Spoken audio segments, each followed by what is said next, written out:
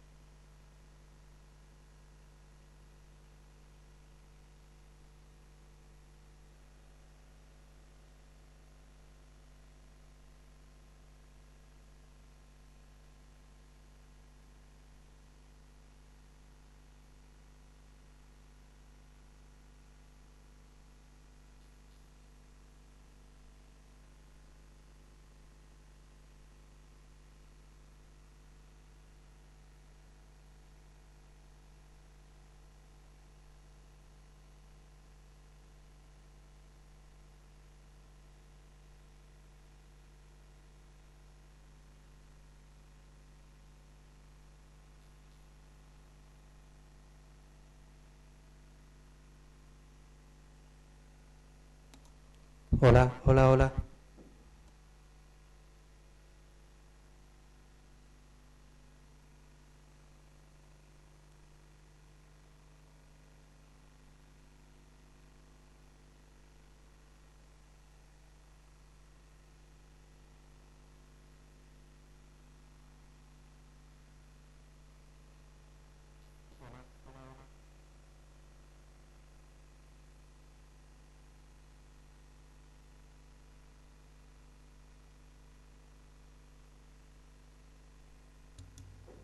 Hola, hola, hola, hola.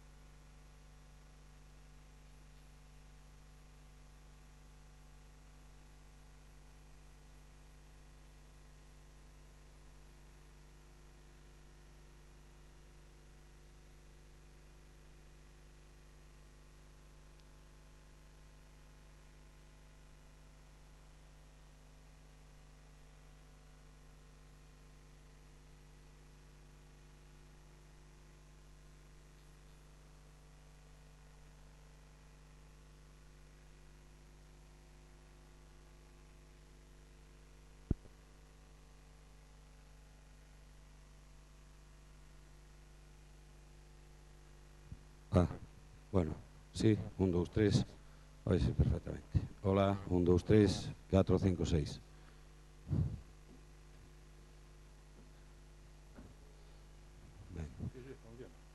Sí.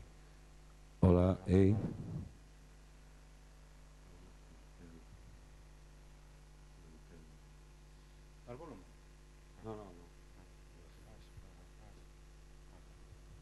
Hola, sí, 1, 2, 3. ¿Qué tal? Sí.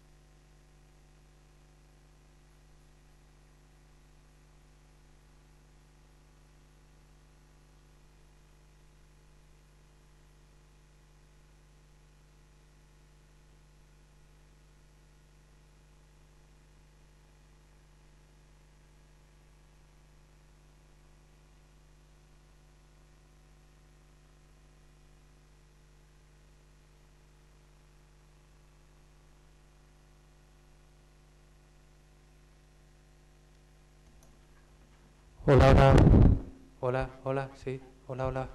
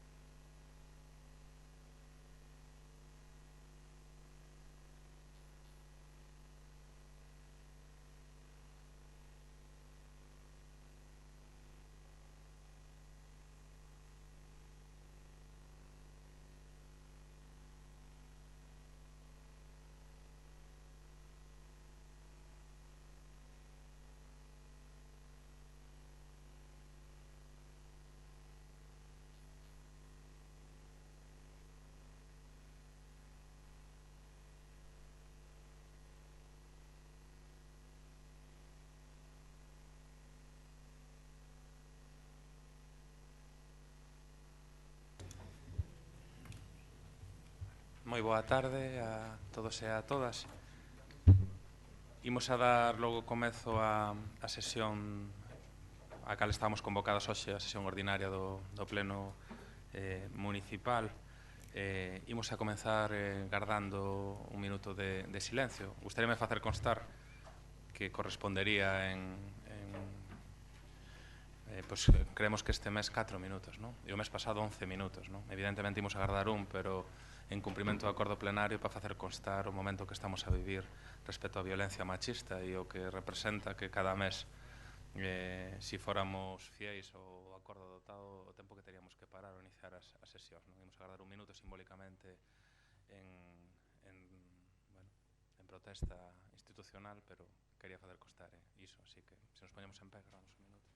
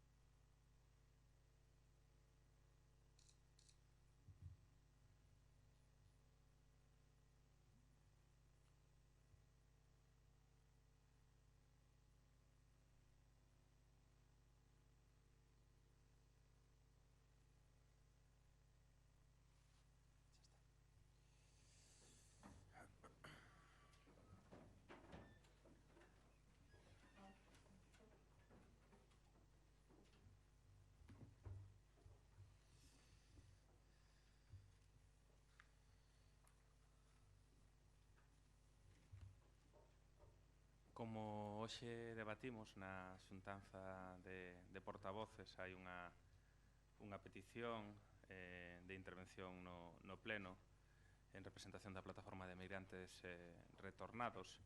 Imos a pasar antes, despois de ter falado co secretario, a aprobar a acta correspondente á sesión extraordinaria urxente do día 12 de xaneiro de 2016, o tedes ben, e logo que acordamos a xunta de portavoces é darlle voz a do Manuel Domínguez Rial para que plantexe o problema sobre un asunto e unha moción que presentou o BNG e que logo trataremos como a primeira das mocións pola vía de urxencia despois das proposicións, dos rogos e das preguntas.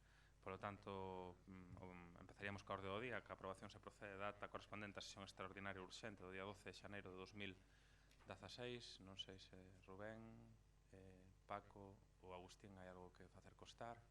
Agustín? E simplemente dúas correccións na páxina 25, decir que cando no parágrafo, na medio da páxina dona Agustín Nacional de Rojas, o proceso de documentos pon perceptibles e é perfectibles. E no seguinte parágrafo, na derradeira frase, pero a estrategia non pode esquecer, sino non pode esquecer determinadas cuestións importantes para a cidade. Simplemente esa unha cuestión de matiz. Ben, introducimos esas modificacións, se ninguén ten ninguna obxección que facer ao respecto, e daríamos por aprobada con esas modificacións a acta, señor secretario, sometida a consideración do Pleno. Pasaríamos logo a dar voz a Manolo Domínguez Rial para falar en nome de representación da plataforma de migrantes retornados. Manolo, podes chegar aquí e ocupar, como prefiras. Se prefires aquí ou da propia...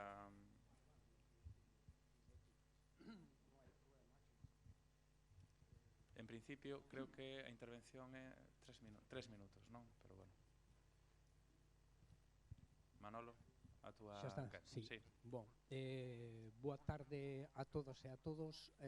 Antes de nada, pois, eso, darlle as grazas ao Bloque Nacionalista Galego no nome da Plataforma de Migrantes Retornados Compostela por darnos por ter esta ocasión de defender aquí o que nós consideramos unha grande injusticia que xa dura ben tempo. Preferín, como o tempo é moi corto, pois ler esta folliña que bueno, para lembrar e ir máis rápidos. Levamos 2 anos e medio nesta loita e non queremos privilexios, mais si reclamamos xustiza e igualdade de trato cos demais pensionistas. Unhas 250.000 persoas retornadas formamos este colectivo na Galiza, un colectivo maltratado na base ao ter que buscar fora de novo da nosa terra un traballo digno que aquí se nos negou. Non somos os únicos pagando as consecuencias desta crise que nós non provocamos, abandoados pola política mesetaria e traizoados polos monaguillos políticos de turno que os siguen. Nós somos o resultado. Emigración e máis emigración, tataravós, fillos e netos que se van fora, mentres Galiza queda sin xente que poida traballar, dixo moi ben Rosalía de Castro. Pois só en 200 anos baixamos en máis da metade a poboación galega con respecto da española. De contarmos con máis do 13% de habitantes do Estado, baixamos a menos dos 6 actuais. Máis da metade da nosa poboación botou raíces fora da nosa terra. Esta situación non se debe a que Galiza sexa pobre. Os que andivemos polo mundo adiante vimos países con moito menos posibilidades ca o noso e non padecen a emigración que nós temos. A nosa decisión política e os da periferia cangamos cos gastos que non son nosos nin son poucos. Manter parásitos, corruptos, cazadores de elefantes ou guerras que non son nosas e por riba provoca máis fame e miseria. E non continuo na lista de despropósitos porque non é o momento. Así é que a Galiza vanse os folgos por deixar os seus sectores productivos á intemperie, baixo batutas de Madrid e Bruxelas. A xente moza ten que seguir índose e os que vimos de volta sangrarnos máis para que lle dean as contas aos que fan a mesma política de sempre. Os retornados temos un problema político co goberno e a Facenda española. Debo suliñar aquí que en Euskadi non pasou absolutamente nada disto cos emigrantes que voltaron da diáspora.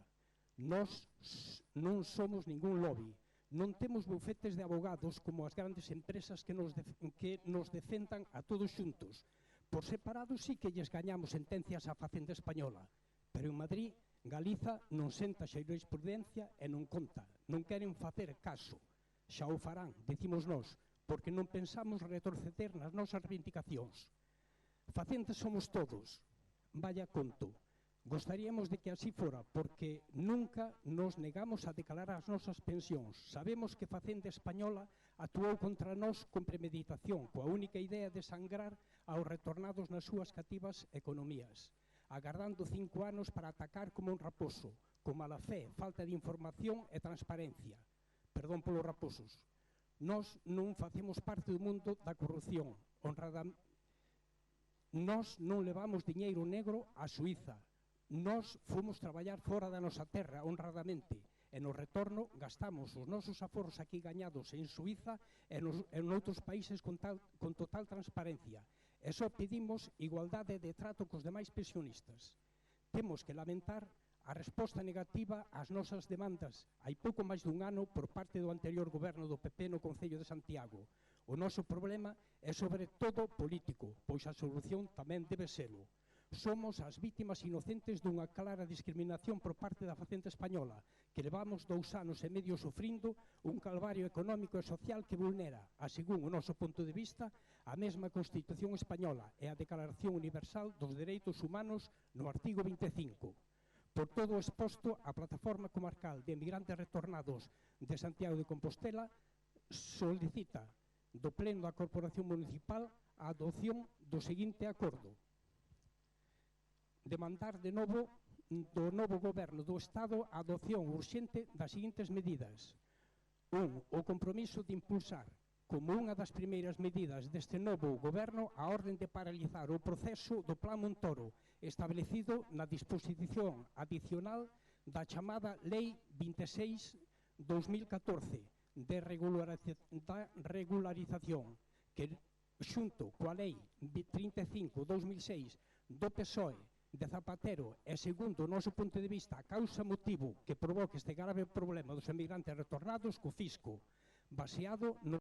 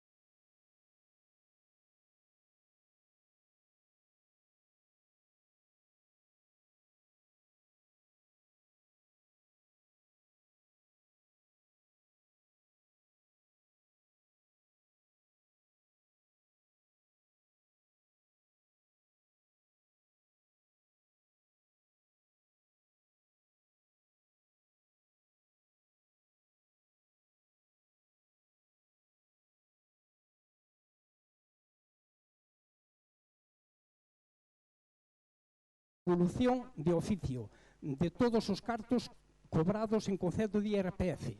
Levamos 3 anos esperando por un goberno que nos vexa como persoas e non só como fonte de ingresos, aínda sabendo que son indebidos. En consecuencia, a plataforma de migrantes retornados Compostela pedimos o apoio de todos os partidos políticos aquí presentes e instamos a que reclamen do novo goberno do Estado que se conforme a partir das eleccións xerais do 20D atendan as nosas xustas reivindicacións. Nós estamos convencidos e convencidas tamén que vai sendo horas de facer unha reforma fiscal que substitúa as vellas leis franquistas e que avance nas transferencias a Galiza, paso indispensable para avanzarmos na urxente descentralización do Estado español, reivindicando, como por outra parte fixo sempre a migración galega, unha facenda e unha banca pública no noso país para ir rematando coas injustizas, imposicións que veñen de afora da facenda española. Nós non emigramos para voltar de millonarios, nin para ver mundo, nin para evadirnos de nada que non fora da miseria, miseria, sobre todo política, que atopamos agora, desgraciadamente, aínda cando retornamos, pero que non aceptamos e combatemos. E así o faremos sempre que nos vexamos agredidos. Mais nada e moitas gracias. Moitas grazas a vos, Manolo. Como xa lle informei a plataforma, Rubén, vaise logo a proceder despois das proposicións na vía de urxencia a moción que presentou o BNG e a someter a votación. Agradecemos a vosa intervención no pleno e axuntaremoslo a acta para o propio debate logo da moción que, aínda que sexamos rápidos, tardará aínda unhas horas en celebrarse. Imos a seguir logo ca orde do día. E o punto número 2, a proposición do Grupo Municipal do Partido Popular sobre a potenciación do Grupo de Promoción Turística Área de Santiago. Señor Agustín Hernández, a súa quenda. Moitas grazas, señor alcalde. Boas tardes a todos. A verdade é que despois do pleno ordinario de xaneiro nos pensábamos que o goberno collía a marcha, pero a verdade é que vemos que non.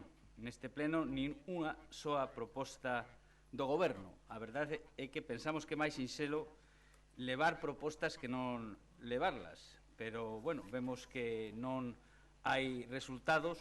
Igual algo ten que ver que o día anterior do pleno o 20% do goberno estivera paseando por unha cidade amiga e hermana do sur, pero, bueno, en todo caso, imos o tema que é Área Santiago.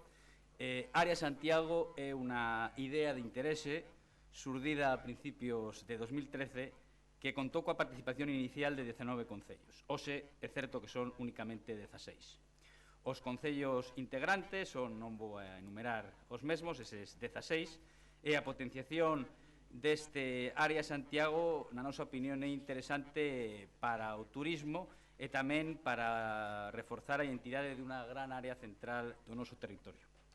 A oferta conxunta, recollida nos estatutos e nas accións de Área Santiago, ofrece moitas máis posibilidades para reunir máis recursos turísticos e tamén, por certo, económicos, con maiores facilidades para optar a recursos das administracións central, autonómica e local.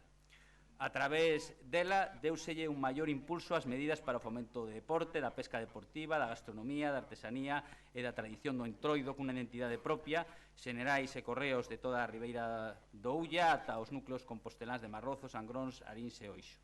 Dende hai casi 3 anos leváronse a cabo moitas accións para ampliar e mellorar a información turística destes 16 concellos, sobre todo a través dun plan de acción para o bienio 2014-2015 xa rematado, unha páxina web propia, aplicación para móviles, un mapa de recursos turísticos, material promocional, concursos fotográficos, promoción gastronómica, exposición conxuntas ou viaxes de periodistas e bloggers. Nos últimos meses, a verdade é que botamos en falla novas actuacións. Faice preciso, na nosa opinión, aumentar a colaboración e intensificar a participación para manter a idea inicial de diferenciar e posicionar turísticamente esta zona con excursións e paquetes que permitan gozar das moitas potencialidades que encerran estes concellos. Apenas temos constancia de ninguna iniciativa común nos últimos meses que non sexa o protocolo de colaboración para o Entroido dos Xenerais da Ulla suscrito polos concellos onde se manteñen esta celebración 8/2/16. En xaneiro de 2015, a igual que o fixéramos en 2014, a asociación presentou a súa oferta na Feria Internacional Fitur en Madrid, contando coa participación dunha variada representación de alcaldes da zona. Non temos constancia tampouco das previsións do novo goberno para darlle cabida a Área Santiago nos orzamentos de Incolsa para este ano 2016. Tampouco temos noticia de ninguna iniciativa para articular propostas merecedoras de axudas ou subvencións da Xunta de Galicia ou da Diputación, organismo este último que comprometeu o seu apoio na época de Diego Calvo como presidente a proxectos concretos que poideran presentarse de forma conxunta. Santiago, na nosa opinión, debe abandeirar e liderar esta asociación e facelo de forma conxunta e solidaria, consciente de que o impacto positivo que reciba cada concello redundará no interese do colectivo e de forma moi especial na creación dunha marca Santiago que a todos pode beneficiar. Compre, pois, recuperar a participación de concellos que se deron de baixa por razóns as máis das veces pouco explicadas e escasamente motivadas. Un bo exemplo resulta o caso precisamente de Teo, que se deu de baixa en xaneiro de 2014, precisamente cando o actual alcalde de Santiago era alcalde, argumentando o seu portavoz que neste grupo só podemos aspirar a ser copartícipes da promoción turística de Compostela, contribuindo incluso ao seu financiamento. Hoxe, Teo só participa na promoción do Entroido, renunciando a calquera outra aposta en común. Consideramos que despois da celebración do Entroido, un dos momentos álxidos desta colaboración é o momento oportuno para acometer un novo impulso desta Área Santiago, animando a reincorporación daqueles concellos que se foron. Tamén sería desexable abrir a posibilidade de integrarse a outros concellos con grandes potencialidades tradicionalmente ligados á área de Santiago de Compostela que poderían incrementar e reforzar unha oferta de gran variedade alrededor da capital de Galicia.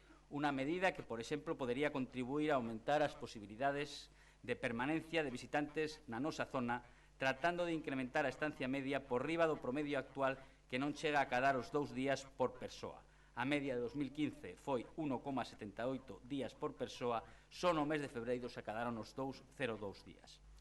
É un paso máis na articulación dunha estrategia de unidade de acción entre os concellos do centro de Galicia que podería abrir o camiño de novas experiencias nos máis variados campos.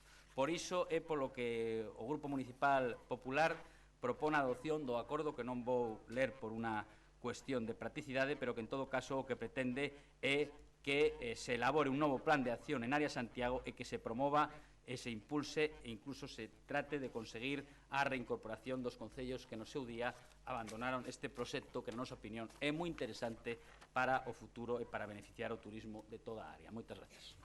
Grazas, Agustín. Rubén Cela, a súa quenda. Moitas grazas, señor alcalde. O Grupo Municipal do Bloque Nacionalista Galego vai votar favorablemente a esta iniciativa do Partido Popular. Certamente, Área de Santiago, desde o noso punto de vista, ten evidentes limitacións prácticas. Sin embargo, para nós, pois, afondar na súa mellora ten importancia por dúas cuestións. Unha primeira xa apuntaba o portavoz do Partido Popular, non? Porque ben xestionada pois pode ser unha boa ferramenta para contribuir con algúns dos aspectos que para o noso grupo son clave en materia de política turística, non? Por unha parte, todo o que ten que ver con desestacionalización e diversificación, antes se facía referencia o tema da pesca deportiva, o tema gastronómico, pero incluso a cuestións especialmente interesantes como a recuperación do entroido tradicional. En segundo lugar, todo o que ten que ver co aumento das estadías medias, non? Sempre que se fala do aumento da estadía media en Santiago, sempre vai asociado a poder ofertar paquetes turísticos que comprendan visitas o entorno inmediato, o entorno comarcal. E en terceiro lugar, que para nós saben que é reiterado neste pleno, todo o que ten que ver con aumentar o coñecemento da nosa veciñanza, non dos turistas, da nosa veciñanza, do riquísimo patrimonio natural e histórico que temos ao lado da casa e que non coñecemos en moitos casos, non? Desde o Pazo da Oca, a Fervenza do Toxa, o Pico Sacro, a Casa da Matanza de Rosalía ou as Torres de Altamira, sin ir máis lonxe, non? A pesar de que o Concello de Brión, por certo, non está incluído, non? E en segundo lugar, por unha cuestión que para nós tampouco é menor, non? Porque nos últimos 5 anos, a pesar de que temos debatido moito, sobre todo nos medios de comunicación e en campañas electorais, o certo é que esta é das poucas, por non dicir a única, iniciativa que se levou a cabo no plano real de colaboración, de coordinación e de busca de sinerxias entre os concellos do ámbito da área de Santiago, non? E incluso desde o meu punto de vista con unha particularidade que o fai especialmente interesante, non? Que é incluso superando o marco provincial, non? Nese listado de concellos que facía referencia antes o voceiro do Partido Popular, pois para min é especialmente destacable que 3 deles, a Estrada, Silleda e Vila de Cruces, e Lalín, tamén 4, non? Son da provincia de Pontevedra, non? Quer dizer, a tradición dos Xerais de Ulla pois non sabe de barreiras administrativas artificiais e artificiosas, non? E nese sentido, pois se deu pé a poder facer unha actuación coordinada no ámbito da comarca de Santiago e incluso máis alá dos lindes da demarcación provincial da Coruña, non? Por tanto, para nós, o futuro pasa por mellorar a xestión e iso pasa pois, por que esta iniciativa poida concurrir a subvencións, a programas, a unha mellor coordinación con outras administracións como pode ser a Xunta de Galiza, a Diputación Provincial de Coruña e tamén a Diputación Provincial de Pontevedra, e sobre todo porque Santiago asuma o papel de liderar ese proxecto e, polo tanto, que incluso a través de Incolsa, a través da empresa pública de turismo deste concello, pois se poida dar pois un revulsivo e se busque realmente un atractivo que faga que os concellos do resto da comarca pois poidan ter motivos concretos, materiais e tanxíveis para poder confiar nunha estrategia turística compartida que eu creo que redundaría a favor dos intereses de Santiago de Compostela, pero do conxunto da comarca e do país. Nada máis, moitas grazas. Gracias, Rubén Cela. Señor Paco Reyes, a súa quenda. Grazas, señor alcalde. Boa tarde, compañeros e compañeros de corporación. Pois non podemos negar outra cousa no Partido Socialista, que estamos totalmente de acordo cun proxecto de incorporar a comarca a cadena de valor turística de Santiago de Compostela, apostar por a diversificación da economía rural na que se atopa unha parte importante de toda a nosa comarca, posta en valor do uso turístico dos recursos, a información turística, atención ao público, a creación e xestión de bases de datos relacionadas cas ofertas de hospedería, de restauración e de turismo activo, o deseño e execución de proxectos de promoción e dinamización, paquetes vacacionais, folletos, ferias de produtos agroalimentarios, xornadas gastronómicas, evitar unha acumulación de campañas promocionais e materiais por parte das distintas administracións con competencia en turismo, particularmente neste caso das administracións locais, e que non redundan moitísimas das veces nun maior impacto do produto. O que xa no seu momento, e nos apoiamos no pleno cando se presentou, o que xa no seu momento sorprendeunos foi por parte do Partido Popular que mentes buscaba as sinerxias que se acaban de plantexar neste pleno, pois do mesmo xeito se votaba en contra dunha proposta ao Partido Socialista para desenvolver conxuntamente por todos aqueles concellos por los que pasaba o camiño inglés, pois a promoción conxunta do camiño inglés, e mesmo votou o Partido Popular en contra da mesma proposta ao Partido Socialista na Diputación da Coruña. Tamén sorprendeunos que en base á Lei 27/2013 da racionalización e sostenibilidade da administración local, no que fai referencia a disposición transitoria 11ª de dita lei, que fai referencia ás mancomunidades de municipios e que dicía que no prazo de 6 meses dende a entrada en vigor desta lei as mancomunidades de municipios terían que adaptar os seus estatutos ao previsto no artigo 44 da Lei 7/1975 de 2 de abril, reguladora de bases de regime local, para non incurrir en causa de disolución. Quen gobernaba naquele entón no noso Concello, o Popular, pois non cumpriu co establecido na disposición transitoria 11ª e se deseou esmorrecer unha mancomunidade que claramente é un instrumento importante tamén para isto, porque como moi ben di precisamente a propia lei que acabo de facer referencia di que aquelas comunidades cuyo xeto non sexa unha competencia propia do artigo 25.2 ou un servizo do artigo 28 da Lei de Reguladora de Bases de Réxime Local deberá disolverse ou xustar o seu xeto social as súas competencias e os servizos propios, pero precisamente dentro desas competencias sí que aparece información e promoción da actividade turística de interese de ámbito local. Por lo tanto, o Partido Socialista, como xa dixo naquele entón, o que non comprende é como se pode perder un instrumento importante precisamente para xuntar as sinerxias, precisamente para incorporar a comarca, a cadena de valor, neste caso turística de Santiago de Compostela, e por outra banda hai que facer un tipo de acordos, os que non estamos en contra, pero que non entendemos a contradición entre permitir a liquidación da mancomunidade para Santiago de Compostela e precisamente a creación desta asociación, deste grupo de promoción turística. Por lo tanto, nos non estamos de acordo, non estamos en contra do desenvolvemento dos traballos deste grupo de promoción turística, pero nos entendemos que existe nesta proposta unha certa contradición con outras actitudes e, por lo tanto, o voto do Partido Socialista vai ser abstención. Moitas gracias. Moitas gracias, Paco Reyes, Marta Lois, sí, a súa moi boa quenda. tarde, señor alcalde, boas tardes a todas e todos.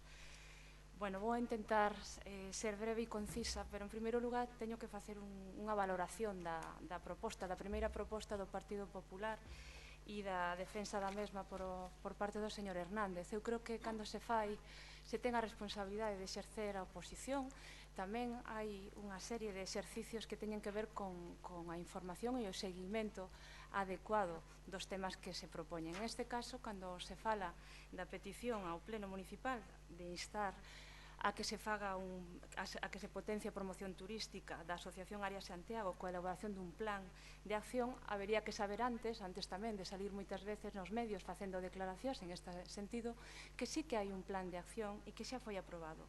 O Grupo Área Santiago, e tamén lembro aquí na precisión lingüística, non é unha asociación, o que hai é un convenio, o convenio de Área Santiago, asinado por 16 concellos, aprobou o Plan de Acción 2016, señor Hernández, que se xunta aquí e que yo vou facilitar de inmediato, que este plan, co que podía estar lendo cales son xa algunhas das importantes propostas que se levan para 2016 e que vostede nas súas intervencións públicas destes días atrás nin siquiera coñecía.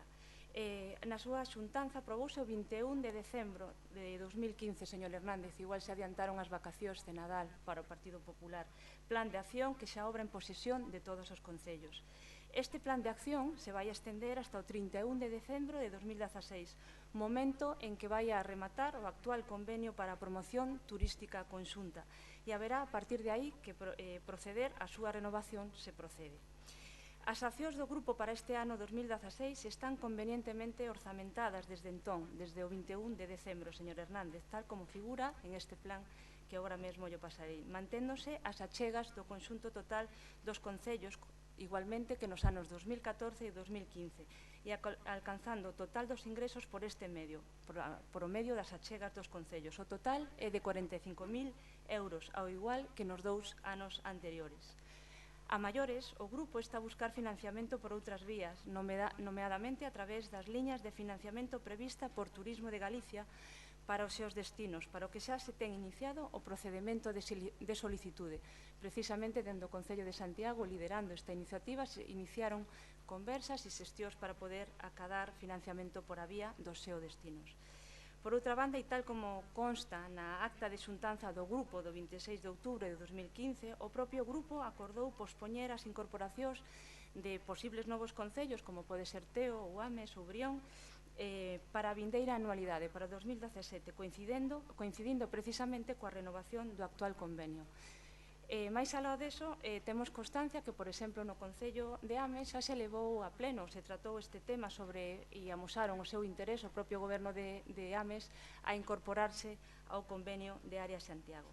En definitiva, señor Hernández, para facer oposición e máis alá da retórica compartida por todos os grupos, que entendo que a iniciativa e as propostas de políticas públicas turísticas de Área Santiago son interesantes como estrategias turísticas compartidas, hai que ter a información correcta e saber en que marco de responsabilidade política estamos. O Goberno fai a súa tarefa, a oposición, en este caso o Partido Popular, tamén debería facer a súa. Grazas.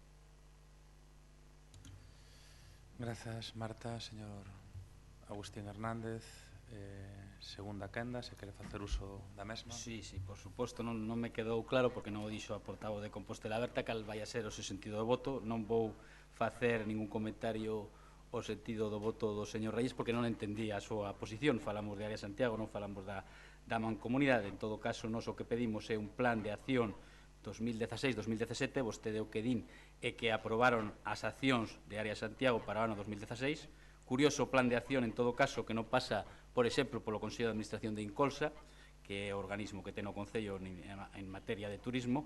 Non sabemos como se vai a financiar, non o sabemos, porque non pasaron os orzamentos de Incolsa polo Consello de Administración, e, en todo caso, probablemente eso non sexa unha falta de coñecemento deste grupo municipal, sino probablemente sexa unha falla de transparencia dese grupo municipal. Moitas gracias e máis nada. Moitas gracias, Agustín. Rubén Cela, algo que engadir? Señor Paco Reyes, algo que engadir? Marta Lois. Sí, o grupo de Compostela Aberta vaise abster nesta proposición. Moitas grazas, Marta. Señor secretario, pasamos logo á votación. Gracias, señor alcalde. Votos a favor da proposición. Gracias, 12. Votos en contra, abstencións. Gracias, 14. Gracias.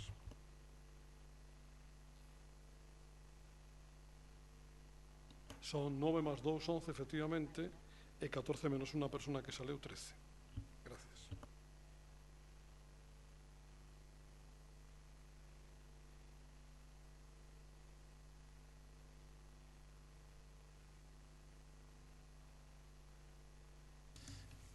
Queda logo aprobada a iniciativa a proposición do Partido Popular. Pasaríamos a tercer punto de orde do día, que tamén proposición do Partido Popular relativa á elaboración e desenvolvemento dun programa cultural conmemorativo de diversos actos para o ano 2016. Boa tarde. Tal e como comentamos na exposición de motivos da nosa proposición, este ano coinciden varios aniversarios de persoas ou de acontecementos que poderíamos cualificar de literarios, e xa que logo de culturais, e que teñen vinculación coa cidade de Santiago.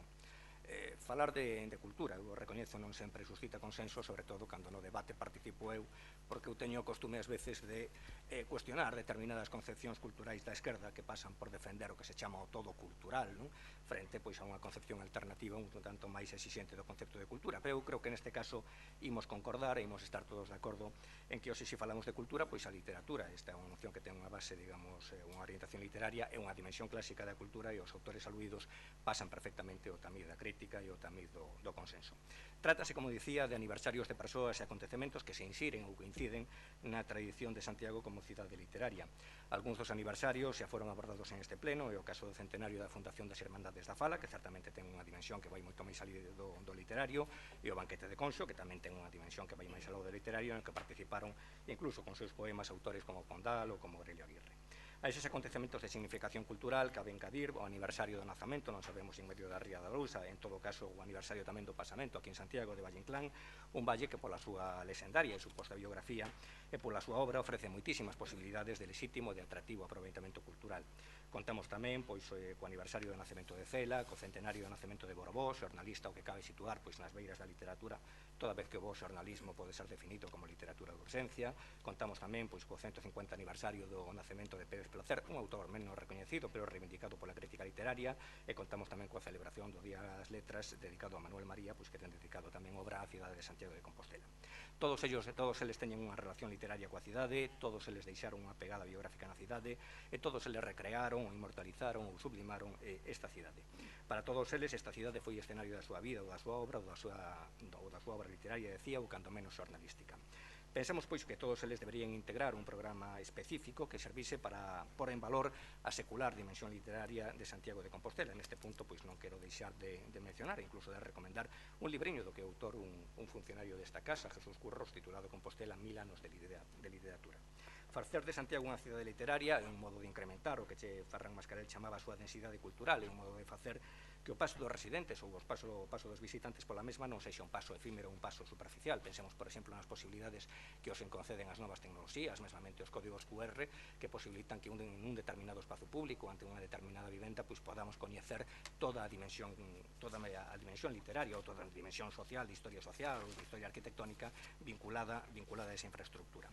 Tal programa podería cualificarse de irmandade cultural, pois entendemos que a literatura, é dicir, ensina a ser tolerante. Neste sentido, recomendaría a lectura do precioso discurso de Mario Vargas Llosa, é dicir, cando recibiu o Premio Nobel. Non vayan a pensar que recomendo a lectura de Mario Vargas Llosa porque sexa liberal, porque se o pensan acertarán. E ademais eu creo que se lle podía cualificar a este programa de irmandade cultural porque tamén apunta as posibilidades de convivencia entre as diversas linguas. Tal programa debería contemplar a posibilidade de editar algunha obra, de recuperar e de visibilizar espazos, de organizar algunha exposición ou algunha representación e de colaborar con iniciativas que teñan xa como obxecto a difusión de tales acontecementos ou de tales autores. Pensamos que podemos acadar o apoio de todos os grupos, e particularmente, se me permiten a anécdota, pois o propio apoio do alcalde, porque non sei se todo o mundo sabe que o noso alcalde ou inspirou un personaxe literario que se chamaba Marcos Negreira, nunha coñecida novela negra, por certo, aínda que o alcalde non tiña culpa ninguna nunha novela que foi un certo éxito literario no ano 2010. Pero máis alá destes desenfadados motivos obxectivos, hai motivos obxectivos. Pensamos que unha cidade cun ambiente literario é unha cidade máis suxestiva e unha cidade máis productiva. E por iso, en definitiva, instamos ao Goberno Municipal a articular e a desenvolver un programa cultural para conmemorar as referidas persoas e acontecementos, sen menoscabo tamén de que nos podamos sumar ao centenario do pasamento de Cervantes e de Shakespeare, iso sí, sin incurrir en innecesarias politizacións. Nada máis, grazas. Moitas gracias, señor Brunete. Goretti, a súa quenda. Ben, boa tarde. Pois para continuar logo co que é habitual, eu vou comezar comentando que non está de acordo o Bloque Nacionalista Galego neste caso, co que é unha proposición e unha exposición aquí onde se xuntan pois unha serie de personaxes de relevancia, absolutamente todos eles dignos e merecentes de levar a cabo pois desenvolvemento de actividades de recoñecemento e actividades que poidan servir, por suposto, para impulsar o turismo e o coñecemento fondo de todas as persoas habitantes de Santiago, que consideramos que sí, que está ben que se faga, mais que non entendemos cal é a ligazón que teñen entre sí no seu conxunto. Algúnas delas sí, mais non todas o conxunto. Entendemos que é lóxico que se faga, que se celebre de maneira individual, de maneira aparte, o ano das Irmandades da Fala. Este é un ano, ademais, recoñecido nunha declaración do Parlamento galego por unanimidade de todos os grupos como un ano especial. É un recoñecemento a un labor que é colectivo, non é dunha persoa en especial, senón dun grupo que supón moito para a nosa identidade lingüística, cultural, histórica, e nese caso, ademais, sabemos por declaracións desde o Secretario Xeral de Cultura, o propio Conselleiro, pois da relevancia que se lle pretende dar desde a propia Xunta de Galicia, que acolle esta declaración unánime do Parlamento e que vai desenvolver de maneira específica un programa para isto. O certo é que podíamos unir, eu podía propor uns cantos nomes máis que se poderían unir a estes listas, empezando por algunha muller, pois María Casares, o 20 aniversario do seu falecemento, a propia Begoña Camaño, xornalista tamén e autora que nos deixou recentemente.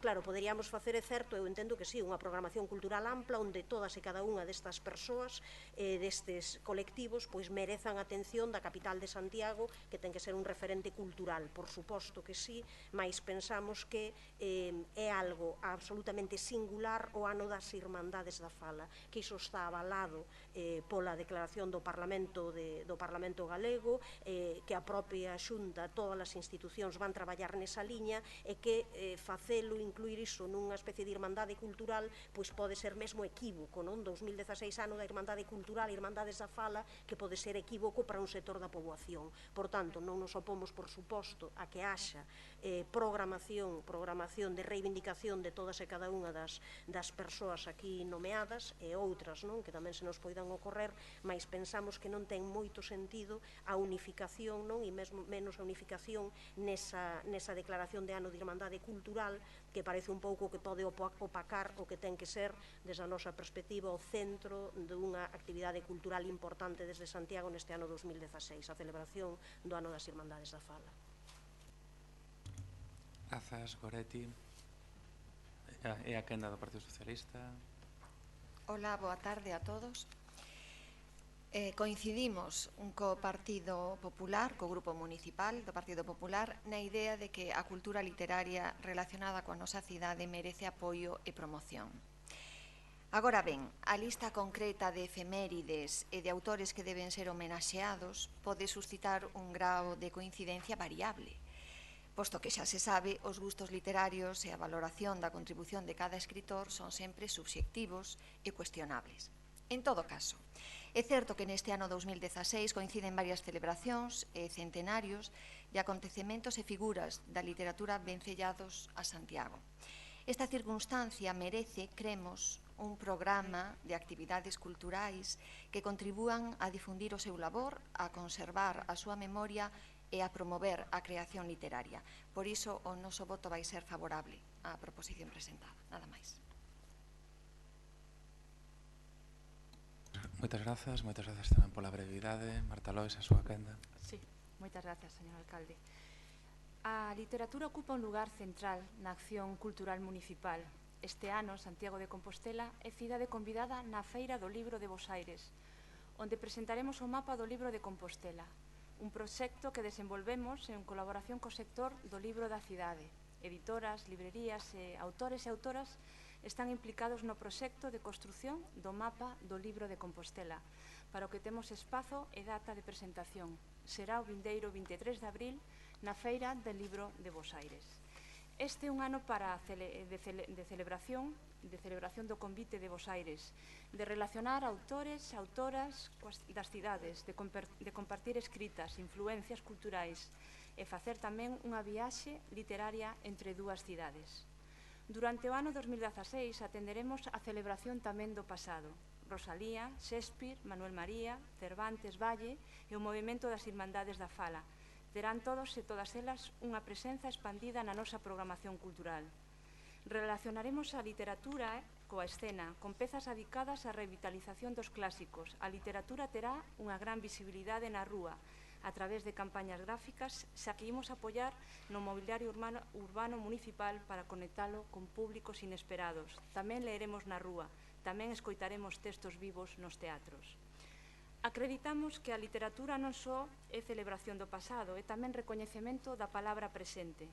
Integramos, por tanto, tamén a programación de acción cultural a palabra e a escrita a través de intervencións, de coloquios, de conferencias, cos que activamos na zona C e nos que acollerán intervencións de mulleres dedicadas, como a editora Bárbara Boullosa e as escritoras Luz Pichel e Mireia Sentís, na liña de visibilizar a creación das mulleres.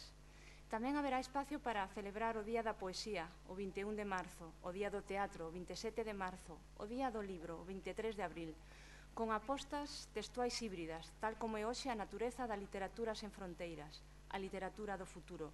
Sen espazos fechados, sen xéneros, mestiza, desenvolveremos durante o ano procesos de mediación e animación á lectura a través das nosas bibliotecas municipais que comparten e accionan segundo a visión conxunta da área celebrando os clásicos, a palabra das mulleres e a escrita mestiza, fora, tamén na rúa, tamén nos teatros municipais, nos centros socioculturais e nas rúas de Compostela.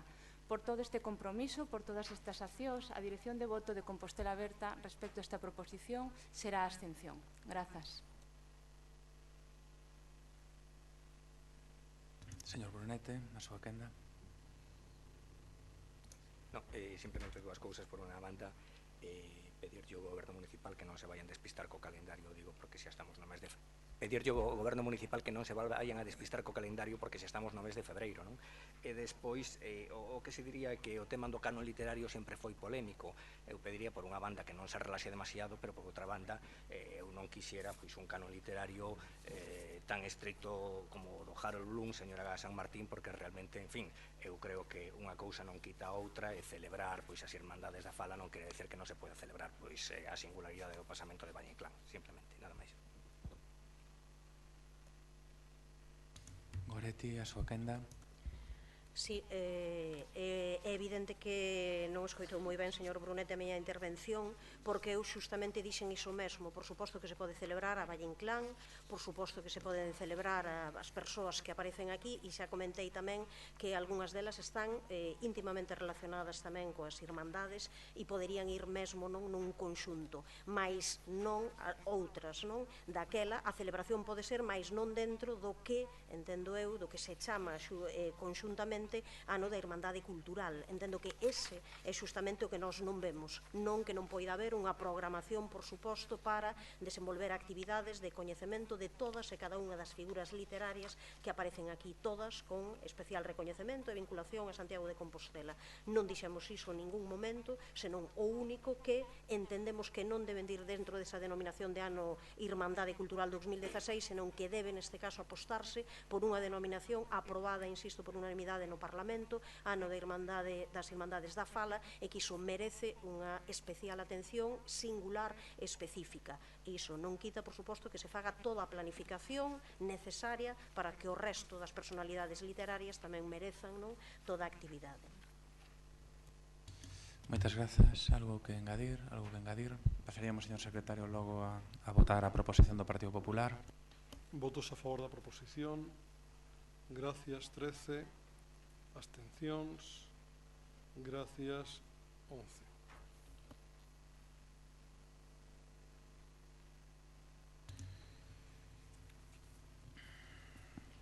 Pasaríamos xa que logo unha proposición do BNG para a elaboración dun rexistro de camiños públicos e a súa correspondente ordenanza. Lembro que nesta proposición hai unha emenda do Partido Popular de modificación que o BNG ten que decir se asume ou non asume. Rubén Cela, a súa quenda. Moitas grazas, señor alcalde. Bueno, tal e como reflicte a nosa proposición, nas últimas décadas Santiago conseguiu transformar a cidade mediante todo o que tivo que ver co planeamento urbanístico e ca propia arquitectura, non? Logrouse un certo equilibrio entre a necesidade de conservar e a necesidade de transformar a cidade, mas quedou moito camiño por correr para obter un equilibrio entre o que é a cidade histórica, os barrios e as aldeas que a flanquean. A Lei 33/2003 de 3 de novembro de Patrimonio das Administracións Públicas establece no seu artigo 36.1 que as administracións públicas deben inscribir nos seus correspondentes rexistros os bens e dereitos que o integran e que procurarán a súa inscripción registral e exercerán as potestades administrativas e accións judiciais que sexan procedentes para iso. Esta mesma lei daba de prazo 5 anos, que xa venceu en novembro de 2008, para proceder a inventariar e inscribir no rexistro os ditos bens inmóveis. Na propia Constitución española aparecen diversas referencias ao uso e defensa dos camiños públicos e a Lei de Bases do réxime local establece que os municipios exercerán competencias sobre conservación de camiños e vías públicas nos termos da legislación do Estado das comunidades autónomas. Desde o noso punto de vista, ese concepto de conservación hai que entendelo no seu sentido máis amplo, no de creación, inventario, afectación e desafectación, deslinde, ampliación, sinalización, conservación, regulación de usos, vigilancia, disciplina e recuperación, todo iso a fin de que se garanta o uso ou o servicio público do propio camiño. A primeira e primordial defensa que podemos facer en defensa deses camiños municipais é que se elabore un inventario de camiños públicos e servidumes, non? Aínda sabendo que esta última, a servidume, pois non é unha competencia municipal, non? Creemos que iso é así porque a desaparición dos usos tradicionais está facendo e xa fixo que esa enorme malla de camiños rurais desapareza, non? Algúns deles desde logo, pois, meritorias obras de enxeñería tradicional que permitían comunicar quinteiros, zonas de cultivo, aldeas, etc. Os concellos durante moitas décadas non asumiron estes camiños tradicionais como parte da súa rede viaria e o desleixo, a vegetación e algúns propietarios e propietarias demasiado espabilados pois acaban por pechar eses accesos. Os camiños tradicionais, algúns deles milenarios, e non nos estamos a referir neste caso ao Camiño de Santiago, aínda que tamén o é, son as veas do noso propio país, pero moitos deles pois fican, como acabo de comentar, no esquecemento segundo se van deixando de empregar, non? A falta dun inventario rigoroso no noso concello fai que se outorguen licenzas que van ás veces en contra da existencia deses propios camiños. De feito, en canto fixemos pública esta proposición, puxos en contacto con nós un veciño de Santiago que nos fixo partícipes do seu problema, non? Tivo que acudir ao xulgado e trasladarse varias veces a Madrid para topar os documentos que demostran que un camiño que fora anulado por un peche dunha finca con licenza era de uso veciñal. Agora ten todos os papéis e toda a documentación que lle dá a razón.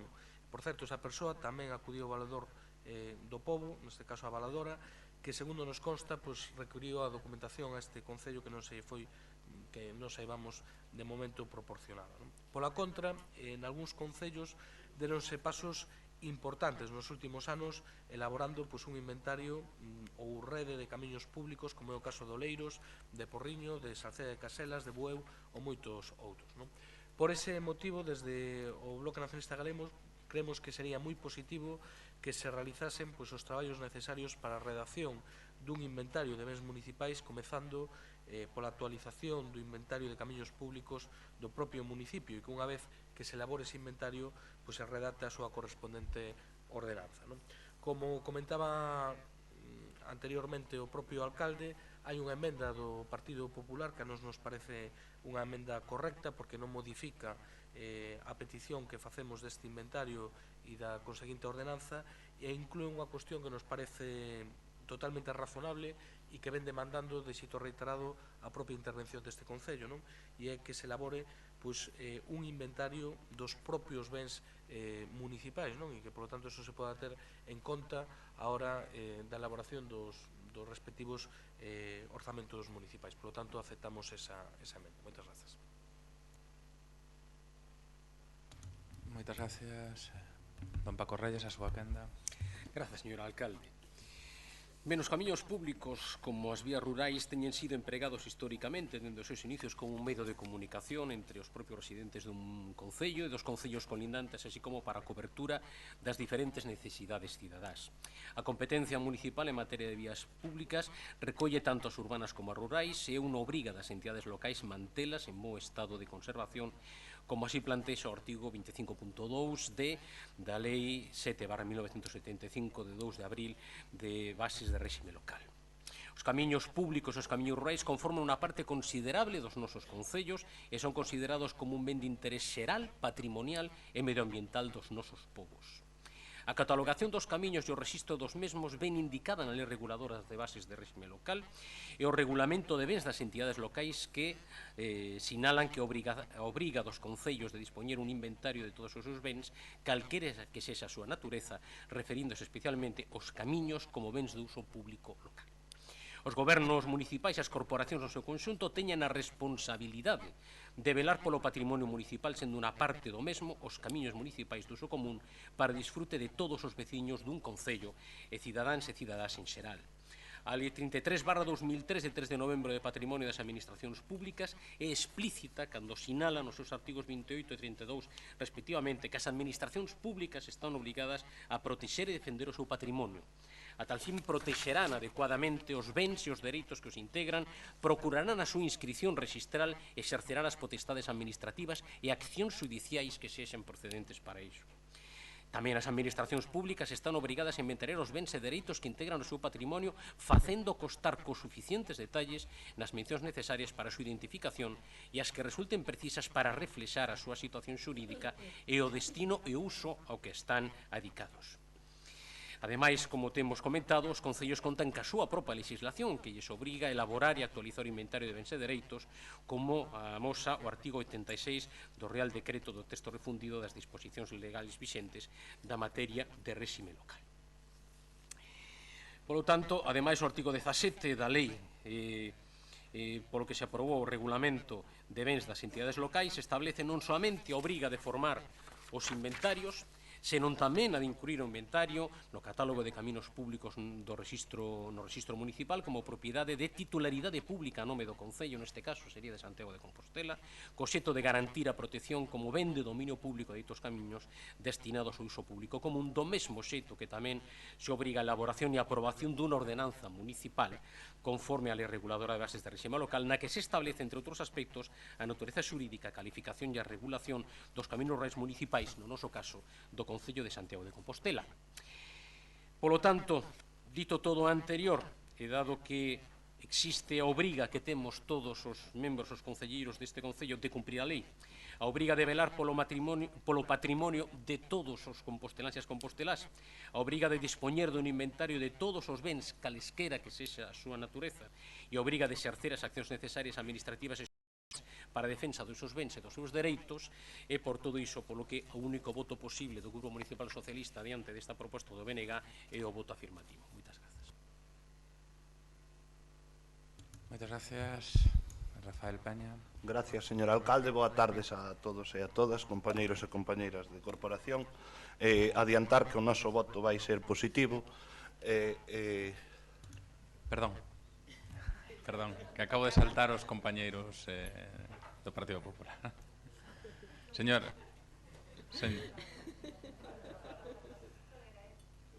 Brunete, quen vai defender? Manuel, a súa quenda. E disculpa, Manuel. Nada, non pasa nada. Eu vou ser moi breve na exposición, simplemente indicar que todos somos conscientes da importancia de que calquera administración teña identificados todos os seus bens, non só os camiños municipais, como se puxo de manifesto na exposición de motivos da proposición do Bloque Nacionalista Galego, sino que tamén a propia legislación, o Reglamento de Bens das entidades locais, establece a obriga de ter un inventario actualizado de todos os bens e dereitos, e dentro deste unha parte deste inventario, ademais ven así marcado por lei, é o inventario de camiños municipais. Por iso presentamos unha emenda para engadir que se fagan, que se inicien os traballos, que non son traballos que se poden levar a cabo en 2 meses, porque hai que ter en conta que, se non me equivoco, o actual inventario de bens que ten o Concello de Santiago é dos anos 60, o sea, é anterior incluso ao nacemento de unha parte moi importante dos que estamos aquí. Entonces, eu creo que isto é unha actuación que hai que levar a cabo, hai na que facer agora, hai que empezar, que se vai empezar polo tema dos camiños municipais, pois ben, pero hai no que facer dun xeito inmediato. Moitas gracias. Moitas gracias. Agora sí, Rafael, a súa quenda. Bueno, saludo de segundas, boa tarde a todos e a todas. Eu só teño unha apreciación. Se tiñamos tantas obrigas, por que non se fixeron hasta agora? Non senti dicir, ao final, pois, estamos dicindo que temos o inventariado dos anos 60. Entonces, pois, non sei todos esos anos hasta aquí que se fixo para avanzar nesa materia, e agora, pois, traedes aquí para que o Goberno de Compostela Aberta pois faga ese traballo de 40 anos. Bueno, dito isto, pois o Concello de Santiago actualmente conta con un só enxeñeiro de camiños que nin tan siquiera é funcionario. Antes había 2, tamén estaba o alcalde Agustín Hernández, pero non se dedicaba tampouco a eso en exclusividade. Isto vai a ver que claro, é que, jolín, vides aquí con as cousas que a veces digo, se isto había que telo feito e non está feito, e agora de repente pois nos entran as urxencias a todos, non? Entre outras cousas, porque se nos empezamos a meter polos camiños rurais e camiños veciñais, pois nos podemos botar aí a vida, non? Porque temos que empezar a lidiar con unha serie de veciños e veciños que xa levan anos traballando seguramente esas zonas. Nos está pasando incluso ahora cando queremos abrir unha cuneta e nos encontramos cunha leira de navizas, e despois, pois sí, hasta ese punto de que nunca houbo un control. evidentemente as vías están recollidas no plan xeral. Cando queremos facer unha actuación sobre o viario, pois tamén temos o catastro e temos o plan xeral, que é co que imos ir tirando. Dito isto, procederemos a facer o encargo que se fai nesta moción. Terá que ser supervisado por suposto por Patrimonio. As afeccións ás que está sometida a rede viaria deste Concello pois son moitísimas, dende Patrimonio, Augas de Galicia, Adif, etc. Eso tamén dificulta a veces as actuacións, e si que é preciso pois que teñamos pois unha ordenanza. Pero, bueno, tal e como estiven vendo estes días pasados, parece ser que é un traballo dificultoso, tan dificultoso que non o deron feito en 30 anos, polo que non son tampouco tan optimista de que o vayamos a ter tan brevemente, mas intentaremoslo. Gracias. Gracias, Rafael. Rubén, algo que engadir? Eu, moi brevemente, alcalde. Sí, que máis alá das brincadeiras, o certo é que eu creo que ten un trasfondo bastante serio isto, non? Eu creo que o que non pode ser é que o Concello de Santiago lle dé unha licencia a un veciño para facer o peche dunha finca ou para a construción dunha vivenda e que tempo despois se entere que non se pode facer, non? Ou ao revés, non? Alguén que ten un paso, un camiño público que históricamente foi así, se atope con o Concello legaliza unha cuestión que non é legalizable, non? Entón, nese sentido, pois eu creo que ten que haber seguridade xurídica, e hai dous temas que son diferentes. Eu pareceme ben a aportación que facían os compañeros e compañeras do Partido Popular, pero son diferentes. Por unha parte está ese inventariado do que ten que ver cos camiños públicos e que sexan visibles e recoñecibles tamén todo o que ten que ver cas servidumes, e outra cousa diferente é o inventariado dos bens patrimoniais propios do Concello. O que sí que é certo é que de xeito reiterado, polo menos desde que estou neste Concello, nos informes da propia intervención sempre se fai referencia no que ten que ver cos capítulos incluso das amortizacións do propio Concello, a falta dese inventario, non? Entón, por lo tanto, eu creo que incluso teñen prioridades diferentes. Eu, desde logo, priorizo o inventariado dos camiños públicos sobre incluso o propio inventariado dos bens patrimoniais do Concello de Santiago. Moitas gracias, Rubén. Sí, solamente, se me o permite, señor alcalde, para ilustrar un pouco o tema, o que eu coñezo, o último documento oficial que coñezo é do ano 78, e despois, hacia o ano 95, mercede a un contrato que quedou fallido con unha editora que se chama Deloitte & Touche, hai un traballo bastante caído, que pasa que efectivamente o grado de falsabilidade a xuicio dos técnicos non era moi grande e non é oficial. E de feito, cada vez que hai un cambio de corporación, poño aí unha cuestión, porque hai que poñer o inventario, e en fin, temos unha referencia, pero é certo que tiñamos que ter un inventario oficial aprobado. Gracias, señor secretario. Non sei se alguén quere facer unha segunda intervención. Señor Paco Reyes, non? Compañeros do Partido Popular, non? Bueno, pues, señor secretario, unanimidade, coido. Moi ben. Pasaríamos logo ao punto 5 da orde do día, que é a proposición do Partido Popular sobre a creación dun bono museo de Compostela para a súa promoción conxunta. María Antón, a súa quenda. Grazas, boas tardes. O Partido Popular trae hoxe a este pleno unha proposición para consideración do conxunto da corporación que consideramos abrangue conceptos con que todos estaremos de acordo. É unha proposición dirixida, pensada para as persoas, facilita o acceso á cultura, abre portas e fiestras dos nosos espazos museísticos, fundacionais, expositivos da cidade, visibiliza unha oferta existente moitas veces descoñecida, implica o conxunto das entes sociais, pois é necesaria a cooperación non só a interadministracións, senón tamén entre o público e o privado, e permitiría aumentar a oferta aos visitantes e turistas na procura de levar esa estancia media que xa se falou hoxe aquí esta tarde. En fin, que consideramos que é unha proposición que cumpre con moitos dos requisitos fundamentais do bo goberno, xa que se esta cidade ten un relato, este está escrito entre os muros de pedra dos edificios, que por sí mesmos representan un alto valor patrimonial, pero que ademais agochan importantes pezas dun patrimonio histórico-artístico de gran valor. Moitas veces, continente contido, pasan desapercibidos mesmo para a propia veciñanza da cidade e case sempre para os turistas ou visitantes que que se acercan a Santiago pero que non saen da contorna da catedral nin entran en espazos pretos da mesma, como pode ser o caso de San Martín Pinario, unha xoia de singular valor que pasa desapercibida.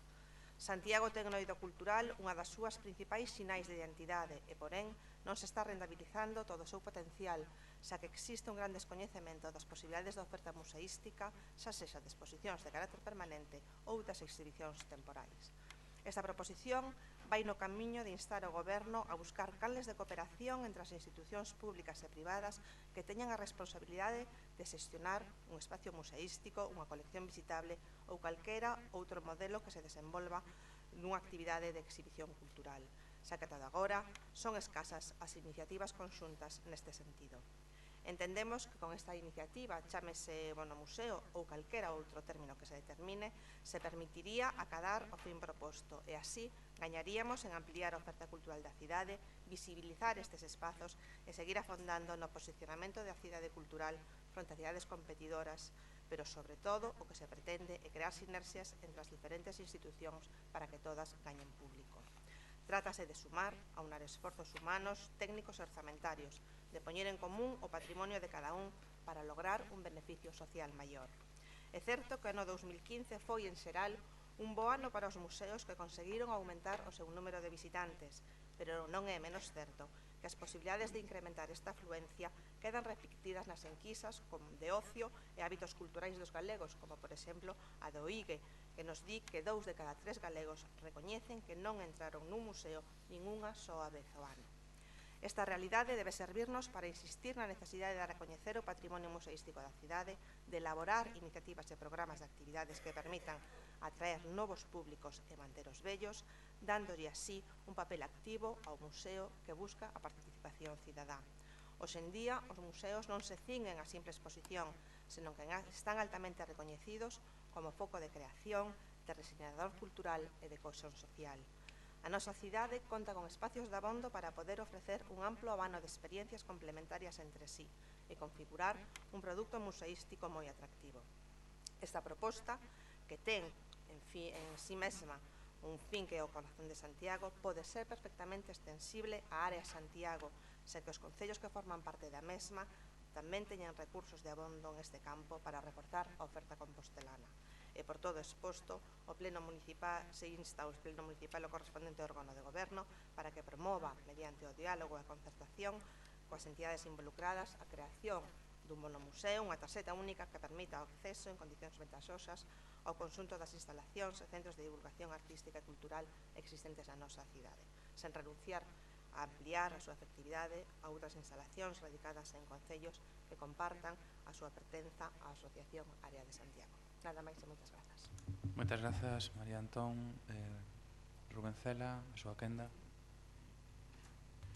Sí, moitas grazas, señor alcalde. Eu, brevemente, para o Bloque Nacionalista Galego, pois certamente é necesario establecer medidas de coordinación dos museos existentes na cidade para completar a oferta cultural tanto para a veciñanza, para estudantes, para persoas que visitan a nosa cidade, e sobre todo porque o tecido heteroxéneo das xentes que interveñen na actividade cultural de Compostela, onde participan administracións públicas diversas, iniciativa privada, asociacionismo cultural, hostelaría, artistas de rúa, entre outros, pois así o exixe. O BNG nese sentido defende que a cooperación como un dos principais reitores da política cultural municipal tamén ten que estar presente no ámbito dos museos. Só así se pode procurar unha maior coordinación dos esforzos e facer máis rendível o labor das entidades e colectivos que contribúen a dinamizalo para que Santiago sexa unha verdadeira capital cultural, unha verdadeira cidade da cultura, e non me estou a referir precisamente ao Gaiás.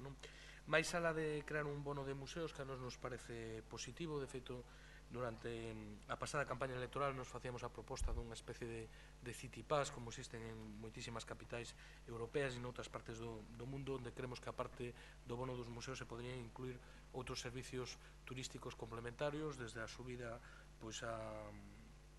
a as cubertas da catedral, o propio uso do tren turístico de Santiago ou outro tipo de elementos que puderan complementar esa oferta.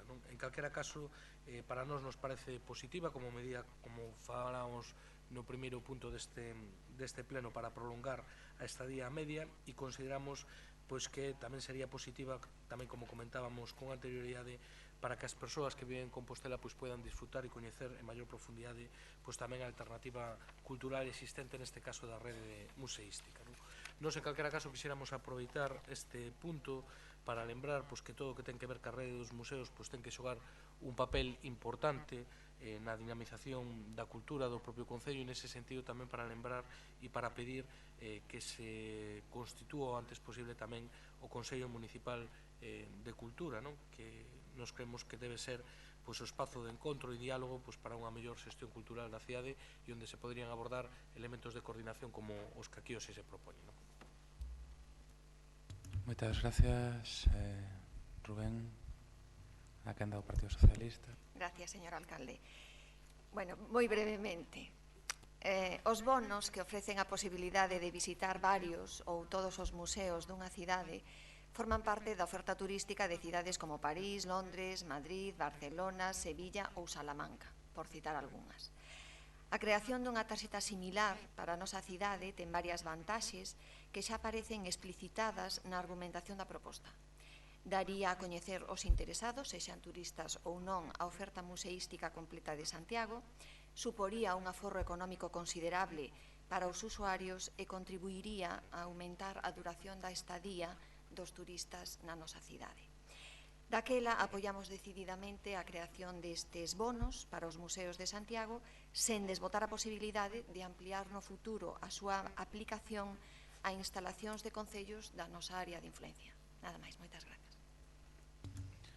Moitas grazas, dona Marta, Lois, a súa quenda. Moitas grazas, señor alcalde.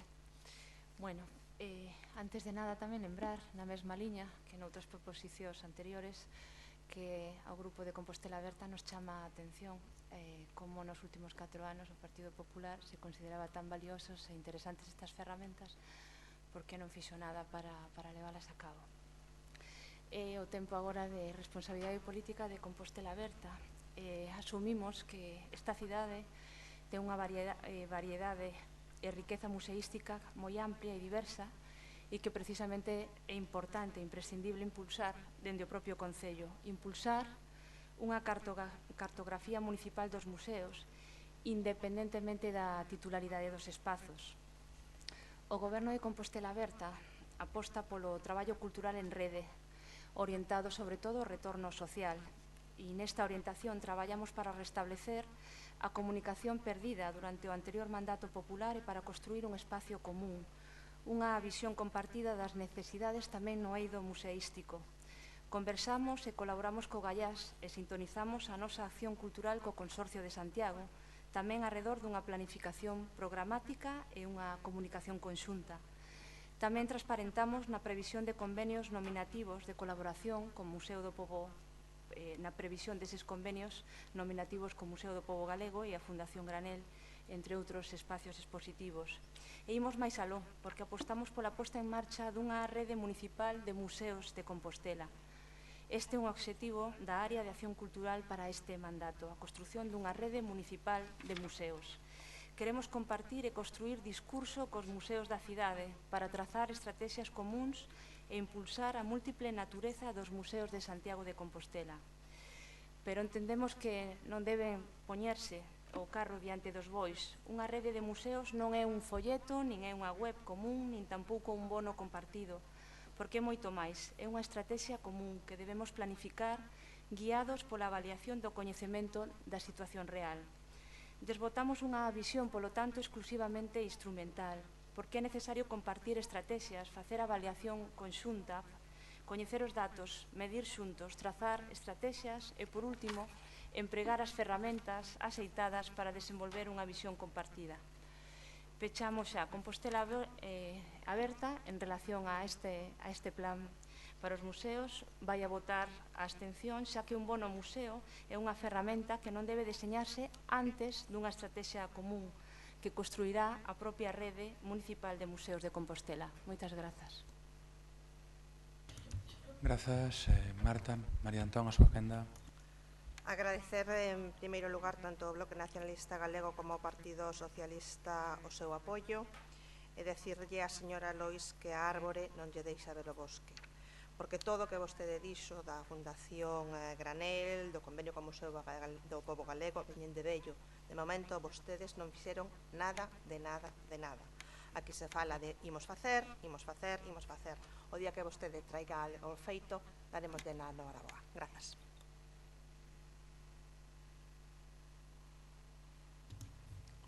Señor Rubencela. Son unha cuestión, señor alcalde, que antes esquecía de comentar e creo que ten tamén o seu interese, non? Eu creo que o do bono ten unha dupla funcionalidade, non? Por unha banda, evidentemente, para que nos visita ou para unha persoa da cidade que teña inquedanza cultural, pois consigue unha bonificación no precio, ainda que hai que ter en conta que moitos dos museos e espacios expositivos que hai en Santiago de Compostela son de acceso gratuito, pero en calquera caso, bonifica esa posibilidade. Pero sobre todo, para min, o máis interesante que pode ter unha estrategia dese tipo é precisamente a promoción de determinados museos, pois que sobre todo para o gran público sería máis difícil de acceder ni siquiera ao coñecemento da súa propia existencia. Moita xente que visita Santiago acaba visitando o Museo da Catedral, acabará visitando o Museo da Cidade das Peregrinacións, posiblemente se poida chegar ao CEGAC ou ao Museo do Pobo Galego, pero máis dificilmente accederá a un museo excepcional como o que acabamos de inaugurar, o Luis Iglesias de Historia Natural ou, por exemplo, de Terra Santa en San Francisco ou outro tipo de instalacións. Por lo tanto, o simple feito de aparecer nese propio bono e saber que ten dereito a poder entrar nel, pois creo que é unha cousa de interese. E, en segundo lugar, con respecto ás cuestións a futuro desa rede que comentaba a concelleira, que a nos parece, por suposto, unha estrategia correcta, e tamén lembrar algunhas cuestións que temos pendentes. Aquí había un proxecto aprobado no seu día con respecto á recuperación da Casa das Máquinas de Galeras, onde, aparte de poder recuperala para usos múltiples e tamén para o propio tecido asociativo dese ámbito da cidade, o que sí que é certo que había tamén un proxecto de musealización até certo punto como centro Ángel Casal de recuperación da memoria histórica. Entón, por lo tanto, aparte de promocionar o que xa existe, creo que non hai que perder de vista algúns dos compromisos que existían de dotar de algún dos continentes existentes ou que hai que recuperar dun contido tamén práctico e divulgativo. Grazas, Rubén. Non quere algunha cuestión? Por alusións, porque eu entendo que as propostas que se fan son ben intencionadas, pero en relación ao que decía a compañera de corporación, a concelleira María Antón, claro, resulta sorprendente que vostedes nos acusen diso cando vostedes estiveron unha legislatura completa como Partido Popular, non digo ustedes individualmente, nesta corporación, e nunca levaron adiante ninguna desas propostas, tanto a do inventario como hoxe a do bono dos museos. Entón, a min, eu entendo que forma parte da dialéctica, pero antes de criticar ao adversario político deberán o facer mirar, nos imos a absternos, evidentemente, sobre este tema. Señor secretario, pasamos a votación. Non, pasamos a votación. Bien, votos a favor da proposición. Gracias, 15. Abstencións. Gracias, 9. Pasamos ao punto 6, como a proposición do PSOE, en relación con varias actuacións no barrio de Conxo. Lembrolles que hai unha emenda presentada polo BNG para que clarifiquen se acertan ou non acertan presentada o 18 de febreiro de 2016. Señor Paco Reyes, a súa quenda. Moitas grazas, señor alcalde, novamente. Boas tardes a todas e todos. A min gustaríame, en primeiro lugar, se non teñen inconveniente, non gastarei moito tempo nesto, facer conxuntamente unha lembranza do que representa o barrio de Conxo para a nosa cidade, para Santiago de Compostela. Mais alá da lenda que marca que o barrio de Conxo surdiu, pois, como non, vencellado o camiño de Santiago e tamén a unha historia de amor. Mais alá diso, en Conxo se ubica o Castelo da Rochaforte, que que foi o complexo defensivo de Santiago de Compostela, durante tempo, polo tanto, un conxo protector nese sentido da cidade, levantado, como todo o mundo sabe, no 1240, derrubado no 1467 pola revolta dos irmandiños. Conxo é o conxo que no 1835 se constituiu como concello independente e que no 25 se anexona ao concello de Santiago de Compostela. Conxo é o conxo que ve o 15 de setembro de 1873 como a primeira locomotora pois viaxa polas vías galegas percorrendo o traxecto de Cornes a Carril. Conxo é o que, ca súa vocación rural, a pesares diso, amosou sempre unha economía diversificada. Como unha boa mostra é a famosa fábrica que existía en Conxo, coñecida como a Baluxa, e que se ubicaba detrás do Hospital Psiquiátrico. Conxo é o Conxo de 1856, tantas veces referido neste pleno, onde se celebra o famoso banquete de Conxo, no que obreiros, artesáns, estudiantes e intelectuais como Eduardo Pondal ou Luis Rodríguez Seoane compartiron pan e táboa. Pois ben, ese Conxo, hoxe, o que precisa e o que necesita é reordenarse urbanísticamente para poder ser integrado peatonalmente co ensanche. Nos entendemos que é necesario condicionar os espazos públicos que fagan cómodo todo o pasexo, todo o traxecto e o disfrute das rúas de Conxo para entrar no ensanche. Nos creemos que é importante para Conxo que se convirta nunha das máis importantes entradas peatonais de todas as persoas que veñen da Zoa Sur, de Pontevedra, Milladoiro, Padrón, Cesures, de todas elas e que entran no ensanche. Ten que ser a entrada natural peatonal para todas esas persoas no ensanche. Eso exixe, polo tanto, resolver o problema do aparcamento no barrio. Nos entendemos que existen parcelas públicas que permiten resolver este problema. Por todo isto, nos presentamos hoxe a seguinte proposta de resolución. Nos entendemos que é necesario aprobar un plan de compensación para resarcir a hostelería e o comercio de Conxo que levan 4 anos padecendo retrasos dunhas obras inacabables. Nos entendemos que os técnicos municipais o que teñen que facer é avaliar as diferentes parcelas de titularidade municipal en Conxo e que se adecue a máis axeitada e tamén que o Goberno realice as xestións correspondentes coa DIF para acadar a cesión para o Concello da parcela ubicada diante da Casa das Asociacións de Cornes a través dun convenio como no seu momento fixo o Concello de Santiago coa Xunta de Galicia para a parcela de Salgueiriños. Nos entendemos que se teñen que facer xestións tamén co Servizo Galego de Saúde para condicionar a parcela ubicada detrás do Hospital Psiquiátrico. Nos entendemos que esa parcela cumpliría dúas funcións. Primeiro, pola mañán podería servir de aparcamento no horario de consultas por Hospital Provincial e, polo tanto, sería unha boa saída nese sentido para toda a congestión que se dá e pola tarde serviría como aparcamento de borde. Isto, obviamente, sería responsabilidade do Servizo Galego de Saúde. Nos entendemos que o Goberno ten que aprobar un plan integral de mellora da senda Milladoiro-Santiago a través de Conxo, a que entendemos que, en definitiva, é un compromiso xa do actual alcalde a petición do alcalde socialista de Ames, pero que non coñecemos neste momento o seu estado de desenvolvemento. Nos entendemos que o Goberno municipal ten tamén que instar ao Ministerio de Fomento a presentar públicamente o proxecto de humanización da rotonda de Conxo que elimine a superficie a barreira existente entre Conxo de Arriba e Conxo de Abaixo e que permeabilize urbanísticamente Conxo co ensanche. Nos entendemos que o Goberno municipal debe instar a Confederación Hidrográfica para que a maior brevidade posible realice o acondicionamento e a recuperación da parcela do Hospital Psiquiátrico, do Merendeiro e a Fonte da Virxe, así como das parcelas tamén privadas afectadas pola instalación do codelector e que se atopan nun estado neste momento lamentable. Nos entendemos que unha demanda de hai tempo dos veciños e veciñas de Conxo de que a empresa municipal Tusa poña en marcha novamente o antigo percorrido que realizaba a liña número 2 de autobús urbán e que reclama a veciñanza de Volta de Castro, Rocha Bella e Rial de Conxo. Quero dicir neste sentido que nos aceptamos a emenda que propón o Bloque Nacionalista Galego de instar a Xunta para que faga as obras de mantemento necesarias no Hospital Psiquiátrico de Conxo, sobre todo no que ao lucernario se refire. E nos entendemos, ademais, que ixe precisamente a proposta nese sentido, unha proposta de adición, porque existe outra proposta que fai referencia a nosa proposición a número 5, instar ao Ministerio de Fomento con referencia a un proxecto de humanización da rotonda de Conxo, que se presenta para facer unha moción conxunta, prácticamente unha declaración institucional de todos os grupos. Nos entendemos que o camiño sería precisamente presentalo como unha emenda a nosa proposta, porque nos entendemos que soamente habería unha posibilidade de que se asumira esa moción presentada a última hora, que sería o artigo 85, cando di acontecementos relevantes e imprevisibles. Eu entendo que o que todo o mundo entende é que son relevantes e, polo tanto, entendemos tamén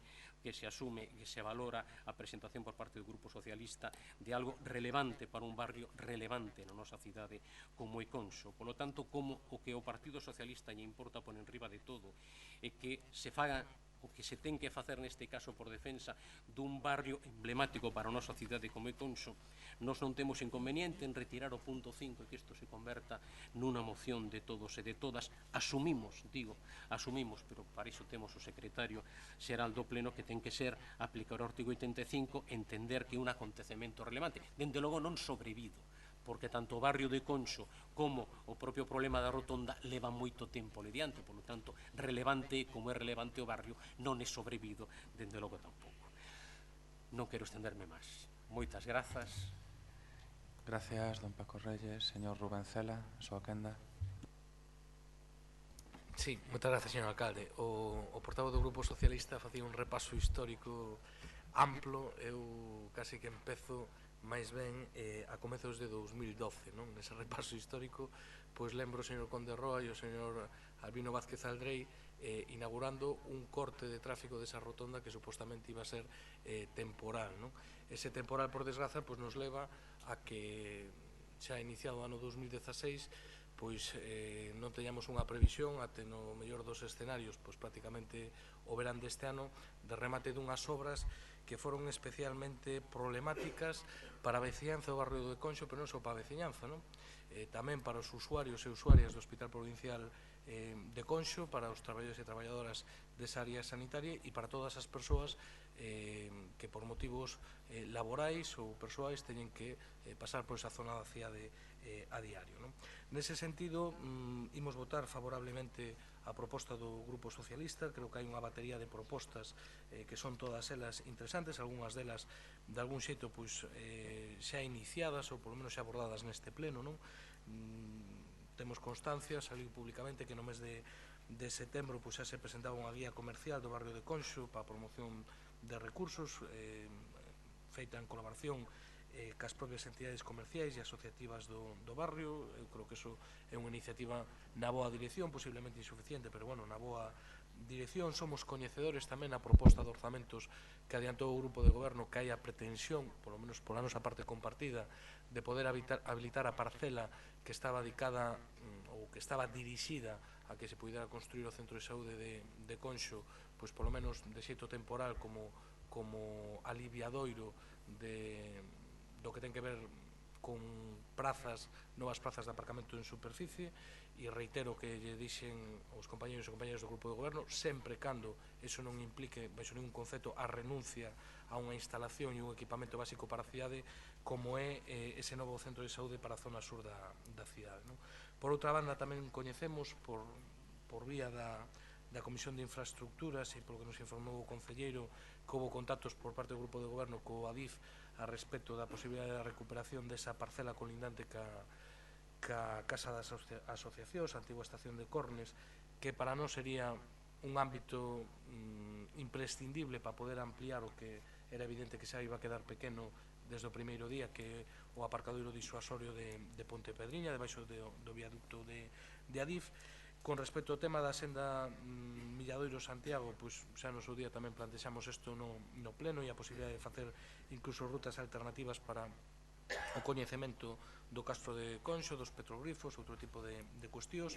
Tamén no que ten que ver ca demanda da liña de bus, non? En concreto trouxemos a este pleno o noso grupo en decembro de 2014 esa mesma proposta con respecto ás deficiencias que había, as protestas que chegou a haber na porta deste Concello con respecto á supresión de como viña funcionando e a modificación da liña que daba servicio pois a zona de volta do Castro, da Rocha e demais, non? Por outra banda, coincidimos na orientación de facer unha declaración conxunta no que ten que ver ca humanización da rotonda de Conxo. Eu creo que é o mínimo que se debe aos veciños despois desta espera.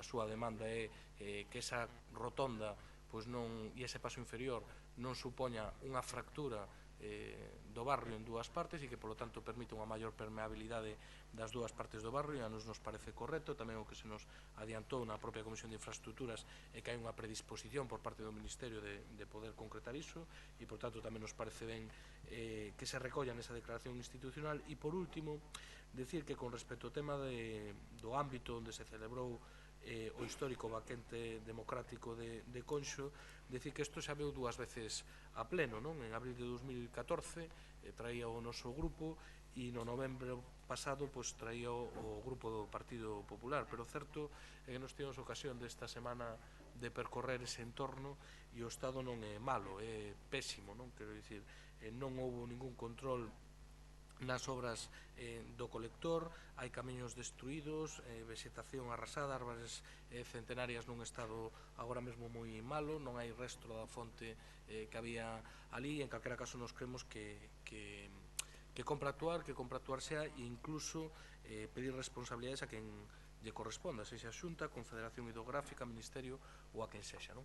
E por último, con respecto á nosa emenda, bueno, é unha emenda de engádego no sentido de que eu creo que iso dá para un debate de xeito máis monográfico. Nos creemos que hai un elemento que forma parte da historia viva, da historia tamén patrimonial de Santiago, tremendamente descoñecido por parte da veciñanza, que é o propio psiquiátrico de Conxo, non? Mais alá do valor patrimonial e artístico que ten, pois eu creo que é unha instalación que tamén haberá que pensar a futuro que é o que se quere facer con ela, e desde logo o Concello de Santiago debería levar a iniciativa de cal debe ser o futuro desa maravillosa instalación.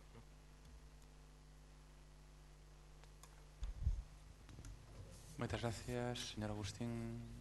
Teresa. Bueno, Teresa. Buenas tardes. Empezar por decir que en la formulación de la proposición del Grupo Socialista se indica que las obras de la rotonda se están ejecutando desde hace casi 4 años. Exagerar hasta tal punto de cambiar la realidad no aporta nada a un problema que, por otra parte, es un problema existente. Pero la primera piedra de esta obra se colocó el 7 de noviembre de 2014, es decir, poco más de 16 meses, aunque es cierto que ya se ha superado ampliamente el plazo previsto. Con lo que sí que coincidimos es que con que el final de las obras puede y debe de ser una oportunidad para dinamizar un barrio que ha sido golpeado duramente por la crisis económica, que ha visto perder bastante de su vitalidad. Así lo diagnosticamos en el Grupo Popular, y por eso planteamos una campaña de activación del comercio que iniciamos el año pasado en colaboración con la Asociación de Comerciantes, acordando una primera acción que era el proyecto de intervención artística en bajos abandonados, que estos días se ha visto en la prensa, y es una realidad. Coincidimos también en que el fin de las obras deberá ser el momento para mejorar la vinculación de las dos zonas del barrio que se vieron afectadas por el trazado de la SC20, que hicieron esa aportación, digamos, a la ciudad, pero que les condicionó bastante su vida diaria. Y que el barrio de Conso es una zona que es una entrada a la ciudad que debe de cuidarse. Lo que discrepamos bastante es con el diagnóstico en el caso de este barrio.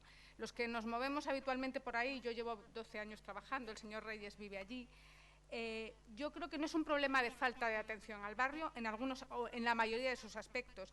La avenida de Ferrol es una zona recientemente urbanizada o bastante urbanizada, que está en bastante buen estado, con algunos pequeños problemas, pero que, resiste claramente una muy buena comparación con barrios como Vite, Romano, Concheiros, Sar, Cancelas, y bueno, no digamos si cogemos la calle de Patio de Madres o de Rosalía de Castro.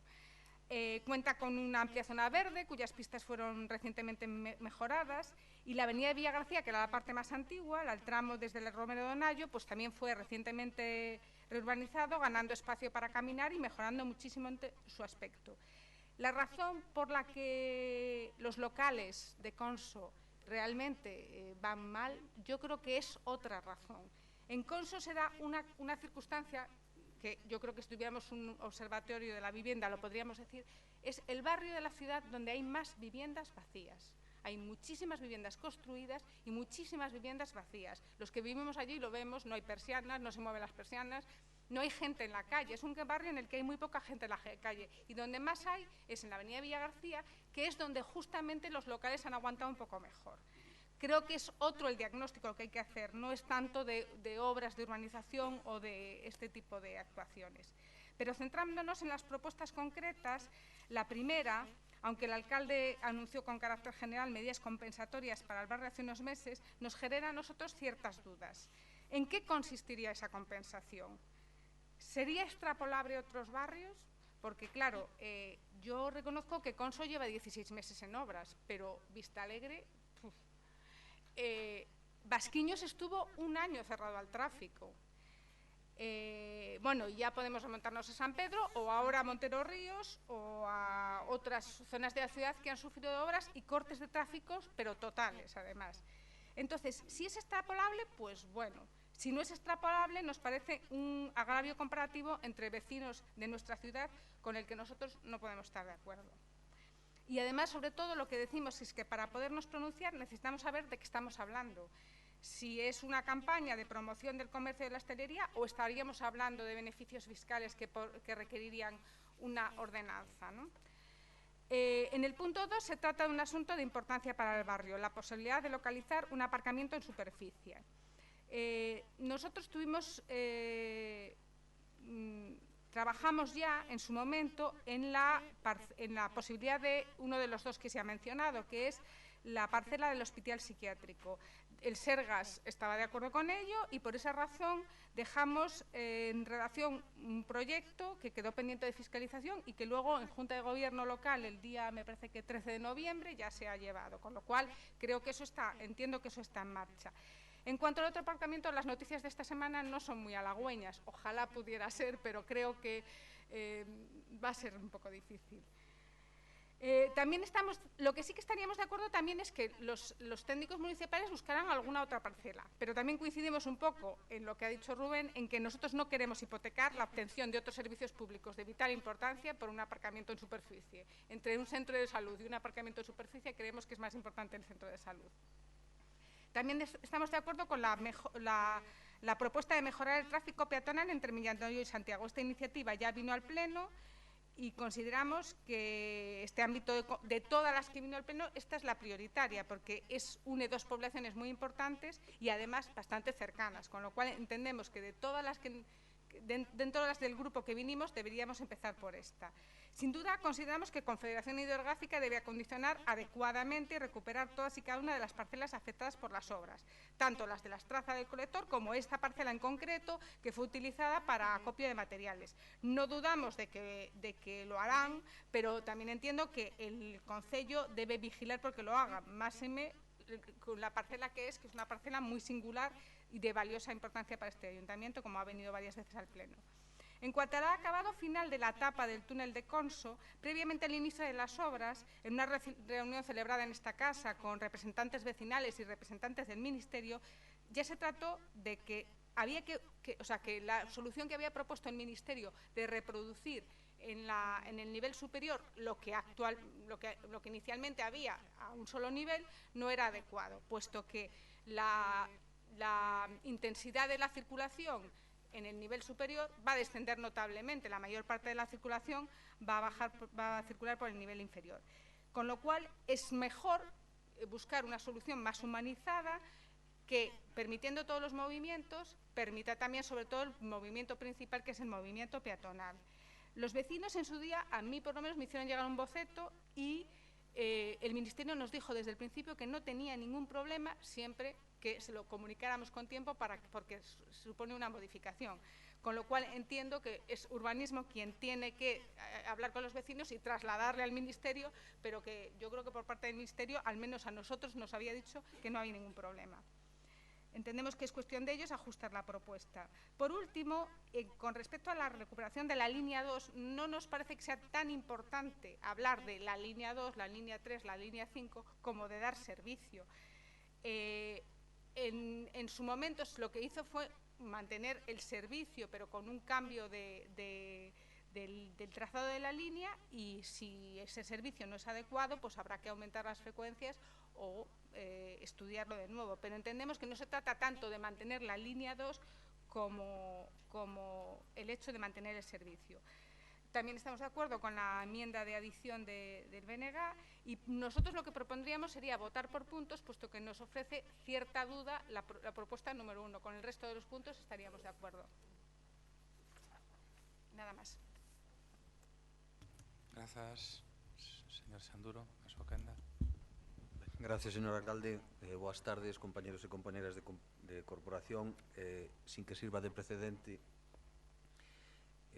teño que dicir que estou de acordo con a concelleira do PP no respecto ao punto 1 do documento, dicir que no fondo e na intención do documento compartimos plenamente, pero gustaríame introducir algúns matices e mesmo, se me permite, señor secretario, algunha emenda formulada aquí en directo ao respecto. Non é posible. Non llo permite o señor alcalde. Se non mo permite o alcalde, non teño máis Non, que dicir. porque eu entendo que está arreglado a presentación de emendas, tense que facer con antelación e tense que aceptar por parte do propoñente, se non se fixeron. Moi ben. Pois simplemente entón partillarei a nosa opinión.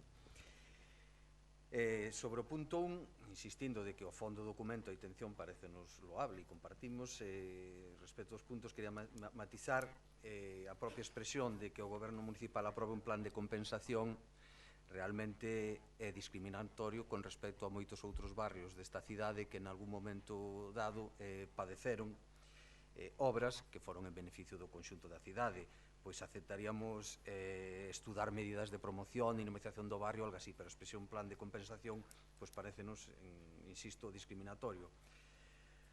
O respecto do uso das parcelas de titularidade municipal ou de outras titularidades no barrio do Conxo para fornecer aparcadoiros, é certo, tamén como ben dixo a concelleira do PP, que esta semana contestou a DIF aos requerimentos do Concello respecto da cesión temporal das parcelas situadas detrás da Casa das Asociacións de Cornes para establecer un parking de borde que teñen intención, se non comenzaron xa, en sacar a venda pública subastas estes terreos, co cal non os cedes, así que esa vía está pechada. O que si temos é un proxecto de aparcadoiro diante do Instituto Tecnolóxico no recinto do Hospital de Conxo que sería cedido polos Sergas, eso está en proceso e tamén está contemplado nos orzamentos, no caso de se aprobar, o arranxo da parcela adicada ao Centro de Saúde de Conxo para ter un arranxo temporal para poderlo empregar como tamén parking de borde e parking que dé servicio aos comercios do Concello. Sobre que o Goberno aprobe un plan integral de mellora da senda do Milladoiro, xa neste, como ben dixo o compañeiro do BNG, o voceiro Rubén, pois xa se aprobou neste pleno mocións ao respecto, así que un pouco abondar no mesmo. Sobre o punto 4, indicar que para a semana que ven temos previsto unha xuntanza ca Confederación Hidrográfica no que trataremos, entre outros, a recuperación ambiental e patrimonial das desfeitas que verdadeiramente existen nas obras de instalación do colector do Sar. E, bueno, sobre o punto 5, pois xa está todo dito aquí no que é a declaración institucional. E no punto 6, sobre a liña número 2 do autobús de Conxo, nesta nova formulación do contrato do bus urbano que implicará un estudio das liñas e unha reordenación das liñas e do deseño das rutas, pois incorporar a liña número 2 ou non, pois dependerá dos resultados dese estudio. Non se pode afirmar así rotundamente sin ter avaliado o encaixe desa incorporación ou non sobre un conxunto da remodelación das liñas. Así que neste sentido, pois, creo que a postura do Goberno Municipal de Compostela Aberta vai ser a abstención. Paco Reyes, a súa quenda.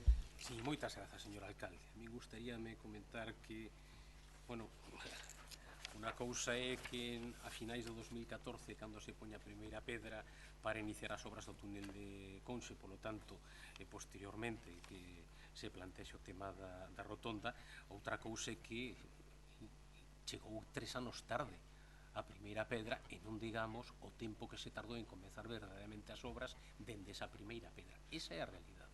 E todo iso é o que aconteceu para plantexar un problema serio durante 4 anos o barrio de Conxo, como moi ben se dixo ademais cando se comezou co peche dun dos xiros na rotonda actual.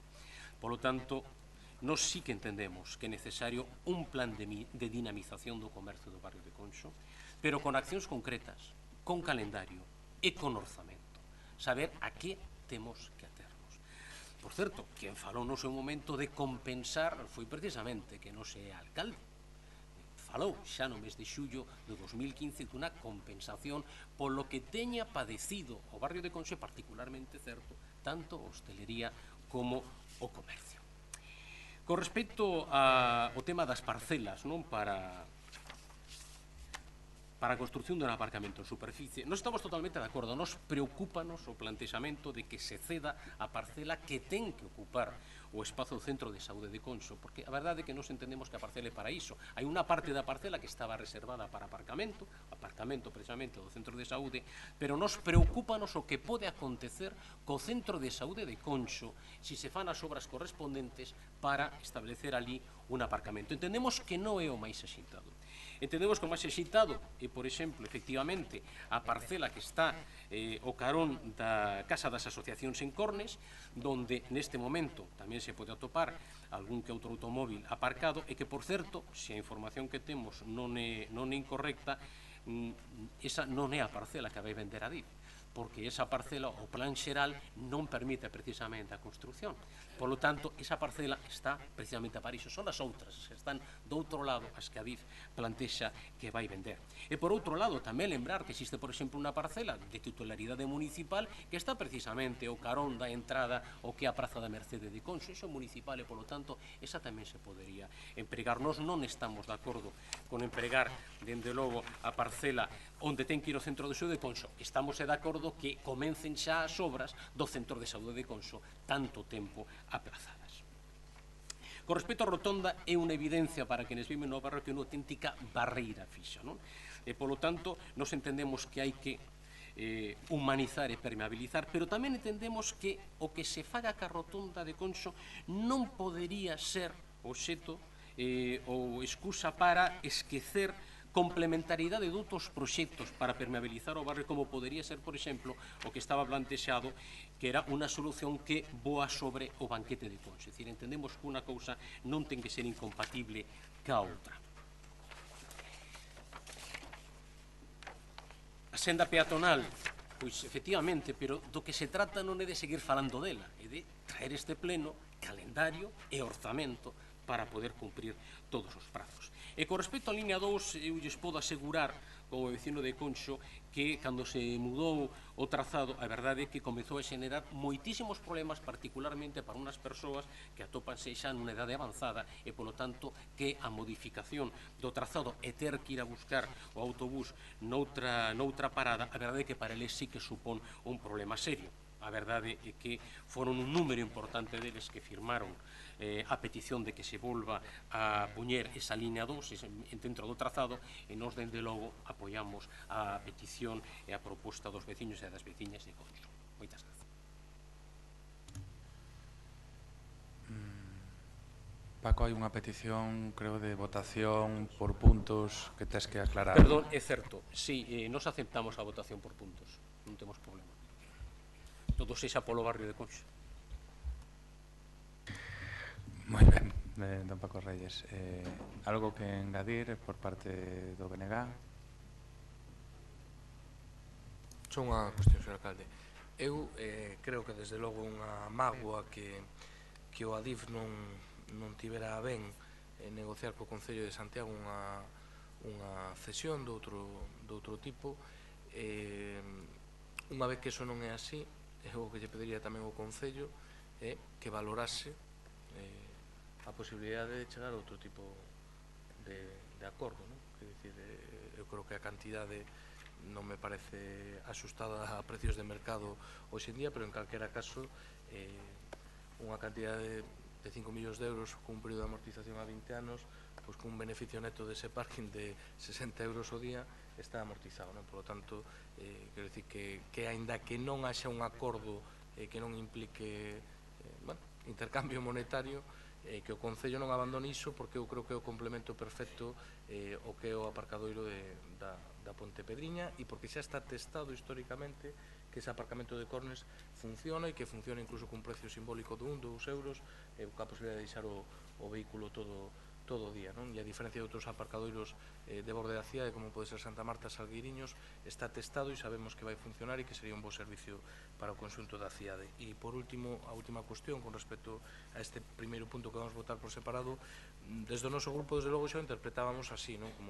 Como unha compensación nun sentido máis xenérico. Neste pleno temos abordado noutras ocasións a posibilidade, porque así o permite a normativa, de bonificacións no imposto de bens inmobles ou no IAE ou noutro tipo de cuestións para comercios que están situados en rúas que teñen obras, non? Eso, aparte do agravio comparativo que podría provocar, como comentaban os compañeiros, con respecto a obras bastante recentes e problemáticas que hubo na cidade, para min ten outro problema maiores, non? Claro, os veciños ou veciñas que teñen obras nas súas rúas sufren as molestias desas obras, eso é impepinable. Ahora, haberá veciños e veciñas de barrios e de rúas que non se fai ninguna obra, que dirán, oiga, aínda por riba de mellorar as posibilidades comerciais e de habitabilidade desa rúa, hai unha bonificación noutro tipo de cuestións. Entón, eu creo que esas cuestións son complicadas e, desde logo, creo que aben unha vía que é complexo, cando menos, ter unha posición coherente nun período prolongado de tempo. Entón, eu son partidario de, en casos excepcionais, como pode ser o caso de Conxo, tomar medidas excepcionais e compensatorias, pero de outro tipo, na liña que está facendo de campañas de promoción ou de outro tipo de cuestións. Dona Teresa, solamente una puntualización. Yo, que la rotonda hiciera falta, para mí hace falta desde el momento cero, desde el diseño de la SC20. Ahora, lo que no hay es obras por 4 años, simplemente era lo que quise aclarar, nada más.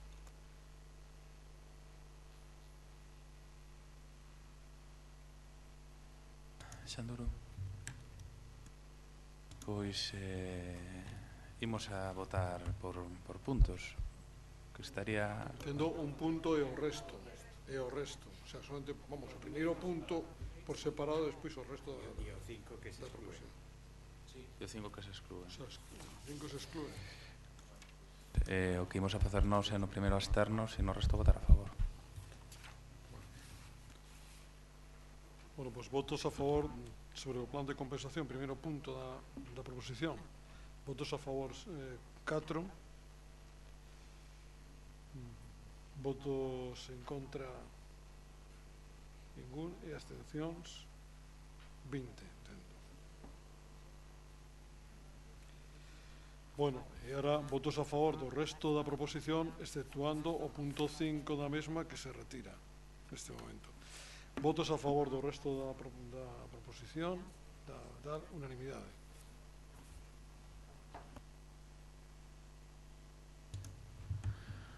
Teño aquí unha dúbida porque é certo que se retira o punto 5 e unha declaración institucional respecto ao punto 5, señor secretario, sería o momento de dar lectura da declaración institucional para pechar o debate, se teñen a ver.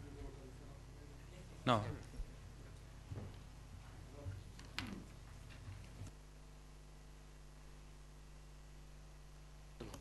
Declaración institucional dos grupos municipais do Concello de Santiago de Compostela para a reconexión do barrio de Conso. Exposición de motivos. Nos anos 90 implantouse en Santiago de Compostela unha grande infraestructura que bordeaba a cidade pola súa vertente oeste. Esta vía, coñecida como periférico, permitiu descongestionar en grande medida o centro urbano e comunicar a parte norte co sur da cidade. Sen embargo, produciu unhas graves feridas nos barrios periféricos que atravesaba, como é o caso do Conso. Neste barrio histórico, dita infraestructura dividiu completamente o barrio, debilitando tanto o seu tecido social como comercial. Produciuse unha clara segregación na que a parte norte acolle un amplio tecido residencial, mentras que a parte sur quedaba con grandes equipamentos. Igrexa, centro psiquiátrico, centro de saúde, centro sociocultural, centro de novas tecnoloxías e hospital provincial. Esta bipolaridade propicia en grande medida o solape das actividades diarias do barrio. Sempre preciso atravesar unha grande infraestructura para poder facer uso destes grandes equipamentos, tanto para nenos como nenas, adultos ou xente maior. Unha barreira pouco amable e disuasoria, tanto para a propia veciñanza do barrio como para a cidadanía de Santiago. Poderíase concebir como o paso entre o ensanche e o hospital provincial e por que non plantexarse ir a pé ou en bicicleta ao hospital. Enténdese dende o barrio que é unha ocasión inmellorable agora que se están a executar as obras do túnel, de pensar nunha conexión superficial moito máis amable e peonil. Dado que o 80% do tráfico vai no absorber o propio túnel, é moito máis doado imaginar que a parte superficial se converta nunha peza máis da cidade e non nun nodo automobilístico. Pensemos que o carácter desta conexión é ancestral e tan só viuse truncada dende o periférico. Dende séculos esta transición era a propia traza do camiño portugués, o segundo máis importante por afluencia de xente. Por tanto, por todo o exposto, este Concello propone instar ao Ministerio de Fomento, a preservar un espazo para a cidadanía na parte superior da rotonda de Consó, favorecendo deste xeito unha conexión superficial moito máis amable e peonil que posibilite esa consunción sen antepoñer os intereses circulatorios que en grande medida van ter resposta co túnel. Dito en Santiago de Compostela, o 8 de febreiro de 2016 e asinado en principio por doña Marta Lois e quedan por asinar os outros 3 portavoces municipais. Paso o papel. Moitas gracias, señor secretario. Teño unha petición do señor secretario de facer un receso. Agardamos ao remato o punto 7. Facémolo. Bueno, imos a facer un receso de 5 minutos.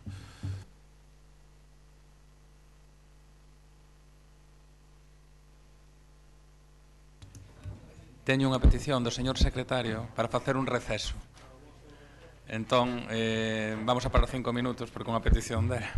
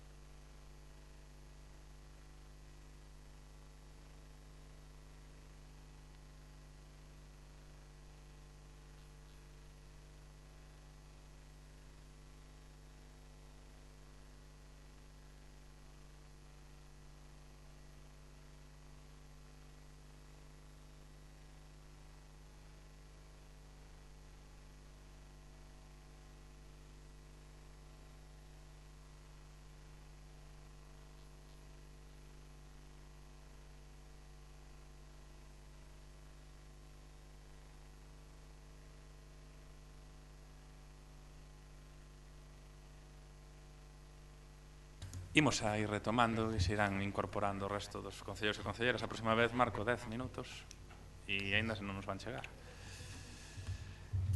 Bueno, pasaríamos ao punto número 7, que é a proposición do Grupo Municipal do PSOE relativo ao inicio do procedimento para a posta en marcha dunha factoría cultural e viveiro de industrias creativas. Fai defensa, don Paco Reyes.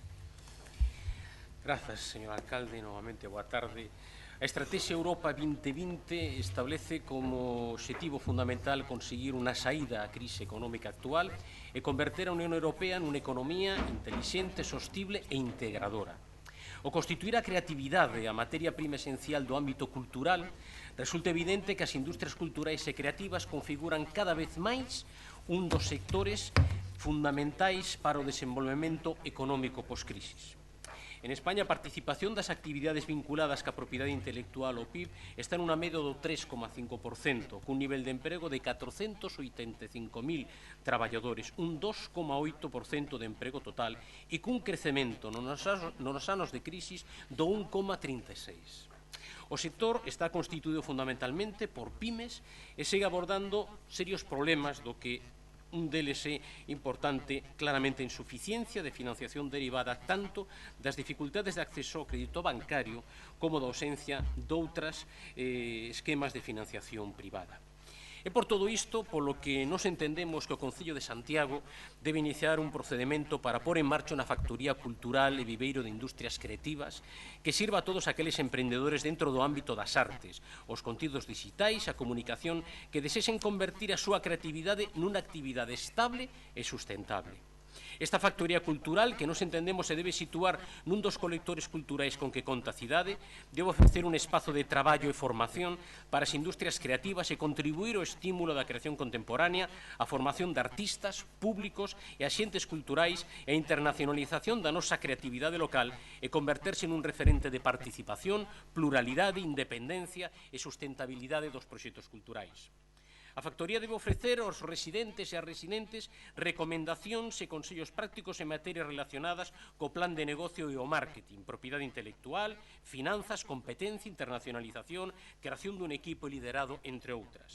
A factoría poderá acoller e axudar a descubrir alternativas profesionais relacionadas con disciplinas e sectores que configuran as industrias culturais e creativas, como o deseño, as artes escénicas, as artes visuais, o desenvolvemento e implementacións tecnolóxicos como o desexo digital, o editorial, música, servizos de xestión cultural e todas aquelas industrias de apoio aos distintos ámbitos de produción das industrias culturais e creativas. En canto aos recursos que a factoría podería poñer a disposición dos autónomos e cooperativas de artistas residentes, se atopan, ademais do local de traballo, os servizos auxiliares, a produción e últimas tecnoloxías, podendo incorporar os emprendedores nas diferentes fases. Na fase de preincubación, é dicir, proxectos que ainda non desenvolveron a súa idea e converteron nun plan de negocio sustentable, en fase de incubación, aqueles proxectos que se atopan no momento de desenvolvemento empresarial, e ben en fase de aceleradora, a fase de apoio a empresas xa en activo que requiren incidir en cuestións referidas á súa expansión internacional e outros aspectos da actividade mercantil. Moitas grazas. Moitas grazas, don Paco Reyes, dona Goretti, San Martín, a súa quenda. Ben, como está entrando Rafa, falar agora de que a factoría cultural non é unha idea de hai 40 anos, pero sí, desde logo, de hai máis de 10, non? Hai máis de 10 anos que o BNG cogobernando no Concello de Santiago quixo impulsar unha factoría cultural. Foi unha iniciativa que non se acabou levando a cabo, aínda que houve distintas fases, non? E falouse en distintas ocasións tamén neste Concello, non? Tanto a posibilidade inicial de facelo coa NASA, como en algún momento de unificarse máis tarde co Centro de Estudos Ánxel Casal do que falamos aquí, para, vamos, ese proxecto que aínda está sen facer na Casa das Máquinas, das galeras.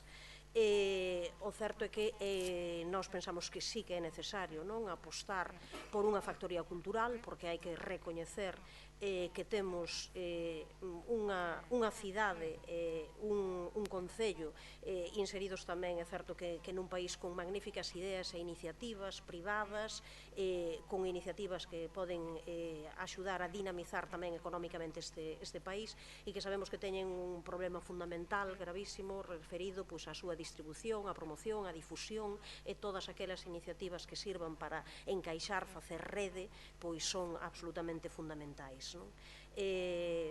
Por tanto, nós desde esta liña pois imos apoiar a iniciativa do Grupo Socialista sen deixar polo menos de pôr en evidencia algunhas cuestións, non? Por un lado, que nos gustaría, que sería lóxico que antes de desenvolver unha iniciativa deste tipo, o que ten que haber é un estudo referido á realidade máis concreta e máis apegada, non? Os datos que aquí se ofrecen son os datos do conxunto do Estado español. O certo é que hai estudos do Consello da Cultura Galega, estudos e informes, non? Máis recentes que falan das empresas culturais no caso galego, e contemplar esta iniciativa como algo que debe ter impacto non só na cidade e non só no Concello, senón a nivel galego. Por tanto, é algo que non pode ser única e exclusivamente un espazo, un colector, senón que ten que ter moitos máis contidos, e nese sentido requeriría unha implicación para as cuestións económicas que desde a nosa perspectiva seguramente sobarda o ámbito municipal. Hai que buscar tamén outras vías de financiamentos. E por outro lado, non hai que esquecerse de, polo menos, incluílo en algún momento do desenvolvemento da iniciativa, que debe partir sobre todo de pôr en valor o que é a cultura autóctona, o que é a cultura propia, o que é esa superación tamén tradicional entre unha cultura, unhas actividades culturais para unha elite e a cultura popular. Temos que facer e conseguir que haxa participación, colaboración, cooperación entre eses distintos lugares e, sobre todo, apoiar todo aquilo que xorde na base. Mais nós participamos da idea, xa digo, é unha idea que foi no seu momento defendida e impulsada polo BNG e que non se puido levar a cabo, e igual, uns cantos anos máis tarde, sí que somos capaces de facela, de realizala. Moitas grazas, Goretti. María Antón, a súa quenda. Grazas, boa tarde de novo. Pois a verdade é que ao principio, cando recibimos esta proposición do Grupo Socialista, pensamos que a mudar de local atoparan algún dos vellos soños do alcalde do relato da cidade, en un alarde de romanticismo e nostalgia, recuperaran aquel proxecto dunha fábrica cultural en Salgueiriños do señor Estévez. Pero logo de lela detidamente vimos que non, que as fontes de inspiración foron outras, asentadas en Cataluña e Madrid.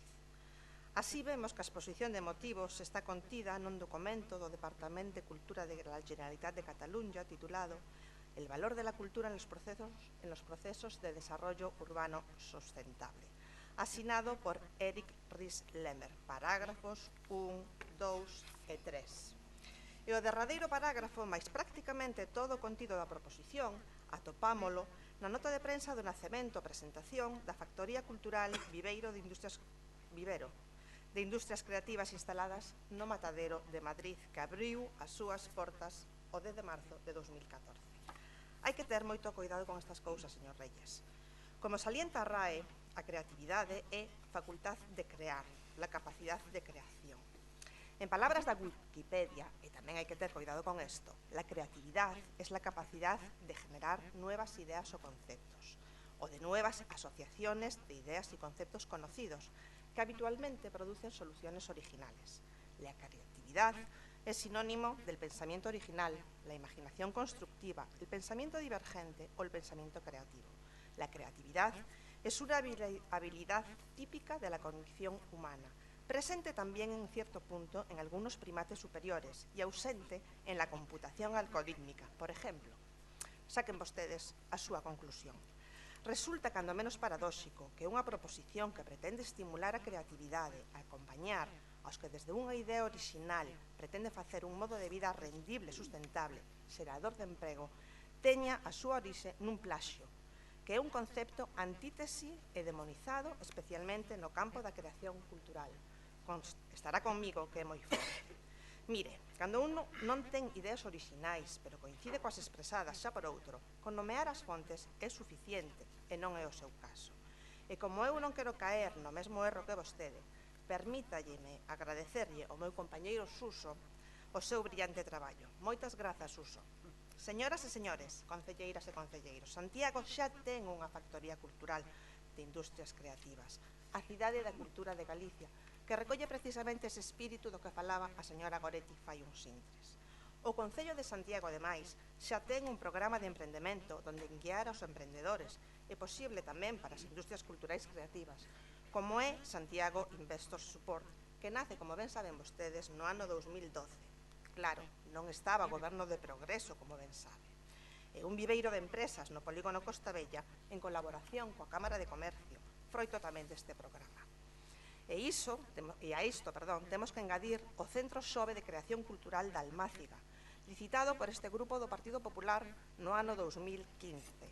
Obra rematada en novembro e que, por certo, do que nada sabemos, lamentablemente, non sei se por incapacidade ou esquecemento do grupo de goberno.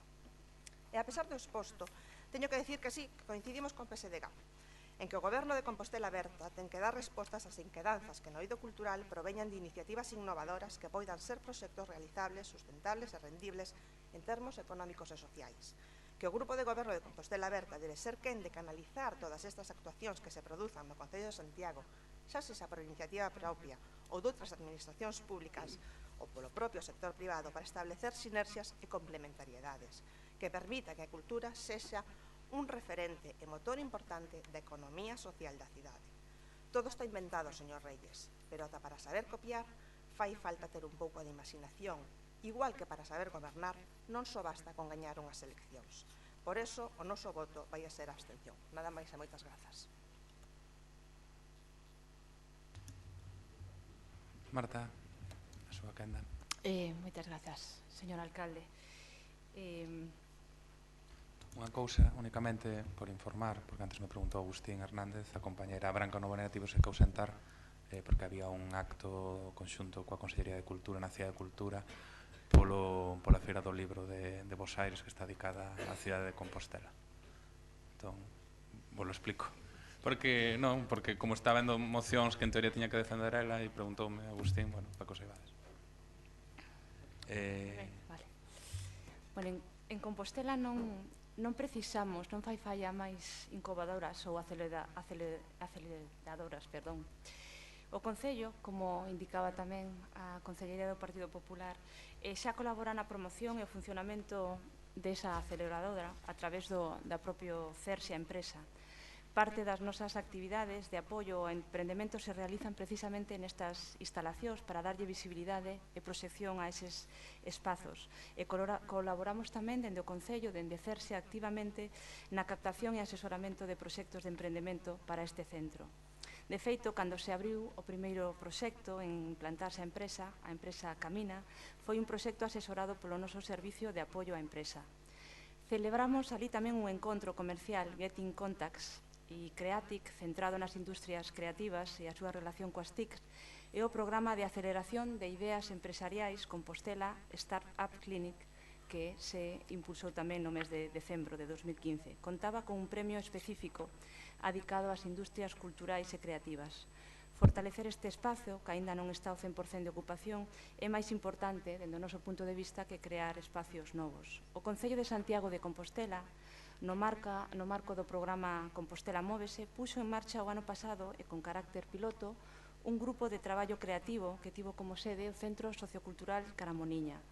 Os resultados dese proxecto, precisamente, presentámolos hoxe e se asuntou en nota de prensa que foi enviada e que aborda precisamente o apoio a proxectos no ámbito das industrias creativas con unha perspectiva colaborativa, social e de desenvolvemento urbano.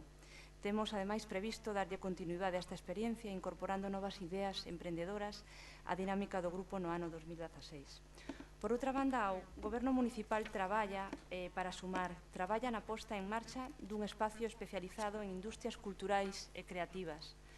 No local do que acabamos de falar, do Sociocultural da Caramoniña, apostamos por implantar, por manter, por equipar e dinamizar un espazo de traballo colectivo, un espazo especializado na mediación cultural e no movimento maker, onde traballadores e traballadoras culturais compartan espazo de traballo e un acompañamento formativo continuo.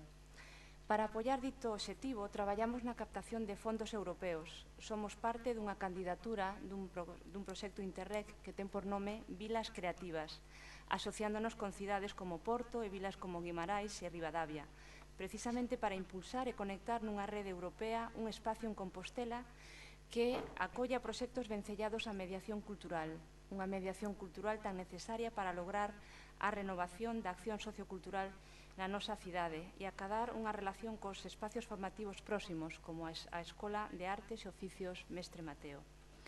O local da Caramoniña acollerá dende marzo proxectos relacionados co movimento maker e experiencias formativas arredor da mediación cultural na que implicaremos a xentes que operan dentro e fora da rede de centros socioculturais. Abrir as portas da nosa rede de centros a outras experiencias é necesario.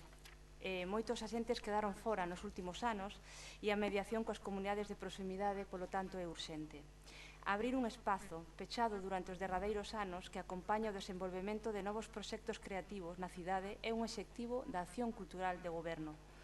No local sociocultural da Caramoniña abriremos un espazo especializado na mediación cultural e no movimento, como decía antes, maker, que logrará unha transformación da nosa rede de centros socioculturais deste centro. Polo tanto, dito isto, a nosa posición de voto respecto a esta proposición é votar en contra. Grazas. Moitas grazas, Marta. Segunda quenda, don Paco Reyes. Grazas. Para dar respostas, primeiro o Bloque Nacionalista Galego, a súa intervención. Evidentemente, a nosa proposta, como se pode extraer do texto, non é, obviamente, simplemente encher un colector, senón precisamente desenvolver toda unha actividade que é esa referencia. Que é esa referencia a través de axudas, a través de microcréditos, a través da combinación co coworking entre os diferentes artistas que se atopen nesa factoría e que se convirte en referencia. A resposta á intervención da Conselleira do Partido Popular, pois efectivamente, claro que miramos outras cidades como Barcelona e Madrid. Non temos ningún problema no Partido Socialista en mirar outras experiencias que están a funcionar. O primeiro que hai que recoñecer é que as experiencias funcionan, polo tanto non estamos a falar simplemente dunha ilusión, sino de algo que se está desenvolvendo. E ademais, no Partido Socialista somos libres e somos abertos. Fixámonos nas cidades, aínda que non esteamos gobernando nelas. Se o que se está a facer está ben, nós evidentemente claro que o copiamos. Por certo, lembrarlle que, como sabe moi ben vostede, no século de oro os literatos practicaban o que se chamaba a imitatio dos clásicos, obviamente, os clásicos que valían a pena. Polo tanto, nos seguimos nesa liña. E, por último, facerlle un comentario con respecto á Cidade da Cultura. Home, o Partido Popular, que foi quen votou no Parlamento de Galicia, que a Cidade da Cultura ubicada en Santiago de Compostela non se rematara. E foron vostedes, o Partido Popular.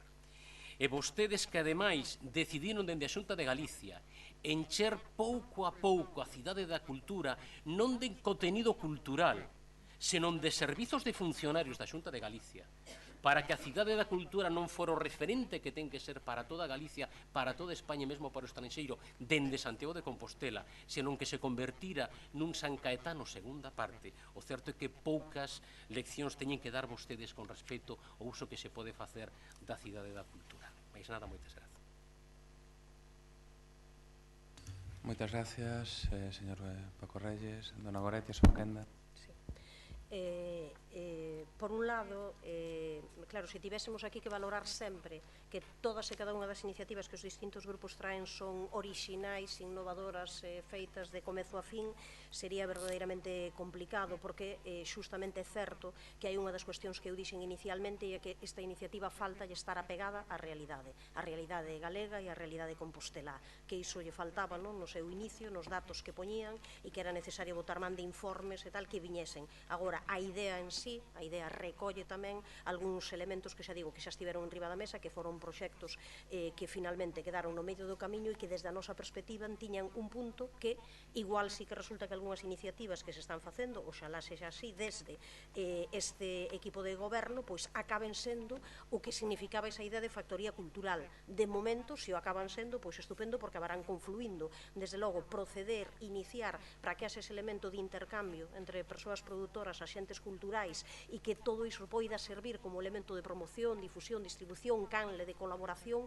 de momento non o está sendo. Entón, igual no futuro, xa digo, acaba sendo, nos, a idea sí que nos parece unha idea positiva, unha idea boa, que se pode concretar, pois non sei se a través desa iniciativa que saia en algúns lugares, pero en xeral nos seguimos mantendo que a idea de ter unha factoría cultural, mesmo co que se traslada con esa idea para partir do que está sendo a industria cultural para que sexa un motor económico e de dinamización, algo que moita xente non entende, algo que a xente ve como ocio e lecer única exclusivamente e como luxos moitas veces, pensamos que é positivo, por tanto, imos manter o voto a favor. María Antón, a súa quenda. Moitas grazas.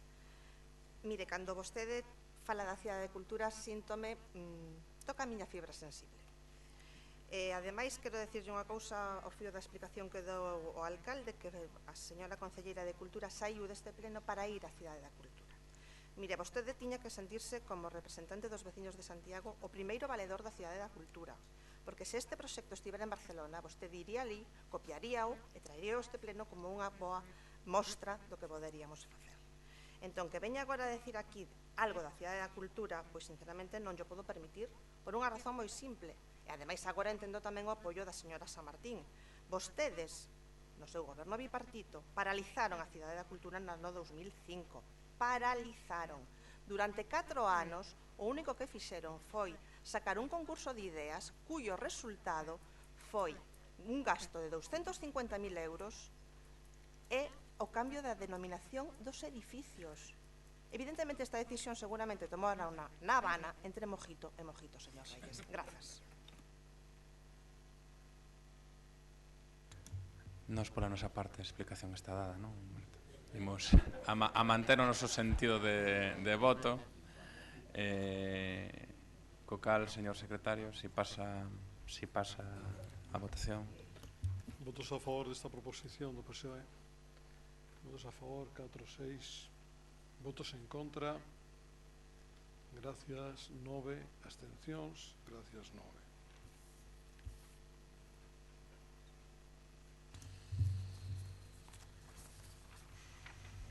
Pasaríamos agora ao punto número 8 da orde do día, que é a dación de conta das resolucións da Alcaldía, das concellerías delegadas e acordos da Xunta de Goberno da cidade de Santiago de Compostela, que, como en cada pleno ordinario, están ao dispor dos homes e mulleres representantes desta corporación. E pasaríamos ao punto número 9, que é a comparecencia do concelleiro delegado de Educación e Ciudadanía acordada na sesión plenaria ordinaria do mes pasado, do 21 de xaneiro de 2016. Como saben, ten 10 minutos para comparecer o compañeiro Manolo Dios, logo 5 minutos por cada intervención de cada grupo.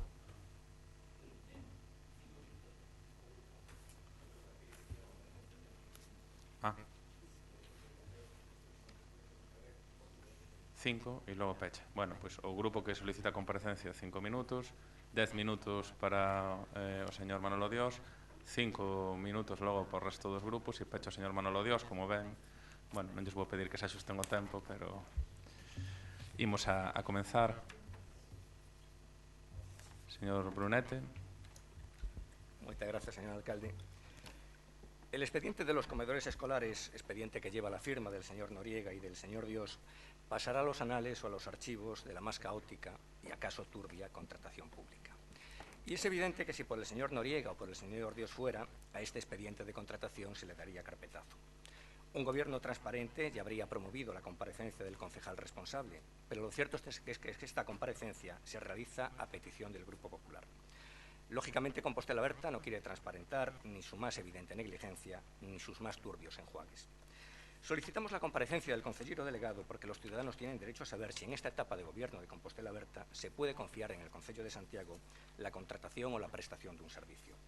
Los ciudadanos tienen derecho a saber si la supuesta nueva política, entre comillas, implica una administración del desgobierno.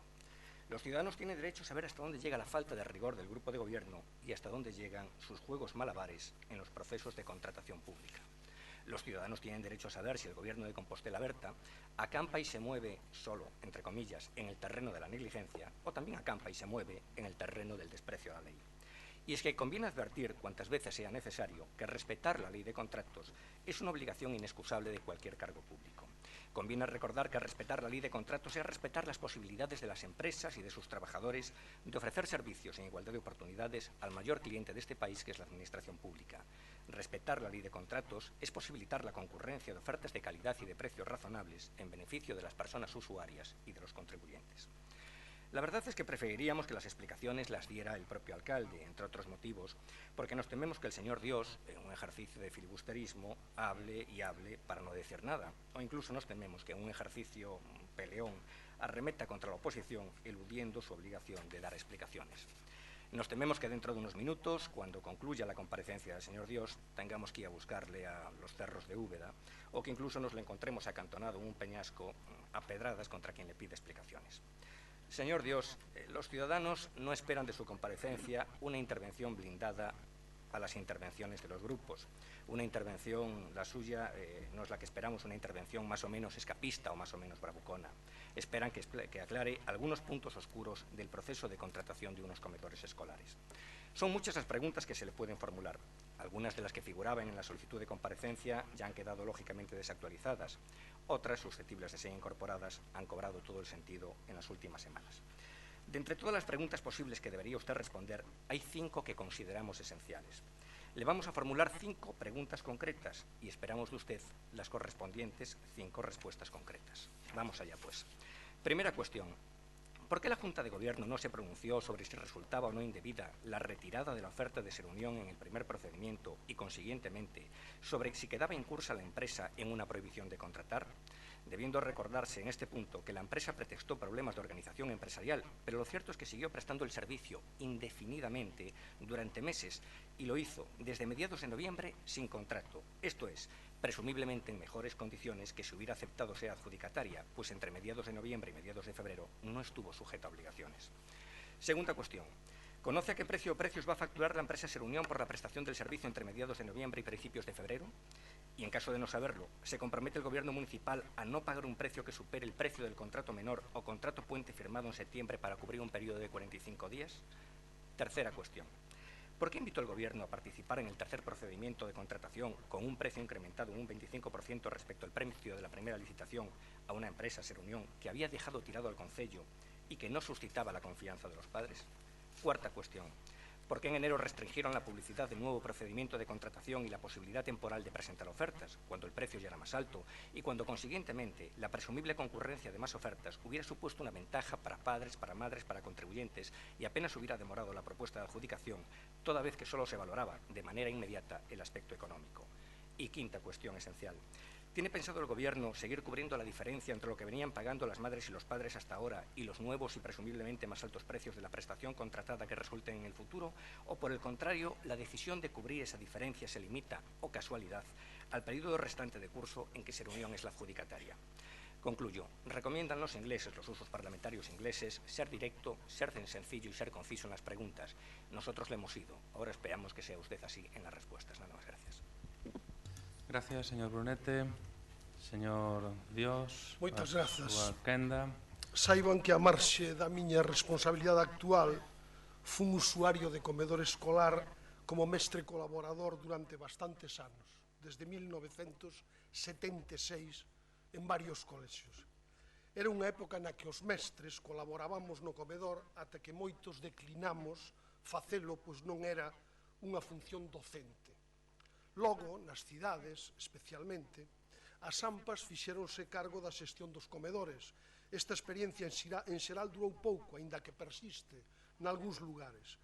Si, por exemplo, no CEIB López Ferreiro, con cociña propia, ou no Pío XII, con catering atendido pola empresa Serunión para un total de 300 alumnos. O CEIB Casas Novoa da Xionlla, polo contrario, segue a depender da Xunta, e o de Lamas da Abade goza dunha situación especial pola proximidade da Escola de Hostalería. O resto, 10 colexios dun total de 16, son xestionados polo Concello a través da empresa Serunión, cun total de 54 traballadores para uns 800 rapaces e rapazas e dun total de 9.000 alumnos, o cal significa un 8,8% do alumnado aproximadamente. Hai unha cuestión que compre aclarar desde o principio. Os comedores escolares non son competencia municipal. Son competencia plena da Xunta de Galicia, ela é en última instancia a responsable dun servicio que delegan algúns concellos, unha competencia impropia que cede por vía de convenio, aportando a cambio unha pequena cantidade económica de axuda, suliño o de pequena. 53.400 euros para este ano e 36.900 euros para 2017. Compre resaltar que o custe principal do comedor corre por conta das familias. O prezo medio do comedor no conxunto do Estado supera os 4,50 euros. En Galicia ten ese custe na actualidade, mentres que en Santiago, até o mes de xuño, por cada xantar se pagarán tan só 2,93 euros, como até agora, por decisión da Xunta de Goberno local. A diferencia entre eses 2,93 euros e os novos prezos adxudicados acadará un coste máximo de 178.000 euros, dependendo do número de usuarios finais. Logo, para o curso que ven, deberemos abrir un debate sincero sobre a relación calidade-prezo e do servizo que queremos. Cando Compostela Aberta toma posesión o 13 de xuño, o convenio para proceder á licitación non estaba entregado pola Consellería de Educación. A miña predecesora o solicitara reiteradamente por escrito, con pouco éxito, o 23 de xaneiro, o 5 de marzo e o 4 de maio. Nada máis tomar posesión, fixen o mesmo o 22 de xuño, cos mesmos resultados, polo que decidín presentarme no despacho do responsable de comedores para reclamar o citado convenio imprescindible, como dixen, para convocar o concurso. Era o día 2 de xullo, 9:30 horas, 13 días hábiles despois da miña toma de posesión. A Xunta de Goberno local aproba o convenio o día 10 de xullo. A Consellería tardaría case que un mes máis en remitilo asinado, o 30 de xullo exactamente, co que iniciamos o procedimento tarde, non pola nosa responsabilidade, senón dos que presumen de vos xestores. En agosto, cando as administracións públicas se paralizan, o lembrarán a oposición e os medios de comunicación locais alertaban de que non habería comedores escolares en setembro. Non quero lembrarlles os titulares, unha campaña certamente tremendista, a pesares de que os comedores abriron con total normalidade e seguiron funcionando sen problema. As condicións do prego, moi exixentes, foron consultadas coas familias e cos representantes dos monitores. Primaba os aspectos educativos e alimenticios sobre os económicos, exactamente o contrario do que fai a Xunta de Galicia cos seus comedores escolares. Debemos lembrar que a Xunta rescindiu o contrato de comedores coa empresa Perea Rojas de Málaga por deficiencias notables, adxudicando con urxencia, precisamente a Ser Unión, o servicio rescindido. Confeso que nunca imaginaría que un procedimento administrativo de adxudicación dun servicio municipal durara tanto tempo, pasara por tantas vicisitudes e gozara da atención mediática e política que tivo, algo certamente inaudito. A comunidade educativa sabe que falamos dunha adxudicación administrativa, porque o servicio estivo garantido todos e cada un dos días, sen interrupción, para aproximadamente 800 comensais diarios. Para aseguralo, dedicamos moitas horas e esforzos de información e de diálogo coa empresa, coas direccións dos centros, cos delegados sindicais, coas familias. Fixemos moitas visitas aos colexios. Non foi fácil convencer de que o comedor en ningún caso se vería interrompido, sobre todo cando o foco mediático estivo tan presente, anunciando día sí e día tamén que os comedores pecharían, porque o procedimento era, abro comiñas, un desastre esperpéntico, rocambolesco, un cúmulo de despropósitos, o colmo da incompetencia, da incapacidade, un disparate, escuro, imposible, facelo peor, pecho comillas. E todo isto nun ambiente electoral de permanente hostilidade contra Compostela Aberta, cunha sobreactuación e teatralización política sobredimensionada. Escribía Manolo Rivas: a vantaxe da exaxeración é que supera o dilema da verdade e da mentira. O primeiro procedimento, como saben, quedou deserto. Isto non é ningunha novidade, sucede. O que non parece tan normal é que as empresas que resultan adxudicatarias, coñecedoras das condicións, renuncien cando teñen que asumir o servicio. Isto sí que resulta insólito. As xustificacións foron variadas, as houbo económicas, como carga de traballo, por organización interna, e a todas, como saben, pedimoslle explicacións por se houbera dolo.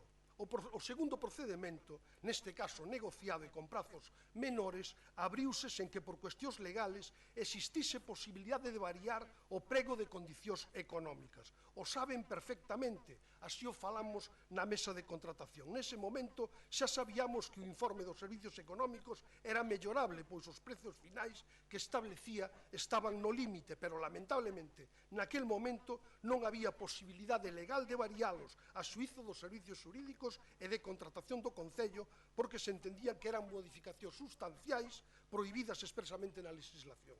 Todo o proceso foi tramitado e avaliado pola Mesa de Contratación, un órgano municipal no que están representados todos vostedes, o Goberno local, o Departamento de Educación e os Servicios Económicos e Xurídicos do Concello, secretario e interventora. É a Mesa a que propón para que logo a Xunta de Goberno local decida, e faino respetando escrupulosamente a norma legal, os prazos, as garantías, os procedementos para asegurar a libre concorrencia. O segundo procedimento negociado rematou igual que o anterior, deserto, por renuncia expresa das adxudicatarias. Entón, sí, xa se podía variar, encargamos un estudio económico a unha consultora externa para asegurarnos dos precios finais, dado que os servicios municipais non tiñan posibilidade de redactalo no breve prazo co que contábamos. Melloramos a proposta económica, asegurando ademais que os monitores percibiran a media hora antes da comida que traballaban e non cobraban, unha reivindicación histórica. Os servicios xurídicos indicaron entón que só quedaba o procedimento denominado de urxencia ou de emerxencia, convidar alo menos a 3 empresas que tiveran disponibilidade e interese, resolvendo en prazos limitadísimos. Así o fixemos por acordo da Mesa de Contratación, como todo o procedimento anterior. O Goberno consultou a varias empresas, algunhas manifestaron o seu interese, outras non. Algunha pediu participar directamente aos servicios de contratación. En total foron 5, das que finalmente aportaron a documentación demandada 3. Galicia Bella, unha UTE de Chicolino e tamén Ser Unión, a actual adxudicataria. A segunda foi novamente excluída por non acreditar a solvencia técnica exixida. As outras 2 foron avaliadas na mesa. Ser Unión acadou a máxima puntuación e a Mesa de Contratación propuxo á Xunta de Goberno local que fose a adxudicataria até o mes de xuño, por un total de 88 días.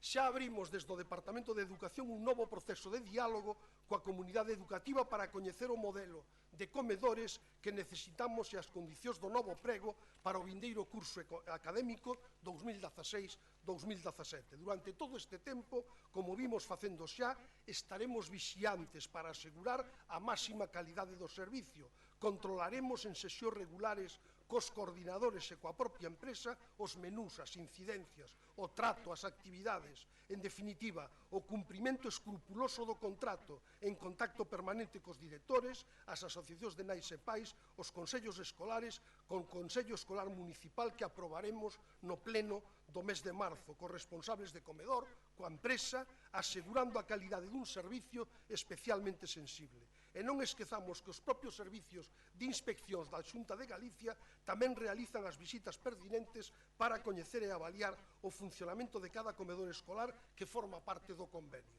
As opcións de futuro están todas abertas. Escolleremos a mellor de maneira participada, tendo en conta que estamos, como dixemos ao principio, diante dunha competencia impropia municipal e que, de acordo coas reivindicacións históricas das familias, do profesorado, dos sindicatos, o máis lóxico sería que a Xunta de Galicia asumira as súas competencias plenas e, en consecuencia, a xestión directa de todos os comedores escolares. Mentres tanto, os concellos, e o de Santiago en particular, aseguraremos o mellor servicio e a mellor calidade posible para o mesmo. Remato xa. Asumamos cada quen a nosa responsabilidade, cooperemos e colaboremos para acadar o mellor servicio, prestixemos a escola pública, a de todos e a de todas, comuniquemos as deficiencias que poidan existir ao Departamento de Educación, manteñamos o diálogo aberto e fluido, exixamos o máximo control de calidade para beneficio dos nosos fillos e fillas, netas e netos no meu caso, e actuemos todas e todos realmente co criterio de que, alo menos para nós, a educación pública é o máis importante. Máis nada e moitas grazas. Rubén Cela, a súa quenda. Moitas grazas, señor alcalde. Eu agardaba outra cousa desta comparecencia, ainda ten outra quenda de 10 minutos e agardo que podemos escoitar outras cousas. En calquera caso, eu creo que hai un feito obxectivo que non é discutible e é que o resultado final de todo este proceso, con independencia das responsabilidades, é un desastre absoluto. Eu non vou abondar nos calificativos, xa fixo un relatorio bastante elocuente o propio concelleiro, pero desde o noso punto de vista un desastre absoluto. Axudícanse os comedores escolares con 5 meses de retraso. Eso non pasou en ningunha cidade galega, só en Santiago. 5 meses despois do comezo do curso, axudícanse os comedores. Créase en todo ese proceso un período de incertidume non precisamente pequeno para pais, para nais, para docentes, para o personal traballador deste servizo e prestas ese servicio non con total normalidade, senón sin un respaldo e sin un soporte legal nin contractual durante todos eses meses. Acábase adxudicando esta contrata á empresa que xa viña prestando este servicio, que casualmente é a empresa da que o grupo de goberno é coñecedor que hai múltiples queixas por parte de nais e pais e que casualmente é unha empresa que resultou adxudicataria deste concurso e que dixo que non iba a prestar porque tía demasiada carga de traballo noutros puntos de Galiza, pero, a pesar diso, que o seguiu prestando de xeito regular durante todos estes meses e que finalmente gaña esta licitación. E gaña esta licitación, entre outras cousas, porque o grupo de goberno convida a esa empresa a participar nun negociado onde, por certo, certamente, a lei de contratos di que o negociado sin publicidade non hai que colgalo no perfil do contratante, pero este pleno soberanamente decidiu o contrario en aras da transparencia, que os negociados sin publicidade sí que se colguen no perfil do contratante. E, por certo, tamén é o grupo de goberno quen decide que o único criterio de valoración dese último proceso de contratación sexa o precio. O único que se valorou é o diñeiro, euros. Canto era o precio e canto era o canon, por certo, máis que discutible, que esa empresa vai ter que pagar o Concello de Santiago por prestar ese servicio. Precio, o único que se valorou no último procedimento de negociación. Outra cuestión que non é menor, coincido co señor Dios, claro, isto é unha competencia impropia. O responsable de prestar este servicio é a Xunta de Galiza, indiscutiblemente. Miren que negocio fai o Concello de Santiago. Só estes 5 meses nos vai a supor ás arcas públicas un sobrecusto de 180.000 euros. Eu quero saber, se a preguntei por escrito, canto vai a ser o sobrecuste dos meses anteriores. Só estes 5 meses 180.000 euros. Un servicio que tiña que prestar a Xunta e que a Xunta paga 53.000. Un negocio redondo en termos políticos, institucionais e de servizo. Sinceramente, creo que non se puido xestionar peor, creo que agora o que toca é mirar para o futuro, creo que o primeiro que tiñan que facer, se non o fixeron, é ter unha reunión co Conselleiro de Educación e pedirlle que se reverte este servicio a titularidade autonómica e, desde logo, en caso de que eso non sexa posible, hai que revisar radicalmente o sistema de contratación a futuro. En calquera caso, eu o que máis me sorprende da intervención do señor concelleiro son dúas cousas, non? Primeiro, a absoluta falta de autocrítica. Eu creo que hai que ter algo máis de humildade. Cando se mete a pata a recoñecelo, non pasa nada, todos somos humanos, todos metemos a pata, non pasa absolutamente nada. Oiga, mire, calculamos mal o precio. E co precio de licitación que tiñamos, pois as empresas non viñan. Porque, Manolo, hai que contalo todo. Claro, nese segundo negocio sin publicidade convidades a 8 empresas, pero hai 4 que contestaron por escrito, que estaban interesadas no servicio, pero que con ese precio era imposible prestarlo, non? Por lo tanto, era unha evidencia que había un erro no cálculo desta licitación. Non hai ningún problema en recoñecelo, ninguén é perfecto, todos metemos a pata, pero polo menos ter un mínimo de autocrítica. Segundo, non terxiversar. Claro, na mesa de contratación estamos todos, eso queda moi ben, e a nivel mediático, decir, non sei que din os da oposición que están ali na mesa de contratación. Home, funciona. Ahora, aquí somos todos un pouco maiorcitos, non? Entón, en fin, un pouco máis de seriedade. Señor concelleiro, vostede sabe que a mesa de contratación non convida as empresas. Convidas a ser unión porque a convida o grupo de goberno. A mesa de contratación non pinta nada neso. A mesa de contratación non pinta nada na redacción do prego.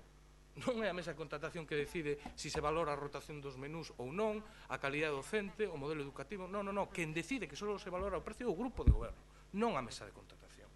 E non terxiversar tampouco no que ten que ver como decía, ca normalidade, dixo, é que se prestou con normalidade, home, con normalidade se presta calquer servicio que llegas a unha empresa que o preste, non?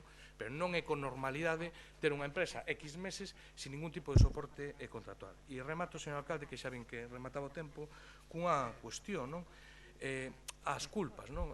A min, neste momento, o que menos me importa. Ahora, eu, por parte do Grupo de Goberno, escoitei decir que a culpa era da interventora, que era de contratación, que era das empresas, que era da oposición. Eu escoitei responsabilidades do máis variopinto, menos escoitar algún tipo de autorresponsabilidade por parte do Grupo de Goberno. Gracias, Rubén Cela. Señor Paco Reyes, a súa quenda. Gracias, señor alcalde. O certo é que é a primeira vez que eu poda lembrar que a xestión dos comedores escolares neste concello tarda 5 meses en finalizar o seu procedimento de contratación do servizo, con 5 empresas que renuncian, con 3 procedimentos de contratación diferentes, cun incremento do 25% do prezo dos menús que teñen que asumir o peto da totalidade dos veciños e veciñas de Santiago de Compostela, cun canon que cobra o Concello dos menús dos comedores escolares por primeira vez, canon que, por certo, ten resultado definitivo na última adxudicación.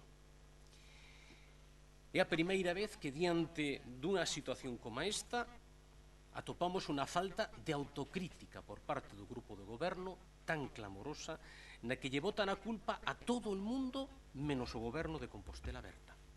Primeiro, a culpa foi da tardía firma do convenio da Xunta de Galicia, que se firma, efectivamente, a finais do mes de xullo, pero ata finais do mes de agosto non se inicia o procedimento de apertura ao procedimento de contratación. Despois, botándolle a culpa aos membros das mesas de contratación que avisaron, e así consta en acta, de que os pregos inmellorables, a opinión do Concelleiro de Educación, non permitían a prestación do servizo ca calidade requerida. Botándolle tamén a culpa aos técnicos municipais e a intervención no máis puro estilo Conde Roa. Non nos contestaron aínda a nosa pregunta de explicar o sentido do fax de renuncia da primeira empresa adxudicataria do primeiro proceso de contratación, que di que, en vista de que inicialmente non somos bien recibidos en Santiago de Compostela, solicitamos la no adjudicación del contrato del servicio de comedores. Aínda non nos respostou o Goberno o sentido desta frase. Nin nos contestaron a nosa solicitude dun informe xurídico sobre as consecuencias da renuncia das empresas en futuras contratacións con o noso Concello, porque teñen que explicar por que non se lle abriu un proceso informativo tamén sobre as restantes empresas, como si se fixo ca primeira renuncia, e por que se invitou por parte do Grupo de Goberno voluntariamente a Ser Unión cando renunciou igualmente cas outras. Durante 5 meses se estivo prestando servicio, é certo, pero servicio sen ningún vínculo xurídico ca empresa e, polo tanto, sen ninguna seguridade xurídica nin para os nenos, as nenas, nin para os traballadores que prestaban o servizo a través da empresa. Este procedimento para nós é o mellor exemplo dun incumplimento claro do programa, neste caso do Grupo de Goberno de Compostela Aberta. Eu aínda lembro o termo remunicipalización dos servizos públicos. O Partido Socialista pediu ao longo deste proceso un estudo custe-beneficio para poder valorar a municipalización deste servizo. Aínda estamos esperando. A falta de xestión e a falta de previsión que ten informado todo este proceso e que, dende logo, non é unha ilusión dos que estamos agora aquí falando, ten sido recoñecida públicamente polo propio Grupo de Goberno de Compostela Aberta co recente anuncio de cobertura de 2 direccións de área que non estaba previsto cubrir nun principio. Todo isto a nós lembranos claramente a etapa do Partido Popular na que a falta de xestión se pretendía suplir botándolle a culpa aos técnicos, botándolle a culpa a intervención e nomeando directores de área. Eso sí, sempre sen facer a menor autocrítica. Moitas grazas. Señor Brunete, a súa quenda. Gracias, señor alcalde. Antes de entrar de novo no fondo da cuestión, si quisiera comentar tres cuestións. A primeira é a alusión crítica que fixo vostede a Xunta de Galicia, non? Se vostede entendía que esta non era unha competencia propia, porque non se queixaron no seu momento e non o fixeron, que asumiron isto encantados. Teño que decir, ademais, que a Xunta de Galicia remitiu o texto do convenio de xullo e os pregos non se aprobaron ata finais de agosto. Claro, vostede estaba de vacacións. Non é responsabilidade da Xunta de Galicia que vostede se vaya de vacacións. Lembro de si mesmo que nos, o Grupo Popular foi o primeiro en xestionar sin problemas o servizo de comedores escolares. Eso sí, o noso xeito de facer política é distinto. Nos non dicimos sí a todo e despois nos imos de vacacións. A respecto de que o servizo este garantido, falta vostede a verdade, salvo dicir que vostede chegase a un acordo ilegal coa empresa Ser Unión mediante precio, recompensa ou promesa que non coñecemos, pero o servizo non pode estar garantido se non hai contrato. Eso que lle quede claro. E a respecto da mesa, pois xa se referiu tamén o señor Cela, a mesa non é a que elabora os pregos, a mesa non é a que valida o estudo económico, a mesa non é a que invita ou deixa invitar empresas, a mesa non é a que exonera empresas que poden estar incursas en causas de prohibición para contratar, e a mesa non é a que reduce os prazos menoscabando o principio de libre concurrencia. Fixo vostede un relato de que do que é todo o expediente, ou a verdade que o coñezo de memoria, pero aínda que coñecendo perfectamente o expediente, eu teño 5 dúbidas, e por iso mesmo lle formulei 5 preguntas e non foi vostede quen de respostar ninguna. Ten moito mérito que se lle formularan 5 preguntas e non respostar a ninguna. Imos recapitular. No ha desmentido usted que a una empresa se le vaya a pagar por el servicio prestado sin contrato entre noviembre y febrero un precio superior al precio acordado en septiembre. Llamativo. A esa misma empresa, pese a poder haber incurrido en una prohibición para contratar y pese a contar con la oposición de las madres y padres, se le invita a un procedimiento negociado y ese procedimiento, que contemplaba un incremento de retribución a la empresa adjudicataria, es casi clandestino, menoscabando, como decía anteriormente, la libre concurrencia de otras empresas competidoras que pudieran presentar mejores ofertas. Llamativo también.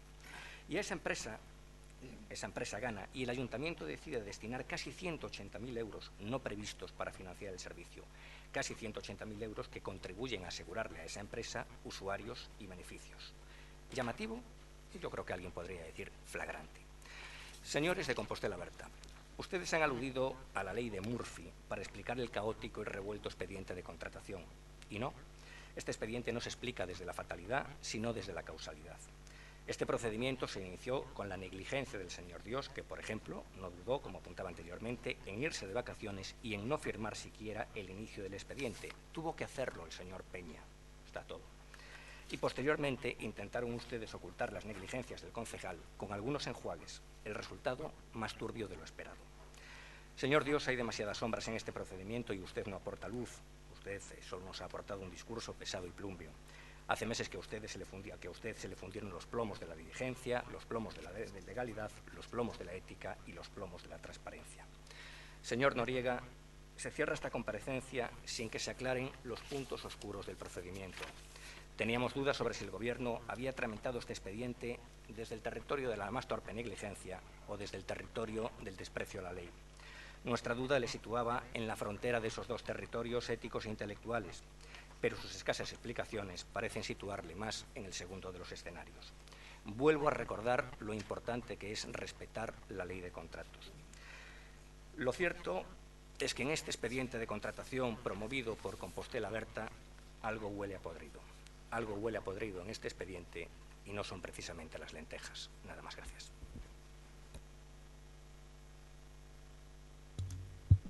Vou facer uso dos 5 minutos do grupo. Temos 5 minutos por grupo na súa comparecencia.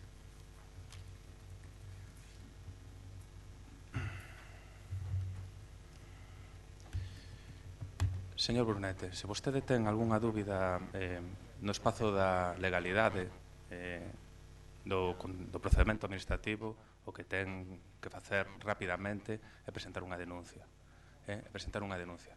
Porque vostede pode discrepar sobre as cuestións do procedimento administrativo, introducir o foco na cuestión da legalidade, canto menos eu penso que pouco serio, e eu digo así mesmo. É curioso, non?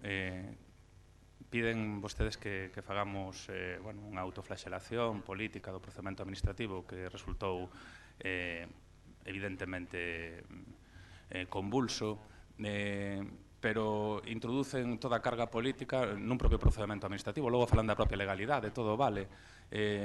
Vostede di que pide luz, eu creo que en ningún momento tiveron interese en que existira luz. Logo falan das culpabilidades que votamos a todos menos a nós. Eu nas miñas declaracións públicas, e as lembro perfectamente, están as hemerotecas, non me sinto reflectido nesas cuestións nas que vostedes din que nós, como grupo de goberno, culpabilizamos a todo o mundo menos a nós. Eu teño a miña visión dun procedimento administrativo, pero deixenme, porque o tempo son 5 minutos, únicamente que fale por comparación. Non? É curioso tamén o procedimento administrativo que emprega a propia Xunta de Galicia na cuestión dos comedores, non? Pero dese non se di absolutamente nada. Hai un caso cunha empresa das cales existen sospeitas sobre a calidade da alimentación e o procedimento administrativo que se introduce é un procedimento administrativo de contratación directa pola vía de emerxencia. Ten vostede dúbidas sobre os procedementos administrativos a empregar? Estudie se verdadeiramente ese procedimento administrativo lle aparece axustado á lei. E estudie se lle aparece axustado á lei a cobertura que se fai polo procedimento de emerxencia da Xunta de Galicia, que a día de hoxe a Xunta de Galicia acaba de sacar a concurso os meses que restan de curso para cubrir o servicio.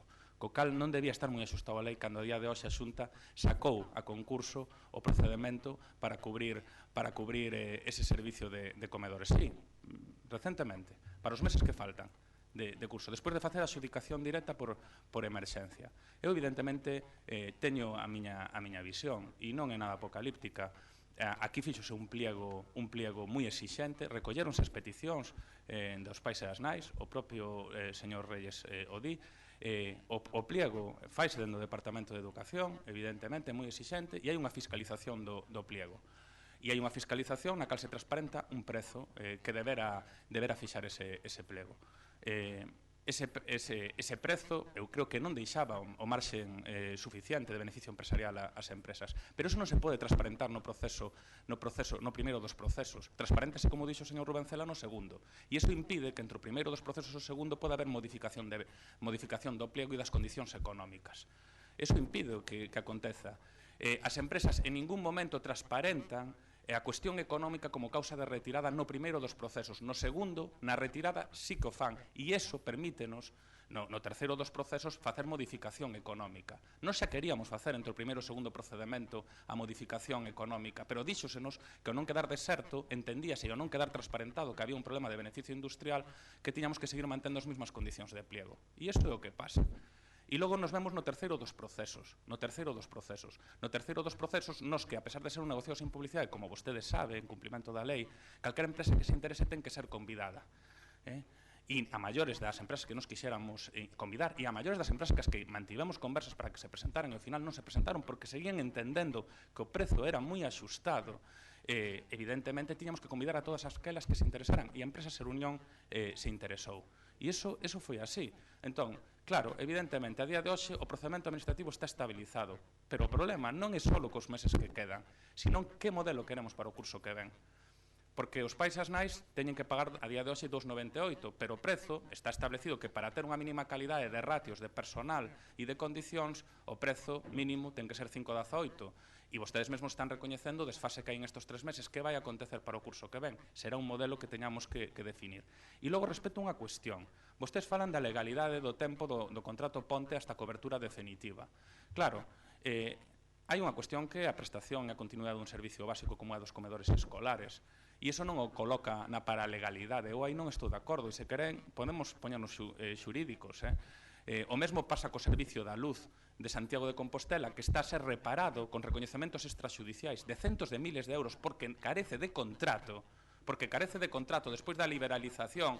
É o mesmo, home, señor Brunete, teño levantado, e perdone, non me interrumpa, porque estou nos 5 minutos, me quedan 20 segundos, teño levantado reparos de recoñecementos extraxudiciais por falta de contrato estes meses do seu goberno, incluso tamén desta etapa de Compostela Aberta que estamos regularizando, e a ninguén se lle ocurre pensar que vai haber un corte de luz por principio de prestación de servicio. Polo tanto, eu aí, e despois de falar con xuristas, discrepo de que houbera unhas condicións de paralegalidade na prestación. E agradezo e remato que o servicio, a pesar de todo este procedimento, do que todos teremos que aprender tamén nós, evidentemente, pero eu agardo que tamén vostedes, por se algún día teñen a responsabilidade de gobernar, porque o problema é un problema da cidade, pois teremos que definir entre todos e todas verdadeiramente que modelo queremos para o futuro dun servicio tan sensible como son os cativos e as cativas. E eu creo que eso non é menor, independentemente de quen goberne, non é menor. E, señor Dios, a súa segunda quenda. Non quere facer uso? Bueno.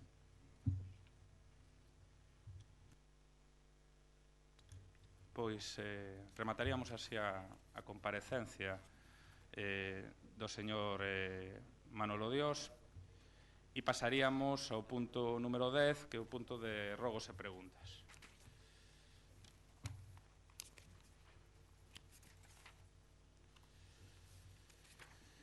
E empezaríamos, según teño, un rogo do Grupo Municipal Socialista sobre a situación dos parques públicos da cidade, mobiliario, luminarias.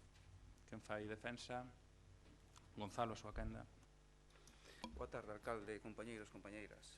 Santiago caracterícese por ser unha das cidades con máis metros cadrados de parques e zonas verdes por habitante de España. O mantemento deses espazos públicos verdes é responsabilidade do goberno municipal. Na actualidade, está contratada unha empresa para o servizo de mantemento, conservación e mellora dos espazos verdes e arborado urbano de Santiago, pero o feito de subcontratar é simplemente un cambio de xestión.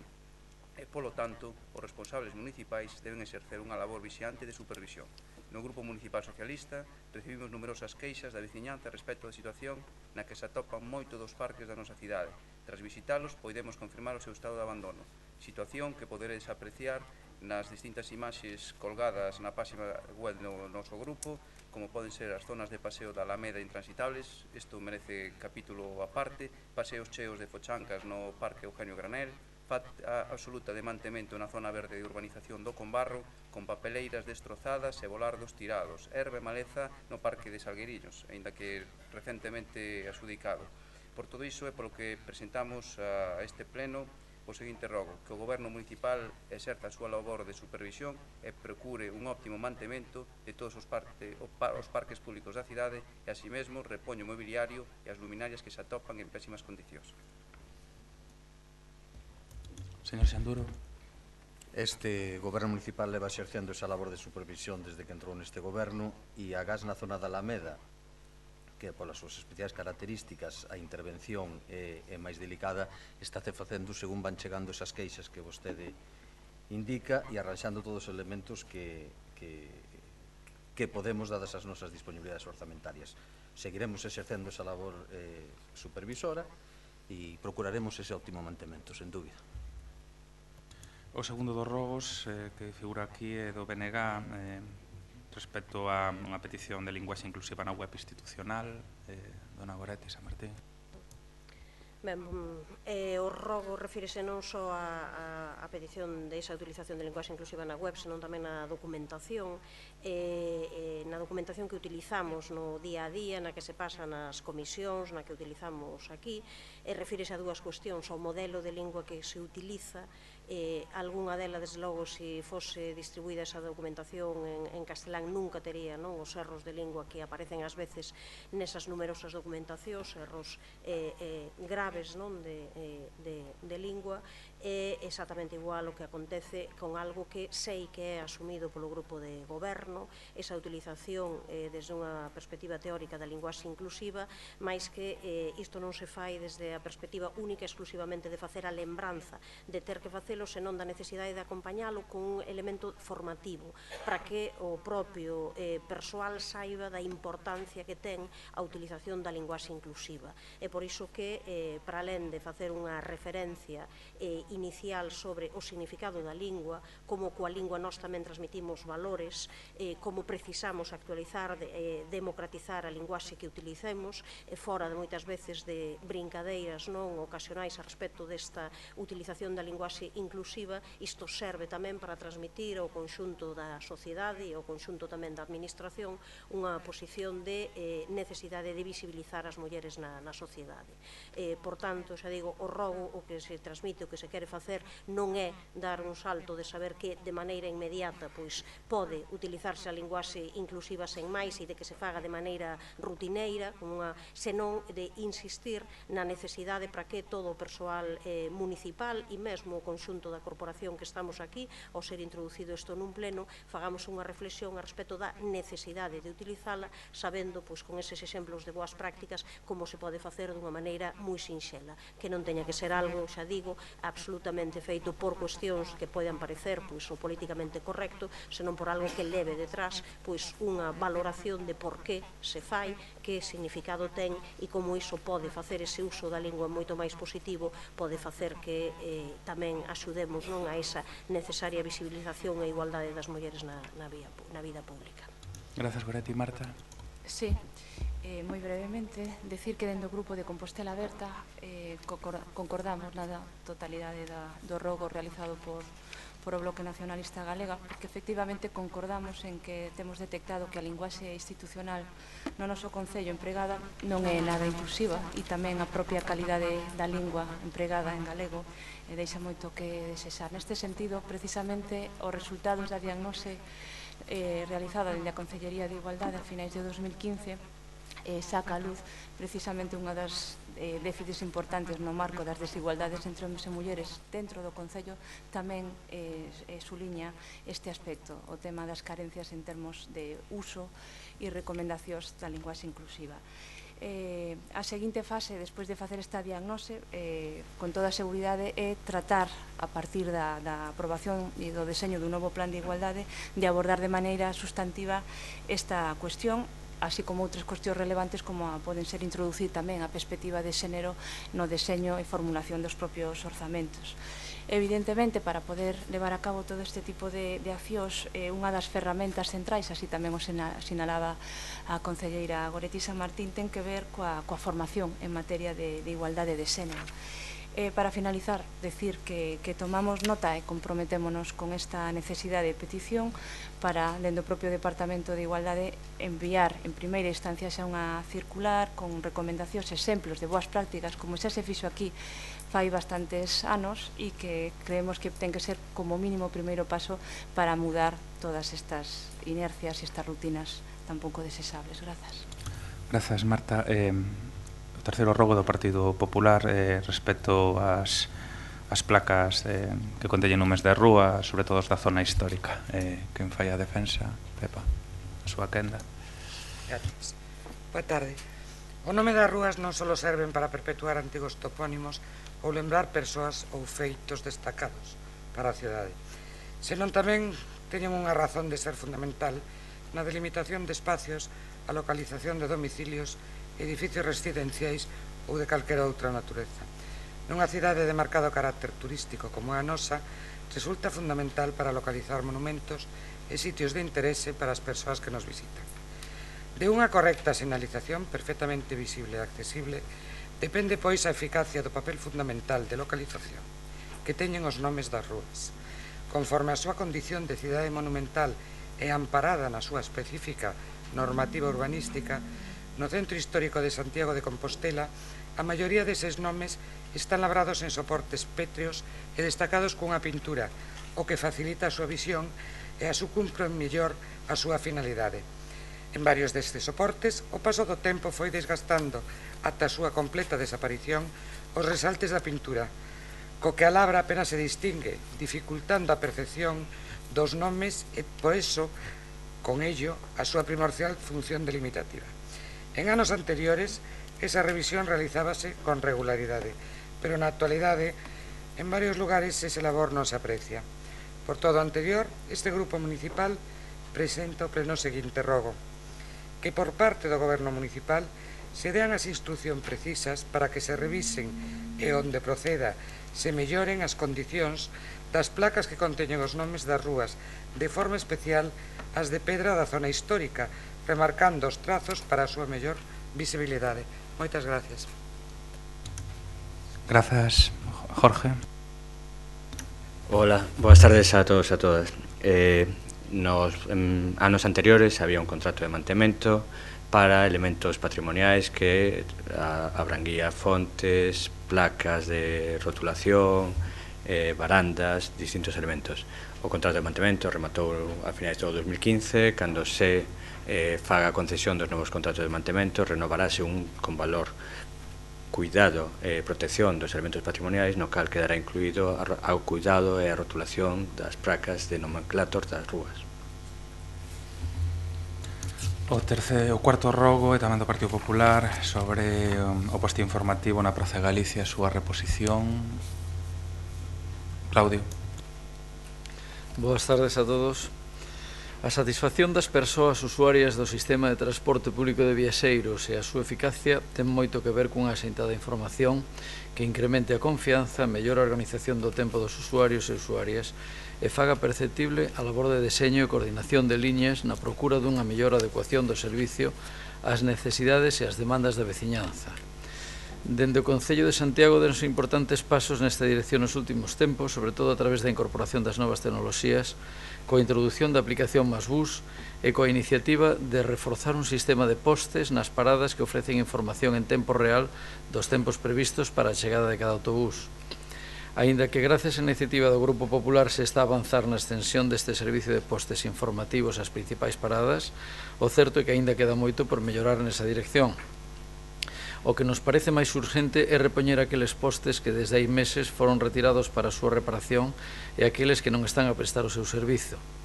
Por iso formulamos a necesidade de recuperar eses elementos no contorno da Plaza de Galicia, punto clave para o tránsito e transbordo de boa parte das liñas que operan no sistema de transporte municipal. En consecuencia, o Grupo Municipal Popular presenta o seguinte rogo: que por parte do Goberno Municipal se axilice a reposición do poste informativo que indica en tempo real a situación dos autobuses urbanos no contorno da Plaza de Galicia, en concreto na parada radicada no tramo da Beirarrúa entre as rúas do Hórreo e do Tor Teixeiro, e que se active o poste existente na Rúa das Senras en menoscabo da revisión dos demais existentes. Moitas gracias. Gracias, Claudio. Jorge.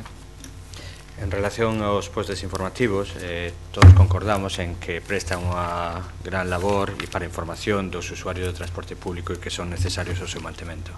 Con respecto ao poste da Praza de Galicia, está pendente a reparación por discrepancias ou diferencias co seguro, que é quen ten que facerse cargo. Ante a dilación por parte do Concello, estamos iniciando o proceso para iniciar a reparación e posteriormente reclamar o seguro. Hai outro segundo poste que está en proceso de reparación, que é o da Senra, que ten un problema na CPU, está en reparación e próximos días estará reparado, e un terceiro que está na República Argentina, que a semana pasada por problemas de vandalismo viu afectado a centraliña de control e tamén está nestes momentos en proceso de reparación. Entendemos que é necesario a reparación e a mellor información para os cidadáns. E o último dos rogos é do BNG respecto á señalización e os accesos ao polígono do Tambre. Grazas, señor alcalde. A ampliación do acceso principal ao polígono do Tambre foi unha demanda quasi que histórica, non? Tanto dos empresarios como dos traballadores e traballadoras desta área industrial, non? As obras que actualmente se están levando a cabo van a permitir duplicar o viaducto que vai sobre a Estrada Nacional, o que vai a permitir duplicar a capacidade tanto de entrada como de saída ao polígono e prescindir dun dos stops que actualmente provocan maiores retencións, non? Esa actuación para nós resulta imprescindível, mas desde o noso punto de vista absolutamente insuficiente se en paralelo a esa actuación non se produce outra na rotonda primeira do polígono na vía Edison, a coñecida como a rotonda da Donuts, non? Porque, e por ese motivo, o que pedimos ao Pleno Municipal é que se encargue un estudo e que se inclúa o condicionamento da mesma no orzamento de 2016, non? Porque de non facelo, desde o noso punto de vista, o que se provocará é trasladar esa retención simplemente uns metros máis para adiante, non? Creemos que unha actuación sinxela non require expropiacións porque o terreno é municipal e aparte hai espacio suficiente para duplicala, non? Porque se de por sí xa faría falta, se temos en conta que unha parte importante dos vehículos son camións de grande tonelaxe, ao facer o xiro cubren co camión os dous carrís, polo tanto na práctica esa rotonda é dun único carril. Por outra banda, o que solicitamos neste rogo tamén é unha mellora da sinaléctica, non?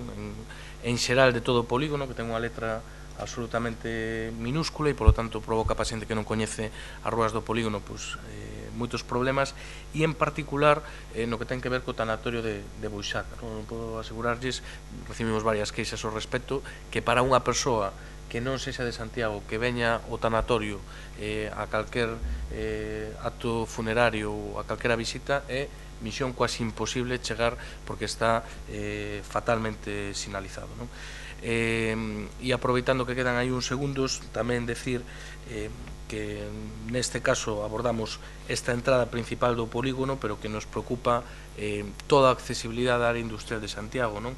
E nese sentido que tamén estaremos especialmente atentos á evolución no ámbito da variante de Aradas, do orbital comprometido no caso coa autoestrada P9 e o polígono da Xionlla, e tamén ese acceso na Nacional 550 a altura da Finsa para darlle esa outra entrada á zona norte do novo polígono da Xionlla. Gracias, Rubén. Xan? Simplemente decir que estudarémolo e veremos que disponibilidades orzamentarias hai para desenvolver esas iniciativas. Pasaríamos logo ás preguntas para a resposta oral hoxe no pleno. A primeira unha pregunta ao PSOE sobre a suspensión das actividades deportivas no Pío XII, Monte dos Postes e Quiroga Palacios. Gonzalo. Sendo informados de que nos últimos meses foron suspendidos os entrenamientos e diferentes actividades deportivas nos pabellóns de Pío XII, Monte dos Postes, Quiroga Palacios, entre outros, debido ás filtracións de humidades nos días de moita choiva, é polo que preguntamos e solicitamos contestación oral á pregunta seguinte: que actuacións ten previsto realizar este goberno para solucionar a maior brevidade posible este problema de mantemento dos pabellóns polideportivos da cidade e que está a afectar o normal funcionamento destas instalacións? Gracias, Gonzalo. Noa. Hola, boa tarde a todas e a todos. Somos conscientes de que houve un gran deterioro en moitas das instalacións que hai, nas deportivas tamén. Algúnas porque teñen moitos anos e outras, bueno, en xeral, por unha falta de mantemento adecuado, non? E como xa sabedes, nestes orzamentos de 2016 propuxemos unha subida importante na partida de mantemento en infraestructuras deportivas. Imos deseñar un plan de actuación conxunta na cuestión das filtracións e das humedades, ademais dunha actuación xa por fases moito máis profundas de algúns pabellóns que o precisan, como o Santiago Apóstol, e que tamén está recollido nos orzamentos do 2016.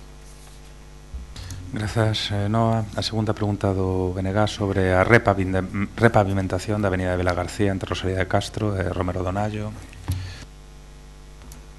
Sí, grazas, señor alcalde. Na Xunta de Goberno local do 16 de outubro do ano pasado adxudicábase por urxencia o contrato de pavimentación da avenida de Vila García entre Rosalía de Castro e Romero Donallo por un importe duns 330.000 euros máis IBE, non?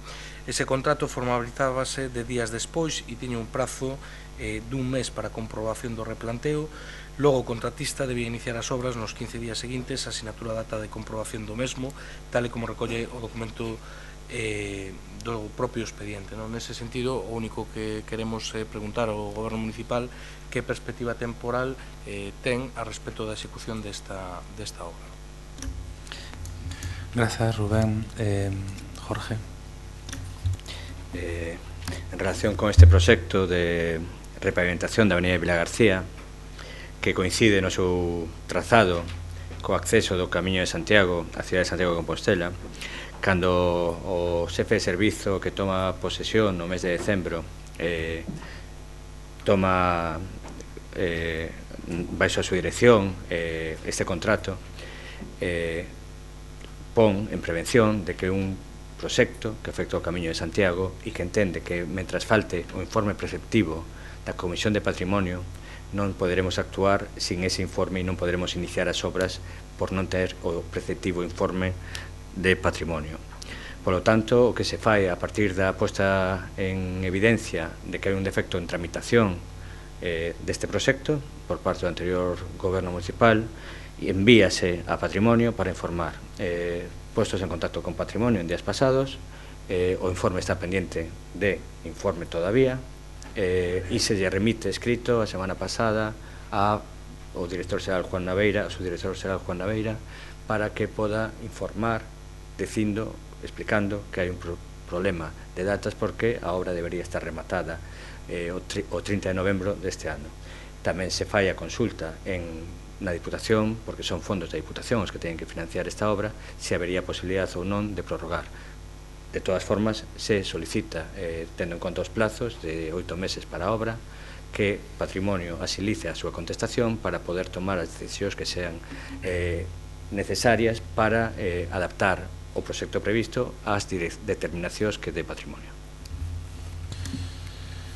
Grazas, Jorge. E outra pregunta do BNG sobre a conexión das redes de servicio das instalacións de Conxo, do proxecto básico de execución do campo de fútbol de Conxo. Rubén. Sí, moitas gracias, señor alcalde. Un pouco na mesma liña, non? A Xunta de Goberno Local do 7 de agosto do ano pasado pois adxudicaba os contratos de conexión exterior das redes de servicios e da adecuación das instalacións existentes na área deportiva de Conxo por importe de 80.000 euros máis IBE unha e o proxecto básico de execución de reforma do campo de fútbol por uns 246.000 euros máis IBE, non? Eses contratos formalizábanse o 18 e 19 de agosto respectivamente. O primeiro tiña un prazo máximo de execución de mes e medio e a beiro deste contrato a empresa adxudicataria comprometíase ademais a construción dunha zona de quecemento e de adestramento xunto co suministro de 2 unidades de bancadas para suplentes. Por ese motivo o que lle queremos preguntar ao grupo de goberno é que prazos manexa para a entrega definitiva desas instalacións e se o grupo de goberno entende que os clubes van poder empregar esas instalacións antes do remate da vixente temporada. Grazas, Rubén. Noa Morales. A ver, a primeira que se refire á conexión exterior das instalacións existentes da rede de servicios do campo de fútbol de Conxo, a obra está finalizada. Faltan as acometidas de agua e de electricidade, que son as que se están xestionando, non? O que dou máis problemas foi o proxecto básico de execución da reforma do campo de fútbol, que a segunda parte, entre outras cousas, polas continuas precipitacións, non? Que estas influíron primeiro en que non se puderan acometer as tarefas de movimento das terras previstas e esta era unha condición importante para a instalación do terreo de xogo para evitar que no futuro aparezan baches ou blandones, se me equivoco, Jorge, sí. A continuación, tamén por culpa das precipitacións e porque non chegou a secarse, houbo que paralizar a colocación da subbase elástica porque a compactación da zahorra non é adecuada e neste caso era precisa ademais unha coidada compactación de casi do 95%. Entón, despois da realización das probas de humidade e de compactación, cando os resultados foron satisfactorios, colocouse a lámina impermeable e a continuación a base elástica. E por último, que queda pendiente e tamén de unha cuestión climática porque se necesita polo menos un período duns 10 días de calor ou sin chuvia, queda pendiente, como dixen, a colocación da última capa do céspede artificial, do lastrado e do pintado das liñas do campo. Grazas, Noa. E a cuarta pregunta tamén é do BNG sobre a modificación das zonas de escolarización en Santiago para o curso que ven. Rubén. Sí, grazas, señor alcalde. Na Xunta de Goberno Local do 5 de febreiro aprobouse unha proposta do Concello Delegado de Educación e Cidadanía relativa ao expediente de modificación de zonas de escolarización en Santiago para o curso escolar 2016-2017.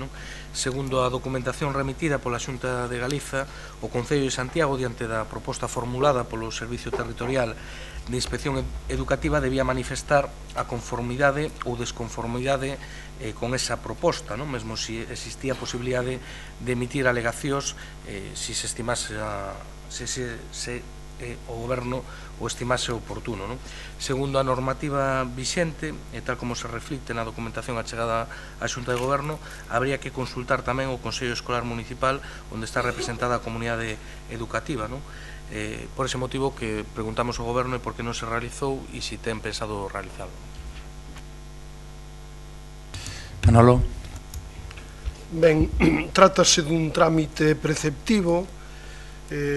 Foi realizada a proposta polo presidente da Comisión de Escolarización, contaba co respaldo da Xunta Provincial de Directores, tamén dos directores afectados directamente, que son os presidentes dos consellos escolares, que é o órgano de participación da comunidade educativa máis importante, contaba tamén coa aval da Inspección Educativa e afectaba a 3 centros educativos, 2 públicos e un privado, un concertado, privado concertado.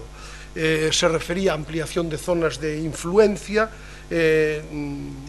digamos que un respondía a unha reclamación individual, a reclamación concreta do Colexio La Salle, que a Inspección Educativa aceptaba, foi informada favorablemente polo presidente da Comisión de Escolarización e logo tamén de consultar cos directores directamente afectados.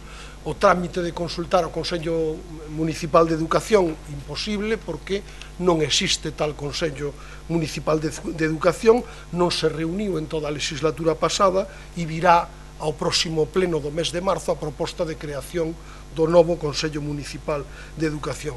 Simplemente acabo de teño varias felicitacións aquí, si querellas deixo ver, de familias que saúdan a ampliación de zonas de influencia para os dous colexios públicos, tanto Pío XII como Quiroga Palacios. A quinta é a pregunta do Partido Popular sobre a continuidade do servicio de hora e grúa municipal. Bruneta. Sí, gracias, señor alcalde. Como vostedes saben, uns meses o Tribunal Superior de Justiza de Galicia decidiu a anulación da adjudicación do servizo coñecido coloquialmente como de hora e grúa, anulación da adjudicación que conleva tamén a anulación do propio contrato que prestaba o do propio servizo que prestaba a empresa. En fin, a fin de que vostede non utilice maliciosamente esta sentencia, como creo que fixo en algunha ocasión, quero lembrarlle, señor alcalde, que tanto na sentenza como no propio informe do director da asesoría xurídica xa se advierte que o Concello está exonerado de toda a responsabilidade, consideración que ademais tamén fai súa nun escrito que tive a oportunidade de ler o señor Duro. Digo isto para deixalo claro. O certo é que o contrato é nulo, que a suspensión do contrato efectivamente ocasionaría un grave prexuizo, pensemos os problemas de mobilidade que se poden ocasionar se non existise un servizo de grúa que en determinados supostos é francamente necesario, ou pensemos por exemplo na necesidade de manter o control das zonas de residencias. Como vostedes ben saben, a lei prevé a posibilidade de prorrogar os efectos do contrato sempre cando se adopten medidas urxentes, medidas alternativas, soportes jurídicos alternativos. En este caso estaríamos a falar de traballar nunha nova xestión indirecta ou de traballar nunha nova xestión directa. Pero o certo é que esas medidas se teñen que comenzar a adoptar con urxencia. O director da asesoría xurídica vincula estes traballos urxentes a un concepto xurídico indeterminado que é un breve período de tempo. Como todos os conceptos xurídicos indeterminados, hai zonas de certeza positiva, zonas de certeza negativa, zonas de incerteza, ou zonas, de certitude positiva, negativa e de incerteza. É dicir, sabemos que un breve período de tempo poden ser 2 semanas ou poden ser 2 meses, pero sabemos que un breve período de tempo non poden ser 2 anos. E tamén sabemos que os caminos da xustiza son inescrutables e que nos podemos enfrontar a un problema de execución de sentencia que en un momento dado o servicio caiga como cae en Lugo, o cal ocasionaría un grave prexuizo. Por lo tanto, cabe preguntar polos concretos traballos ou polo tempo, ademais, no que se veñen desenvolvendo os traballos que supostamente está a realizar o Concello de Santiago para dar un soporte xurídico alternativo. Eu quixera que se justificase o que se fixo nestes 3 meses. Realmente eu quixera que se me contestase como si o requerimento o fixese o xulgado, porque xa sei que se eu pregunto, probablemente non se conteste absolutamente nada, como sucedeu na comparecencia. Entón faga un exercicio imaginativo, xa sei que non é grato, pero que nun día o xulgado lles pregunte: oiga, nestes 3 meses vostedes concretamente que fixeron? E nos vindeiros 6 meses concretamente, de xeito calendarizado, que o que van facer? Esa é a pregunta. Non sei quen ten que respostar, se o señor Duro ou o señor Duarte, ou está integrada a resposta. O digo porque no expediente que eu leín a respecto da segunda prórroga, que é un expediente montado dentro do Departamento do Tráfico, non hai ningunha alusión a TUSA, a Sociedade Instrumental de TUSA, cando eu nos medios de comunicación o que leo é que todo isto está levando TUSA. Entón, dame a sensación de que aquí se redita aquela célebre canción de Sinistro Total, que non era original deles, que é aquela de Rai no te oigo, Mac no te veo, nada máis. Por tranquilizar o meu anterior colega de oficio de concelleiro, agora mesmo está desenvolvendo a auditora Faura Casas a auditoría de liquidación do contrato de Setexa Parking e a través de TUSA está desenvolvendo un informe de viabilidade económica do proceso de remunicipalización a través de empresa pública. Pois nas vindeiras semanas teremos o dato hasta agora, é o que leva desenvolvido este grupo de goberno ao respecto. A maiores, por ser concreto e completar tamén, para non deixar ao señor Brunete sin ningún atisbo de dúbida, fíxose, como o señor Brunete sabe, unha modificación do xeto social de TUSA para permitir a prestación do servicio, e esa modificación foi aprobada tanto no Consello de Administración como logo no plenario, que é necesario e que indica que é vontade do grupo de goberno intentar prestar o servicio de maneira directa a través da sociedade de TUSA. E pregunta sexta do PP sobre o modelo de desenvolver as previsións do goberno local en relación con a B5 da praza de Abastos. Imos a retirar como consecuencia de que imos debatir unha moción que vai na mesma liña. Moi ben. Moi ben. O punto, a pregunta número 7, unha pregunta do Partido Popular sobre a novedade e un informe para a localización da mesma. Sí, moitas gracias, señor alcalde. Compostela Aberta iniciou o seu mandato cun afán revisionista que estendeu a práctica totalidade das áreas de xestión municipal. Iso provocou a paralización de obras e proxectos en marcha que na súa inmensa maioría foron retomadas varios meses despois, logo dun prolongado período de estudo e reflexión sobre a súa conveniencia ou necesidade, ou se justifica a súa non execución faltando a verdade, como tivemos que escoitar ao respecto das causas da paralización da avenida de Vilagarcía.